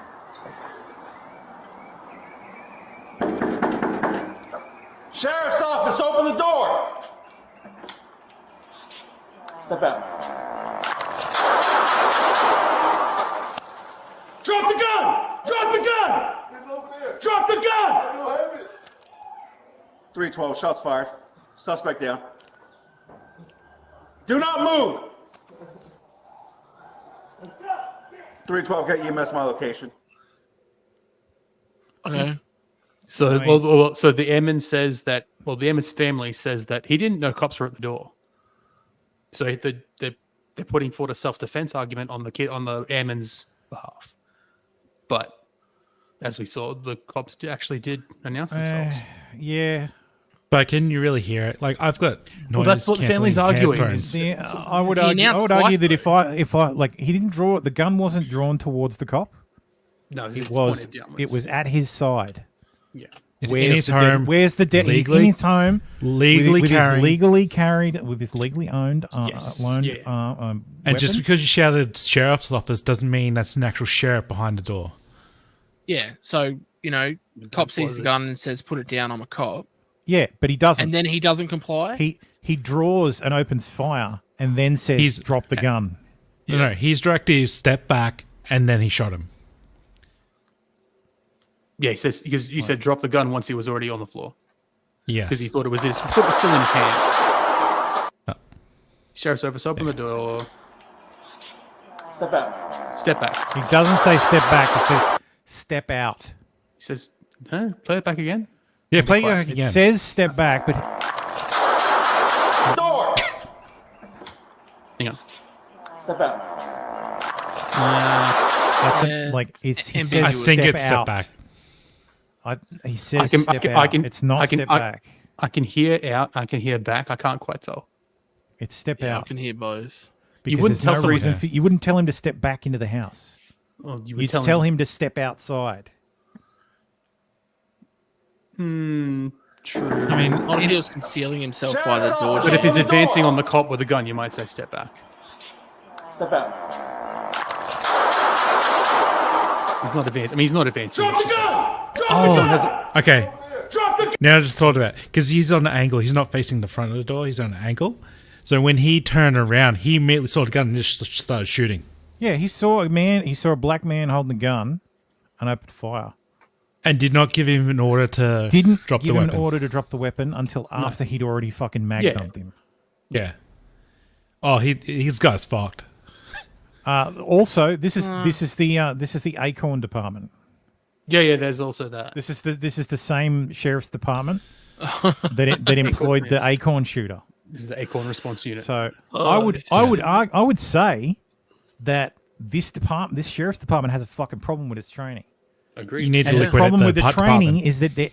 is that they're all fucking jumpy as fuck. Because that guy, this guy saw a gun and immediately fucking drew and fired in one motion. Like it wasn't. All he saw was black. All he saw was gun. All he saw was gun. And your training should be to call it out. Yeah. Not just fucking blam, blam, blam, blam, blam, drop the gun. Yeah, put the gun down as the gun's coming out of the should be holster and aiming. Draw and aim, drop the gun, and then, if you need to, wait the half a second and then shoot. Yeah. Like there is an absolute training problem at the Okaloosa Sheriff's Department. Mm-hmm. Yeah, I'm with you. Yep. So, but they'll probably, but it is. But look, it's probably a legal shoot. Like he had a gun. It's awful but lawful. He had a gun. You saw him. He had a gun. He had a gun. I announced it. I announced my presence twice. Told him to step back or out. I gave him an order, and he didn't comply. Or he did, and that's why I saw the gun. Or more. I didn't give him a chance to comply. Yeah. Yeah. Belle Delphine says, since it's been a couple of years, I can finally share the biggest L I've ever taken. Not only did I not earn any money selling my bathwater, I in fact lost money doing it. Ooh. PayPal, without any warning, closed my PayPal account and took the $90,000 that I'd earned from selling my bathwater. There was nothing I could do. I tried to phone them up, and they just said, sorry, nothing we can do. I knew it would be a better news story to say that I made so much money from selling bathwater, so I just kept this secret. Ultimately, I'm still glad I did it, since it was really funny. It was a really funny time on the internet when it happened. And I did mail out all the bathwater people bought from me, which I did all by myself. So fuck PayPal, I guess. Well, fuck PayPal anyway. Yeah, fuck PayPal anyway. But I didn't hear any stories that they received the funds back. Here's the deal. The people who purchased bathwater. They got what they fucking paid for. They gave her money. She gave them bathwater. That's the transaction. I think what RC's saying is if they had PayPal pocketed everything. No, yeah, because it wasn't refunded. So she says, apparently I broke one of the terms of service, and each time you break a term of service, you receive a minus $2,500 penalty. So each payment of bathwater that went through was a break of the TOS, which resulted in $2,500 every time without me realizing. They wouldn't tell me which PayPal rule I broke, and they wouldn't give me any more information because of security risks, so I don't know if it's because they don't allow sex workers to use their platform, or if they had specific issue with me selling bathwater. Regardless, not even knowing felt shit. So they took the money and asked her for more. Got it. Yeah. That's why she actually lost money. She should sue them. Oh, totally. You'd lose. Maybe. Can't sue shit. It's bathwater. No. I already did this one, yeah. It's not sex working. Just Stop Oil breaks Magna Carta glass. They didn't actually break it. They tried to. They were tried too to, old and yeah. feeble. They were too old and feeble, yes. Reverend Dr. Sue Parfitt and Judy Bruce, 82 and 85, then glued their hands together demanding an emergency plan to stop oil by 2030. What does the Magna Carta got to do with Just Stop Oil? Because it's the founding thing of European common law and all that shit. And it's 1215 at Runnymede, doo-da, doo-da. The nobles and the king agreed. Oh, doo-da-dee. You haven't heard the song? No. I know it's a Yankee Doodle. I know it's a Yankee Doodle parody. So the British nobility were tired of King John's bullshit, and they threatened to revolt. And at Runnymede, he met them, and they agreed to. He acceded to certain demands, and those certain demands are the contents of the Magna Carta. Basically. Oh, okay. And all I know is that this is an old gay commie couple who think that Britain can stop oil, so they're fucking retarded, and the cops should have just thrown them on the floor.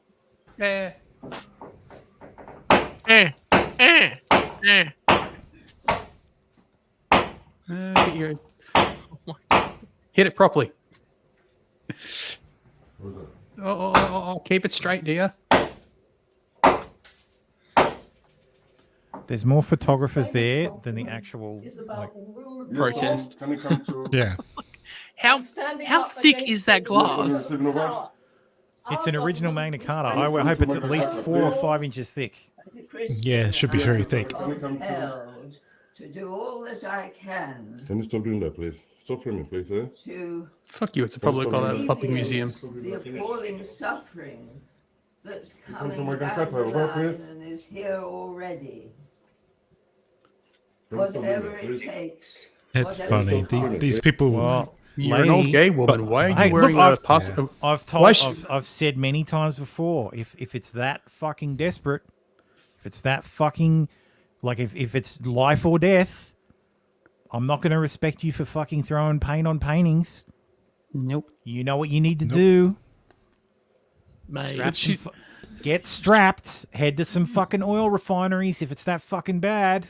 Just target get some some oil fucking pipes trucks. that you can take She's out. an old gay woman. Don't tell me the British don't know how to build explosives.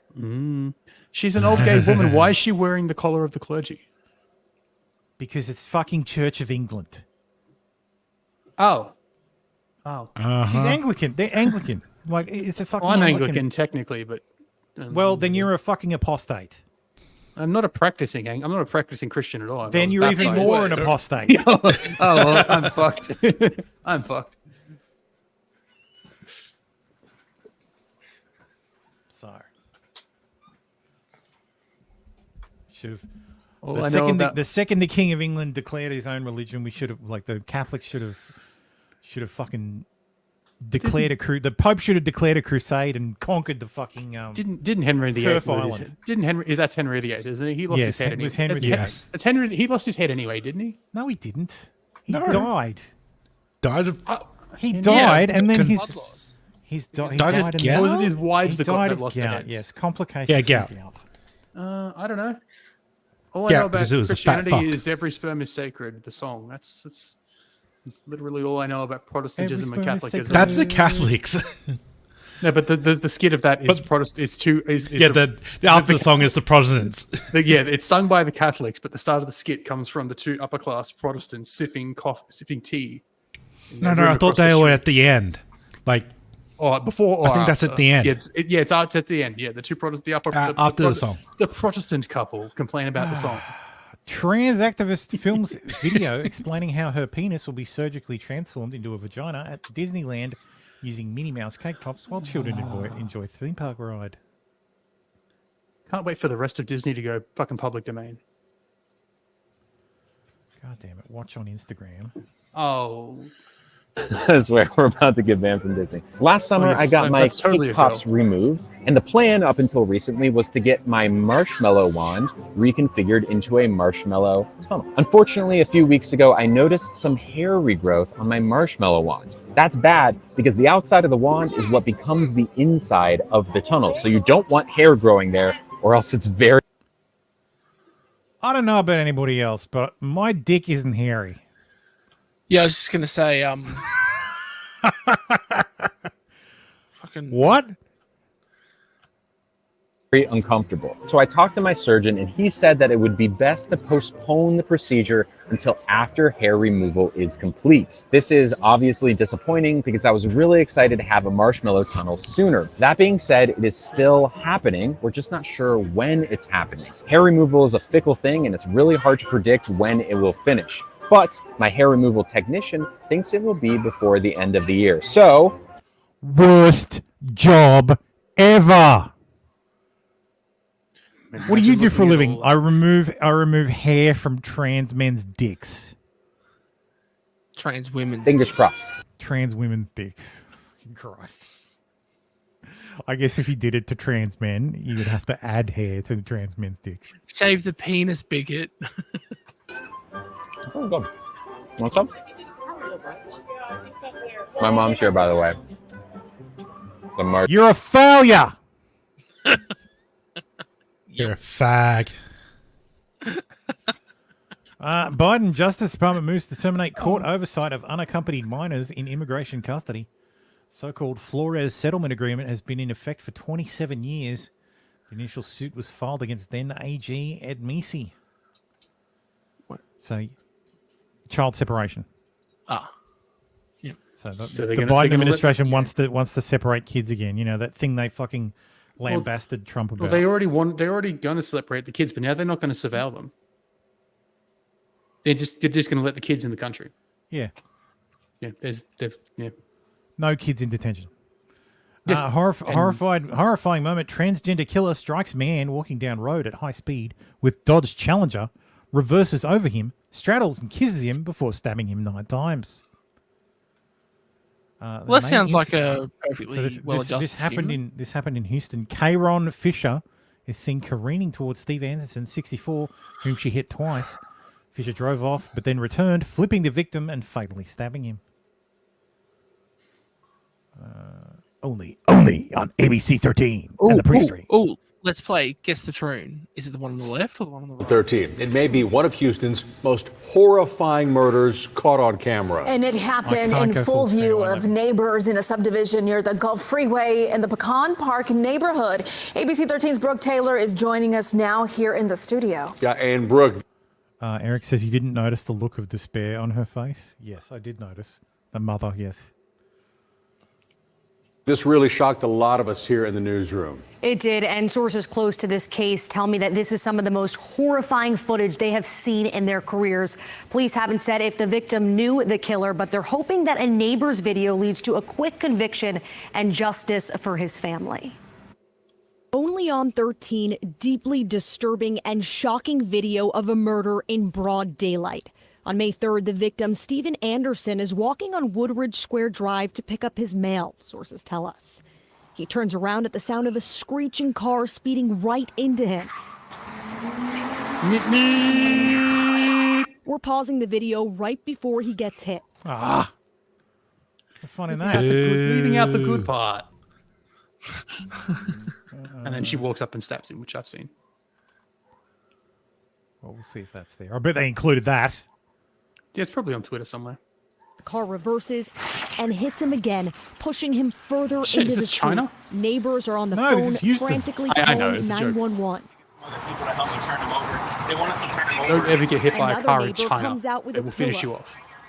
And that's when the suspect, Karen Fisher, identified in court records as a man, but also described as she by police, returns with a knife in hand. The suspect yanks and flips Anderson over, straddles him, and kisses him. We're not showing what happens next because it's too graphic, but that's when police say Fisher stabs him 9 times. She casually walks off as if nothing happened and neighbors just watch. She then tries getting into another car while talking to witnesses. When Isn't that's this unsuccessful, Houston? she leaps over the body and Why didn't walks anyone away. shoot her? It's very Texas. disturbing, yeah, because I have kids. Legit. here. No, So, legit. She's just your run kids a could've dude been out down here in playing plain in- sight and of imagine everybody. that. 20-year-old Isn't Karen someone Fisher is in carrying? jail tonight, charged with murdering this 64-year-old. Her bond is set at $2 million. Broad daylight. It was people were. It was a busy intersection. It can't happened find the, right under our noses, you know. I can't find the original footage. Just truly so shocking. I spoke to neighbors that you saw in that video. They are like, holy shit. That's pretty fucked. That's. But Like, to be I fair, don't that know. looks more of a woman than Brittany Griner. Fucking Christ. God damn.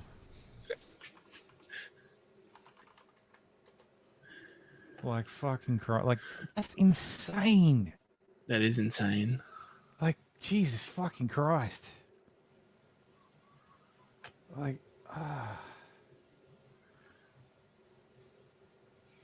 I think you deserve the electric chair. Zzz.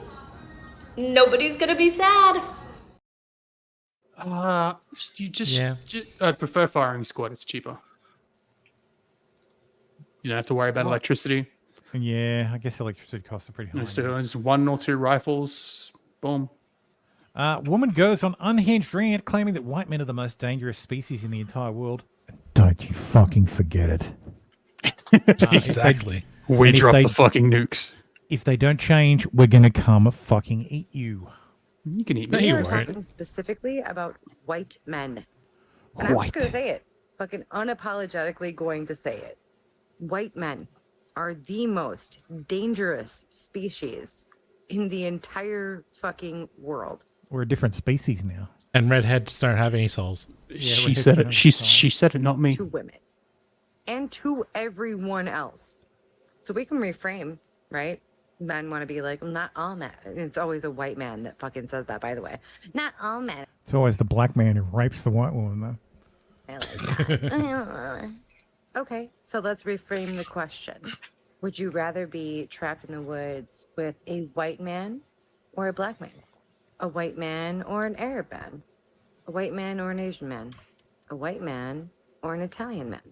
This one might be tough. A white man. Hold on a minute. Wait, what was the Or an last one? Italian man. More confirmation. Or a Frenchman. Wait, Frenchmen aren't white? White men are the problem. Of course they're not white. You are who we are all afraid of. No, I guess not anymore. And if you all do not start fucking changing your shit, we're gonna come fucking eat you. How? Bye. Yeah, men have the guns and men are physically stronger. She was later raped. I do not. If what you say is true, and if what you say is true, and white men are the real dangerous people, well, I don't like your chances of being able to kind of overrun us. Yeah. It's not gonna happen. Crazed New Yorker visits Florida and keys a woman's car because she has a "Let's Go Brandon" sticker. Immediately regrets it when he realized Florida cops aren't like New York cops. So I'm guessing you. How are you? Good. Oh, no. Stop. So I'm guessing you probably know what this is about, right? Victor Alpha. No. No. I just checked my truck to see if I hit anything. Okay. So what I'm gonna do, I'm investigating a criminal. It's a criminal investigation. Okay. So before I ask you anything, I'm gonna read you your rights real quick. Okay. And then I'm gonna show you a video, and you can tell me if you remember what it's about after that. Okay. 1125 code 5. You have the right to remain silent. Okay. Having these rights in mind, do you wish to talk to us now? Yeah. Okay. So No! anything you don't want to answer. You don't Lawyer! have to. Okay. So I'm going to show you a video real quick, and I'm just going to see if it jogs your memory about what happened in Winn-Dixie on Sunday night. Oh, is it Winn-Dixie to pick? Tim is here, finally. Man. What's up? We were concerned you might be smashing box. Yeah, Jess was looking for you earlier. Oh, man, I wish. Jess, if you're here, Tim's here. Oh, You good. know I you can yelled yell at at. Tim. Pick up some coffee and key lime pie. Yeah. Okay. Do you remember what you did when you walked out of Winn-Dixie? Uh, To the green Toyota Tundra? It was not raining. okay. I don't recall. Yeah, I thought it was raining, but Okay. The green Toyota Tundra pickup truck that you walked up to? You don't remember what you did? I walked by a truck. Yeah, Okay. What did you do to it? I scratched it. Why? Um, Was it the bumper sticker? because they've got a ton of security footage there, man. Okay, so I see you walking behind it, and you look over at it, and she's got a sticker that says "Let's go, Brandon" or something. Yeah, I guess it infuriated me. Okay. Yep. Okay. Was that it? That's the only reason you did it? You don't know who owns the truck or anything? Yeah, that's the only reason I did it. Okay. So you went on the I could see you go on the passenger side, and you left a big scrape on that side, and then I saw you do a circle in the parking lot and come back to it, and then go to the. That's the only side I did. Okay. His wife's like, I gotta go get the lawyer. And stuff on it, but she somehow knew that those were new scratches. I won't be involved in And I this. could see like something black in your left hand. Yeah, I won't. Was it a key I or did it. was it a key? No, it's my key fob. Yeah. Okay. Do you have that with you? It's in the truck. Yeah. Do you have your ID with you as well? Do you know which key you used? No, I have no idea. Okay. Did you see they blur the keys? They blur keys now because you can fucking like take copies of keys from images. You've been able to do. People have been doing that for 15 Yeah, I know, years. but people know about it now. Even on low resolution footage like this. Hell Depends yeah. on what kind of key.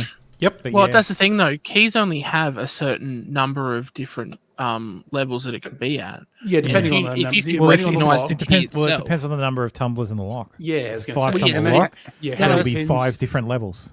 Yes, no, that's not what I'm talking about. I'm talking about, yes, there's forwards and backwards levels, and there's top to bottom levels as well. And if you can recognize the key, that narrows it down significantly, and you can just superimpose, like you can just take a quick snippet, rotate it properly, and superimpose it over a video, and you've got roughly the key you need. Yeah, It's I'm not saying hard. this on 240p footage like this, Yeah. with the keys in the distance where there's not enough pixels to even determine the type of key. They probably just do 270. it. To, 270. We have the technology. They I think they're doing it as they just do it just in probably. case. Yeah. yeah, Fair. as a precaution. I'm guessing you know it's expensive to repaint a truck. Gonna have to repaint the truck. Did you? Stupid, idiotic, and I'm gonna get something in the truck. I'm guessing you knew why I called you. Well, Do you even honestly, at first I didn't recall. I couldn't even. There was no date. scratch a lot of trucks? 324, yes, it was. Yeah, it's Sunday night.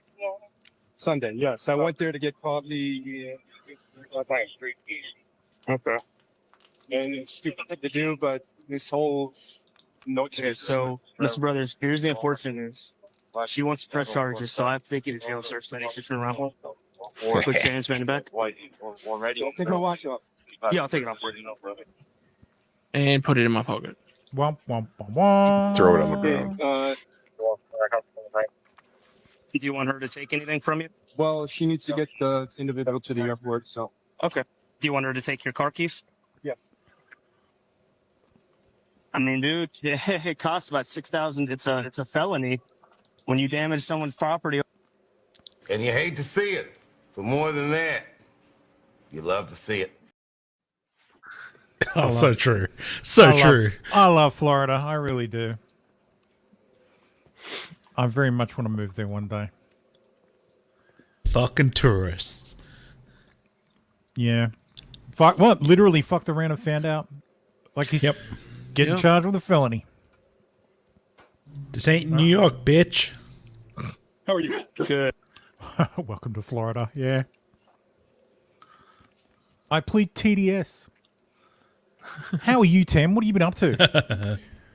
Working like a slave. I thought you might have been playing. So working without being paid? I try and do that, and I fail terribly. Wait, I didn't realize you worked on a cotton farm.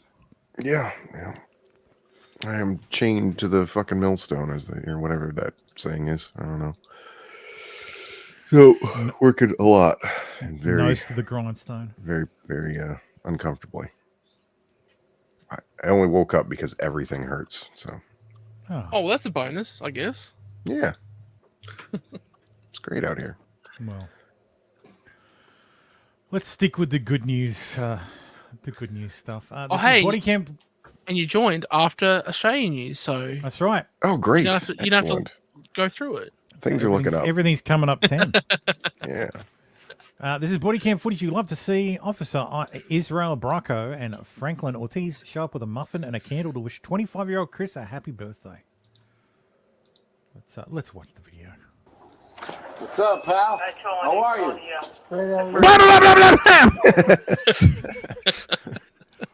No, you don't do that. He's white. Chris, I'm Frank. Nice to meet you. Israel. How old are you today? It's your birthday? 25. Is it your birthday? Yes, sir. You're not just making that up. Let me see. Let me see. He's like, I think he's mentally handicapped. But I just want to point out, he almost closed the door behind him and met them outside. Which is the way you handle that shit. Don't invite them into your fucking house. Well, that also does look like We an tried to airlock. light you candles, man, but the wind blew them out for you. But are you allergic to nuts? Hell no. All right, we got you. Give me a lighter in my pocket. We got a lighter. It's just windy. Can we come inside with you? No! Don't do it! No. Can we come in the Don't do it! I can't. Plain sight! Plain sight! Police are like, Hey, oh, we we're just want to happy wish that you're you a happy 25. birthday. Yeah, fucking right. Get the fuck out of here. Huh? How old are you? Oh, we're old, man. We're about 40. He's a little younger than me. I'm about to be 30. There you go. Ready? Happy birthday to you. Happy birthday to you. Happy birthday, dear Chris. Happy birthday to you. There you go, brother. You want to blow him out? Make a wish.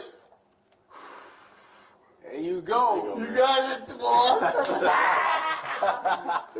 Hey, we wish you the best birthday, okay? All right. You gonna Thank be all right? so much. You Yeah. gonna be all right? You good? Yeah, Sure? great. You need anything else? Nothing.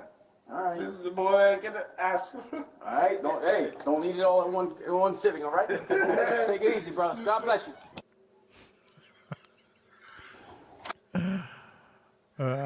Apparently he called 911. Like, I think he called 911 or something. After he called 911 to wishing someone would wish him a happy birthday. Yeah, basically a welfare check, but that was pretty good. Boy 9 treated to free shopping spree after giving his only dollar to business owner he thought was homeless. Well, that's a pretty big insult to the business owner, isn't it?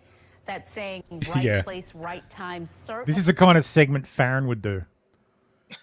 holds Like true back when for she worked Matt for, like, and we worked Kelvin. for a TV show. These guys met for the first time in March on Good Friday for what turned out to be an answered prayer to make a difference. And right after he shoots a T-Rex. This may be one of the best days ever for Kelvin Ellis, On the T-Rex. the 9-year-old on his first hunting trip for dinosaurs. You can see he is all in. This virtual experience made possible by Matt. Anyway, we're not watching that. That's fucking filled with cringe. Sometimes an act of kindness is in its own reward after all. 9-year-old Louisiana boy was treated to a shopping spree after donating his only dollar to a man he thought was homeless. Without thinking, Kelvin Ellis Jr. made the generous offer last month after spotting the disheveled-looking man outside a Baton Rouge coffee shop. The stranger was wearing pajamas and had his eyes closed. If you're homeless, here's $1, the youngster recalled saying. But the man wasn't homeless at all. It was a local sporting goods store owner, Matt Busby. Buskbice? Yeah. Buzzbice. Yeah. Who built and sold several outdoor companies worth hundreds of millions of dollars. Found himself standing outside that morning in mismatched clothes after he was forced outside his condo complex by a blazing fire alarm. 42-year-old owner of Buckfeather decided to go for a cup of coffee while he waited, but he had stopped outside to say his morning prayers. And I started to slowly open my eyes, and there's a kid coming at me about my height. About my height? How big's the kid? Yeah, no. This guy, he's not Yeah, that he's a big. short stack. That's a big kid. That's a tallish kid. Regular but, kid. No, yeah, but he's a manlet. That's the dude he thought was. This is the moment he thought he was homeless. He just looks like a dude. He's also 9. Yeah. Yeah, that fucking short stack. Yeah. Like he's a fucking manlet. He barely sees over the counter. Look at that. Yeah. He needs a booster seat. This really isn't. He gave him $1. He said, Sorry, so the kid says, I've always wanted to help a homeless person and I finally had the opportunity. Well, not yet. Well, not yet. Well, yeah, no, yeah. Sorry. Tom Molly says this story sounds fake. Yeah. it's Well, weird. no, yeah. I'm willing to bet that the guy opened his eyes to see a black man approaching him and then went, "Ah!" He was And like then the kid knuckling handed up. and the kid handed him money, and he felt so guilty afterwards that he profiled that kid that he's like, you know what, I'm going to do something nice for you because I'm not actually homeless. I'd still be looking around like this is a trap. Like, what's going on here? Black guy's going to come out from behind and deck him. Yeah, lure him in with with a black kid, give him money, and then jump the guy. Let's quickly run through the Gamergate 2.0 section for this week. Square Enix to report a 22.1 billion yen loss. So, yeah, good work. Who's Square Enix again? Final Fantasy. Final Fantasy. Final Fantasy, Deus Ex. among others. Yeah. All right. Owned by Massive. Embracer Group, I think. Yeah. Another one of that, like that fucking Embracer Group, man. They have fucking ruined gaming. Mm-hmm. Which publisher hasn't ruined gaming? Oh, yeah. Riot is denying that Vanguard is bricking people's PCs and any kind of Vanguard discussion is banned from the sub. It's tampered with unrelated files, preventing startup programs from booting, causing other programs to crash, etc. All this was known and they still launched. Vanguard's anti-piracy, isn't it? Correct. Yes, it's the Sounds like Riot's and it's so Riot Games makes League of Legends. Gotcha. All right. An issue like this wouldn't be related to Vanguard. It could be related to an issue with your CMOS battery. Fuck you. No. No. Bullshit. Help my Bullshit. laptop won't boot after Vanguard patch. RTX 3050, AMD Ryzen 5600, Windows 11. I can see my laptop charger, but it won't even draw power from the outlet. This must be your CMOS That's concerning. battery. This must be your CMOS battery. Oh, bullshit. I can see it on my laptop charger now. Won't even draw power from the outlet. Okay. Your to laptop be will fair, still be able to draw power on it. Yeah, I have seen that before. The only issue is you can't boot it without a CMOS battery.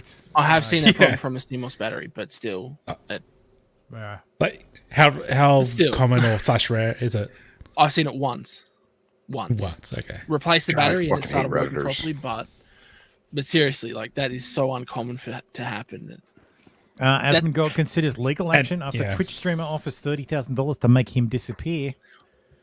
Wouldn't be my go-to repair strategies. Oh yeah, check your CMOS battery on a So laptop. 30 grand, eh? Yeah, it's a pretty low price. I mean, if Well, you can get a normal person whacked for that, but someone like Asmongold, you'd have to pay more. desperate times. Yeah, Really? economy's bad, bro. Well, 30 grand Yeah. in which, like, is that American dollars? It's US dollars, yeah. Okay. You could probably get it done here for 30 grand too, like 30 Australian dollars. Well, you get done here for a couple grand. You just got to go to the right place. You just pay a crackhead to do Done properly. God. Helldivers 2 pulled from 117 countries due to a PSN linking requirement. Arrowhead Talking Solutions. About a day and a half later, Helldivers fans, we've heard your feedback on the Helldivers 2 account linking update, May 6 update, which would have required Steam and PlayStation Network account linking for new players, and for current players beginning May 30 will not be moving forward. We're still learning what's best for PC players, and your feedback has been invaluable.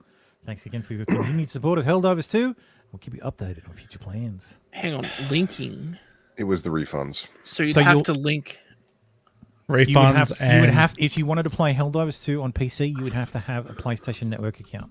Yep. And have them link, Which is so they could talk to each other. Link Yeah. to your Steam account. Well, you'd link it to your Steam account, yeah, which Oh, would be a okay, yeah. problem because in 177 countries of the Earth, you cannot sign up for a PlayStation Network account. Almost entirely brown countries, too, which is Yeah. fun. Wait, Which is that- funny. Is that Australia? No, Australia is. No, Australia. We're part of the It was network. like Antigua.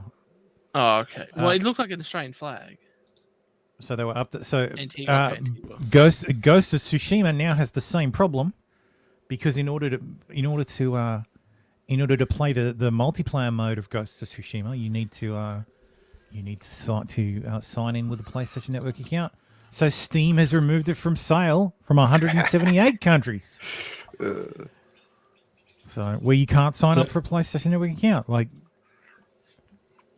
And so all the people who, after the fucking reversal from PlayStation, it's like, oh, Joe, change your reviews back. It's like, no, you fucking idiots.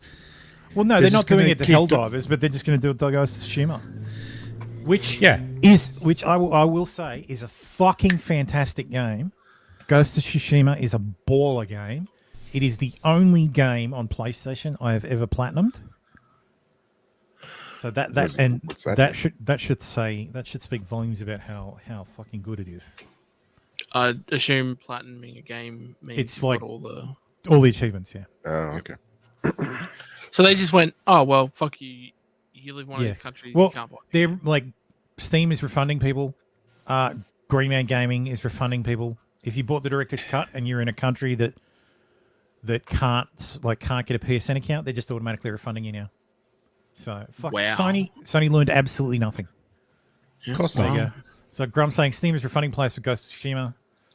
Sony is attempting to require PSN linking for director's cut. Here's your chance to say no. Yeah, go and get it refunded. Yep. Like they just want your data. That's all it is. They want more data. I mean, I tried for Helldivers 2 twice, got rejected. Did you? I didn't. I got refunded. Well, my second refund, by the time they answered, PlayStation had come back with that fucking bullshit. So yeah. Oh yeah, there you go. Yeah. I'll have to wait until they actually do the PSN thing again, then request the refund. Oh yeah, they'll do it again. They'll wait until it quiets down and then they'll do it again. Yep. So they're getting out in front of it with Ghost of Tsushima because it's not out yet. Because that's what they learned. Yeah. They're like, oh no, it's because we sprung it on people. No, you idiot! You learned like all executives, they learned the wrong lesson. Yep. Oh, we did it with a game that was already out. Popular. We need to do it with a game that's not out, and it'll be fine. That's right. Oh, and you heard the excuses like, "Oh, it was there to begin with." It's like the Sony ponies talking about how just say you're in another country and sign up, bro. They fucking delete your account, and then Steam comes along and violation of TOS. And then Steam comes along and says, "Well, you know what? We can't sell it in these countries then." And Sony's like, "What? No!" Like, when Gabe dies, eventually, hopefully never, but when Gabe dies, PC Gaming's gonna get fucked. Yep. Oh, we're gonna get fucked in the ass. Gabe Newell owns Steam. Valve is privately held. Valve is privately held. Yeah, it's like it's not a public company, so it's like basically the benevolent overlord. Yes. Yeah, the only one that exists of PC gaming. The one that only hires elite developers and whatever staff. They're cross-trained, essentially. Wisely resisted the desire to fuck with everything all the time just because. Yeah. Tem is just in time for the right zone. Oh, great. So, Boca Bash boaters appear in bleary-eyed mugshots after videos show unidentified partiers dumping trash and water. What the fuck? Oh, Boca Raton.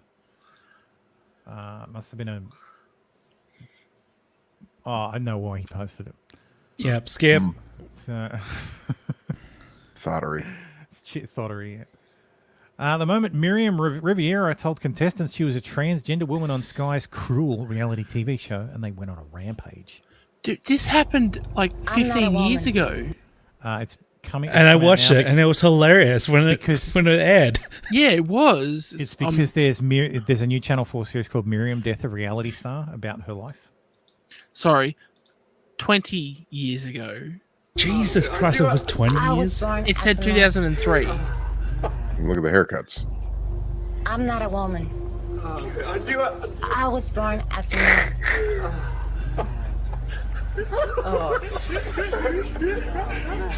Into the water you go. I noticed they did it on the rooftop. I am not a woman. Oh, I start to laugh. And that's when I thought, shit. But they weren't her words. Miriam's final reveal was written, that was scripted. I overheard a conversation about how they would work, but she said them, so they become her words. Production I was born married, psychiatrist. is what she said. A career that didn't exist fucking 10 years ago. Shouldn't exist. Dita Von Teese shows off her incredible figure as she models racy lace lingerie from her new collection. That's lingerie. Oh, Jesus Christ, Ryu. Contain your horniness. Simp. I mean, she looks pretty good still, considering she's... Yeah, how old is she? Old. 51. 51. She does pretty good burlesque She looks shows. She looks better than what's her name? Stormy Daniels. Oh God! And she's younger. She's older than Stormy Daniels too. So Stormy Daniels looks like a put-out cigarette butt that was doused in beer. Damn. How old is Dita Von Teese? Damn, Tim. Jesus Christ, that's so apt. Dita Von Teese is 51. Okay. Biden administration considers giving refugees from Gaza. Oh, I already did that one. You did this one. Yeah, should do. Bombing, supporting both sides and then taking in the refugees. Yeah, sure. Yeah, that's right. Yeah, that's gonna work. Kourtney Kardashian says she drinks breast milk, but should she? I don't know. Should she say it? No. Kourtney Kardashian Barker isn't the first to drink breast milk. We know surprisingly little about its adult health benefits. I pounded a glass of breast milk on the breast milk because I feel sick. Good night, Kourtney wrote on an Instagram story. Blah blah blah. Who cares? Where does it say? Wait, her own? Her Or own, I someone assume. else's? I assume it's hers. She's probably lazy to actually buy it. Drinking her own breast milk. Okay. Seems like that's Helps pretty promote a normal. health trend that's already steeped in centuries of medical history. Well, yeah, you wouldn't want to waste it. Yeah, It's your should nutrients. never waste it. No, let her partner drink it. That's what I tell the ladies. Yeah, it's wasteful. Halle Berry, 57, screams, "I'm in menopause" on steps of U.S. Capitol at think rally you're to well raise past that awareness point. about the big Hooray. change. This is another story. I was at the doctor Awareness 3 days about ago, what? and I went in to talk to him about an issue, and I said to him, "You know why I'm having this issue, right?" And he said, Kamala? "Yes, I know." I said, "Tell me, why am I having this issue?" He said, "You tell me why you're having the issue." I said, "No, you tell me why I'm having the issue." And we went back and Kamala forth. Harris. You tell me, you tell me, you tell me. I finally realized he wasn't going to say it. So I thought, okay, I have to do what no man can do. I have to say it. I said, "I'm in menopause!" Okay? And that's why I'm having this issue. Yeah, no doctor wants to tell you because they're afraid of your fucking response, you insane woman. Raise awareness revealed. for what? What the fuck is that about? That was the dumbest shit I've ever seen. Yeah. Revealed the U.S. state with the highest number of OnlyFans creators. Connecticut has 68 OnlyFans creators per 100,000 residents. Jesus. Nevada coming in, pulling up the rear. No pun intended. That kind of makes sense. Pulling up the rear with 55 per 100, 55.8 per 100,000. Followed by Hawaii at 46.6, North Dakota at 45. Maine at 26.6, Iowa at 20.8, New Hampshire at 19.4. You would think that would be higher, given that it's the live free or die state. Indiana comes in at number 8 with 17.7. Florida, which I would have thought would have been much higher as well, coming in given its illustrious porn industry, coming in at 15.9. It's probably more people have come. And it being the home of Courtney Clennell. And finally at number 10, Colorado at 15.2. Courtney Clennell is the OnlyFans woman who stabbed her boyfriend to death. Courtney Clennell, whatever. Yeah. Yeah, I think Potato, Florida's potato, numbers got potato, diluted potato. because of people moving in. I'm not playing a man in a woman's event. British female dart star forfeits a tournament as she refuses to face a transgender player and calls for a ban after she won 2 women's titles. Based. Nice. Data Hedman was due to face Noah Lynn van Leuven at the Danish Open. The 64-year-old decided to forfeit the game against her transgender competitor. So And this that's is what the, they need this to is do. the woman. This is the woman who pulled That's out a man. against the man. Yes, Oh, wait, that's a man. that's a man. That's okay. That's a woman. This That is a one? woman. This real woman. This I got fake confused. woman. This very fake woman. Very fake. Fury as Texas mother suspected of beating her baby daughters is freed on a $250 bond. Brittany Bailey, 31, arrested for beating 3-month-old infant. Is she black? No. Ah. She's crack. She looks like she's related she to crack. Yeah, she crack. to Charlie. What's the name? The Manson. Charlie guy. He runs TPUSA. Charlie Kirk. Looks like she's related to Charlie Kirk. I see. I was going to say she looks like she's related to Wallace and Gromit. Wallace and Gromit. Yeah. She got the clay face. Yeah. Fuck that bitch. Seriously, there's nothing a 3-month-old could possibly do that could warrant any kind of violence towards it. Nope. You're a monster, and I hope they keep you in jail forever. Yep. Actually, no. You know what? I think you deserve the electric chair. Zzz. Nobody's gonna be sad. Firing squad of 10 and there's 9 bullets. And finally, the Boy Scouts of America is changing its name after 114 years to Boost Inclusion. The Boy Scouts of America will become Scouting America. The name change will come into effect officially on the group's 115th birthday. So joining the rest of the world, you know. Yeah. Scouting's been co-ed for a very, very, very long time. America's the one that's always been scouts. And I just saw a and you're the ones as who've always well. been left behind. Nope, it should be You're the separate. ones you've always been behind in that regard. Yeah, but what's going to happen is the entire times reason, changed. yeah. No, it's an outrage. Where's I don't fucking care. Yeah, I'm laughing at it because like I don't Australia's had care. Show me co-ed- the result. Yeah, Australia's had co-ed scouting for like 50 years. So I'm going to say no, it's an outrage, just to see the results. It's a oh, bloody it's an outrage. It's a bloody outrage. You're changing Boy Scouts have already been accepting girls for like 5 years. The problem is they're If changing not more. everything, and you just never stop. And then what? Fuck it. There's no reason to have anything. Yeah. Yeah, I'm girls sure, like I'm sure girl guides will be allowing men soon. They do. I doubt it. They already, some unironically, some girl guiding organizations are co-ed. I think I've never heard of boys actually going to those events. I just looked it up on Wikipedia. But I went through co-ed scouting back in the goddamn 90s. My mum was my Cub Scout leader. Like I just laugh at the Americans over this because you're the ones who've segregated it for so long. And guess what? Girls like camping too. Girls actually like going out and being and doing outdoorsy shit. But you guys have segregated that shit out and relegated them to girl guides. No wonder they got sick of it. Well, maybe guys like to sell cookies, Tim. Did you ever think of that? They may, and they can actually go to some of the girl guiding organizations if they want to be fags Maybe like that. boys need specific instruction from other men and not women. Maybe they actually don't. Maybe they Maybe can they go do. faggots over there. See what happens when there's no fucking father in a home? Yeah, they fucking do. Yeah, I'm not saying no Absolutely men. do. I'm not saying no women either, but it's co-ed. Most of my scout leaders were men, but again, my mum was my Cub Scout leader, my junior scout. If I'm talking to a group of boys, I talk to them different than I talk to a group of boys and girls. It's just different. Well, Yeah, at it is least different. now, if there's a sex scandal in Scouting America, you know it might not be the gays. It's just the pedo. It's always It'll the be the pedos. It's totally going to just be the girls. general. It'll just be the generic pedos. Yeah. Not the gay pedos. Instead of the homo pedos. No, the homos wouldn't let the fucking normal pedos in.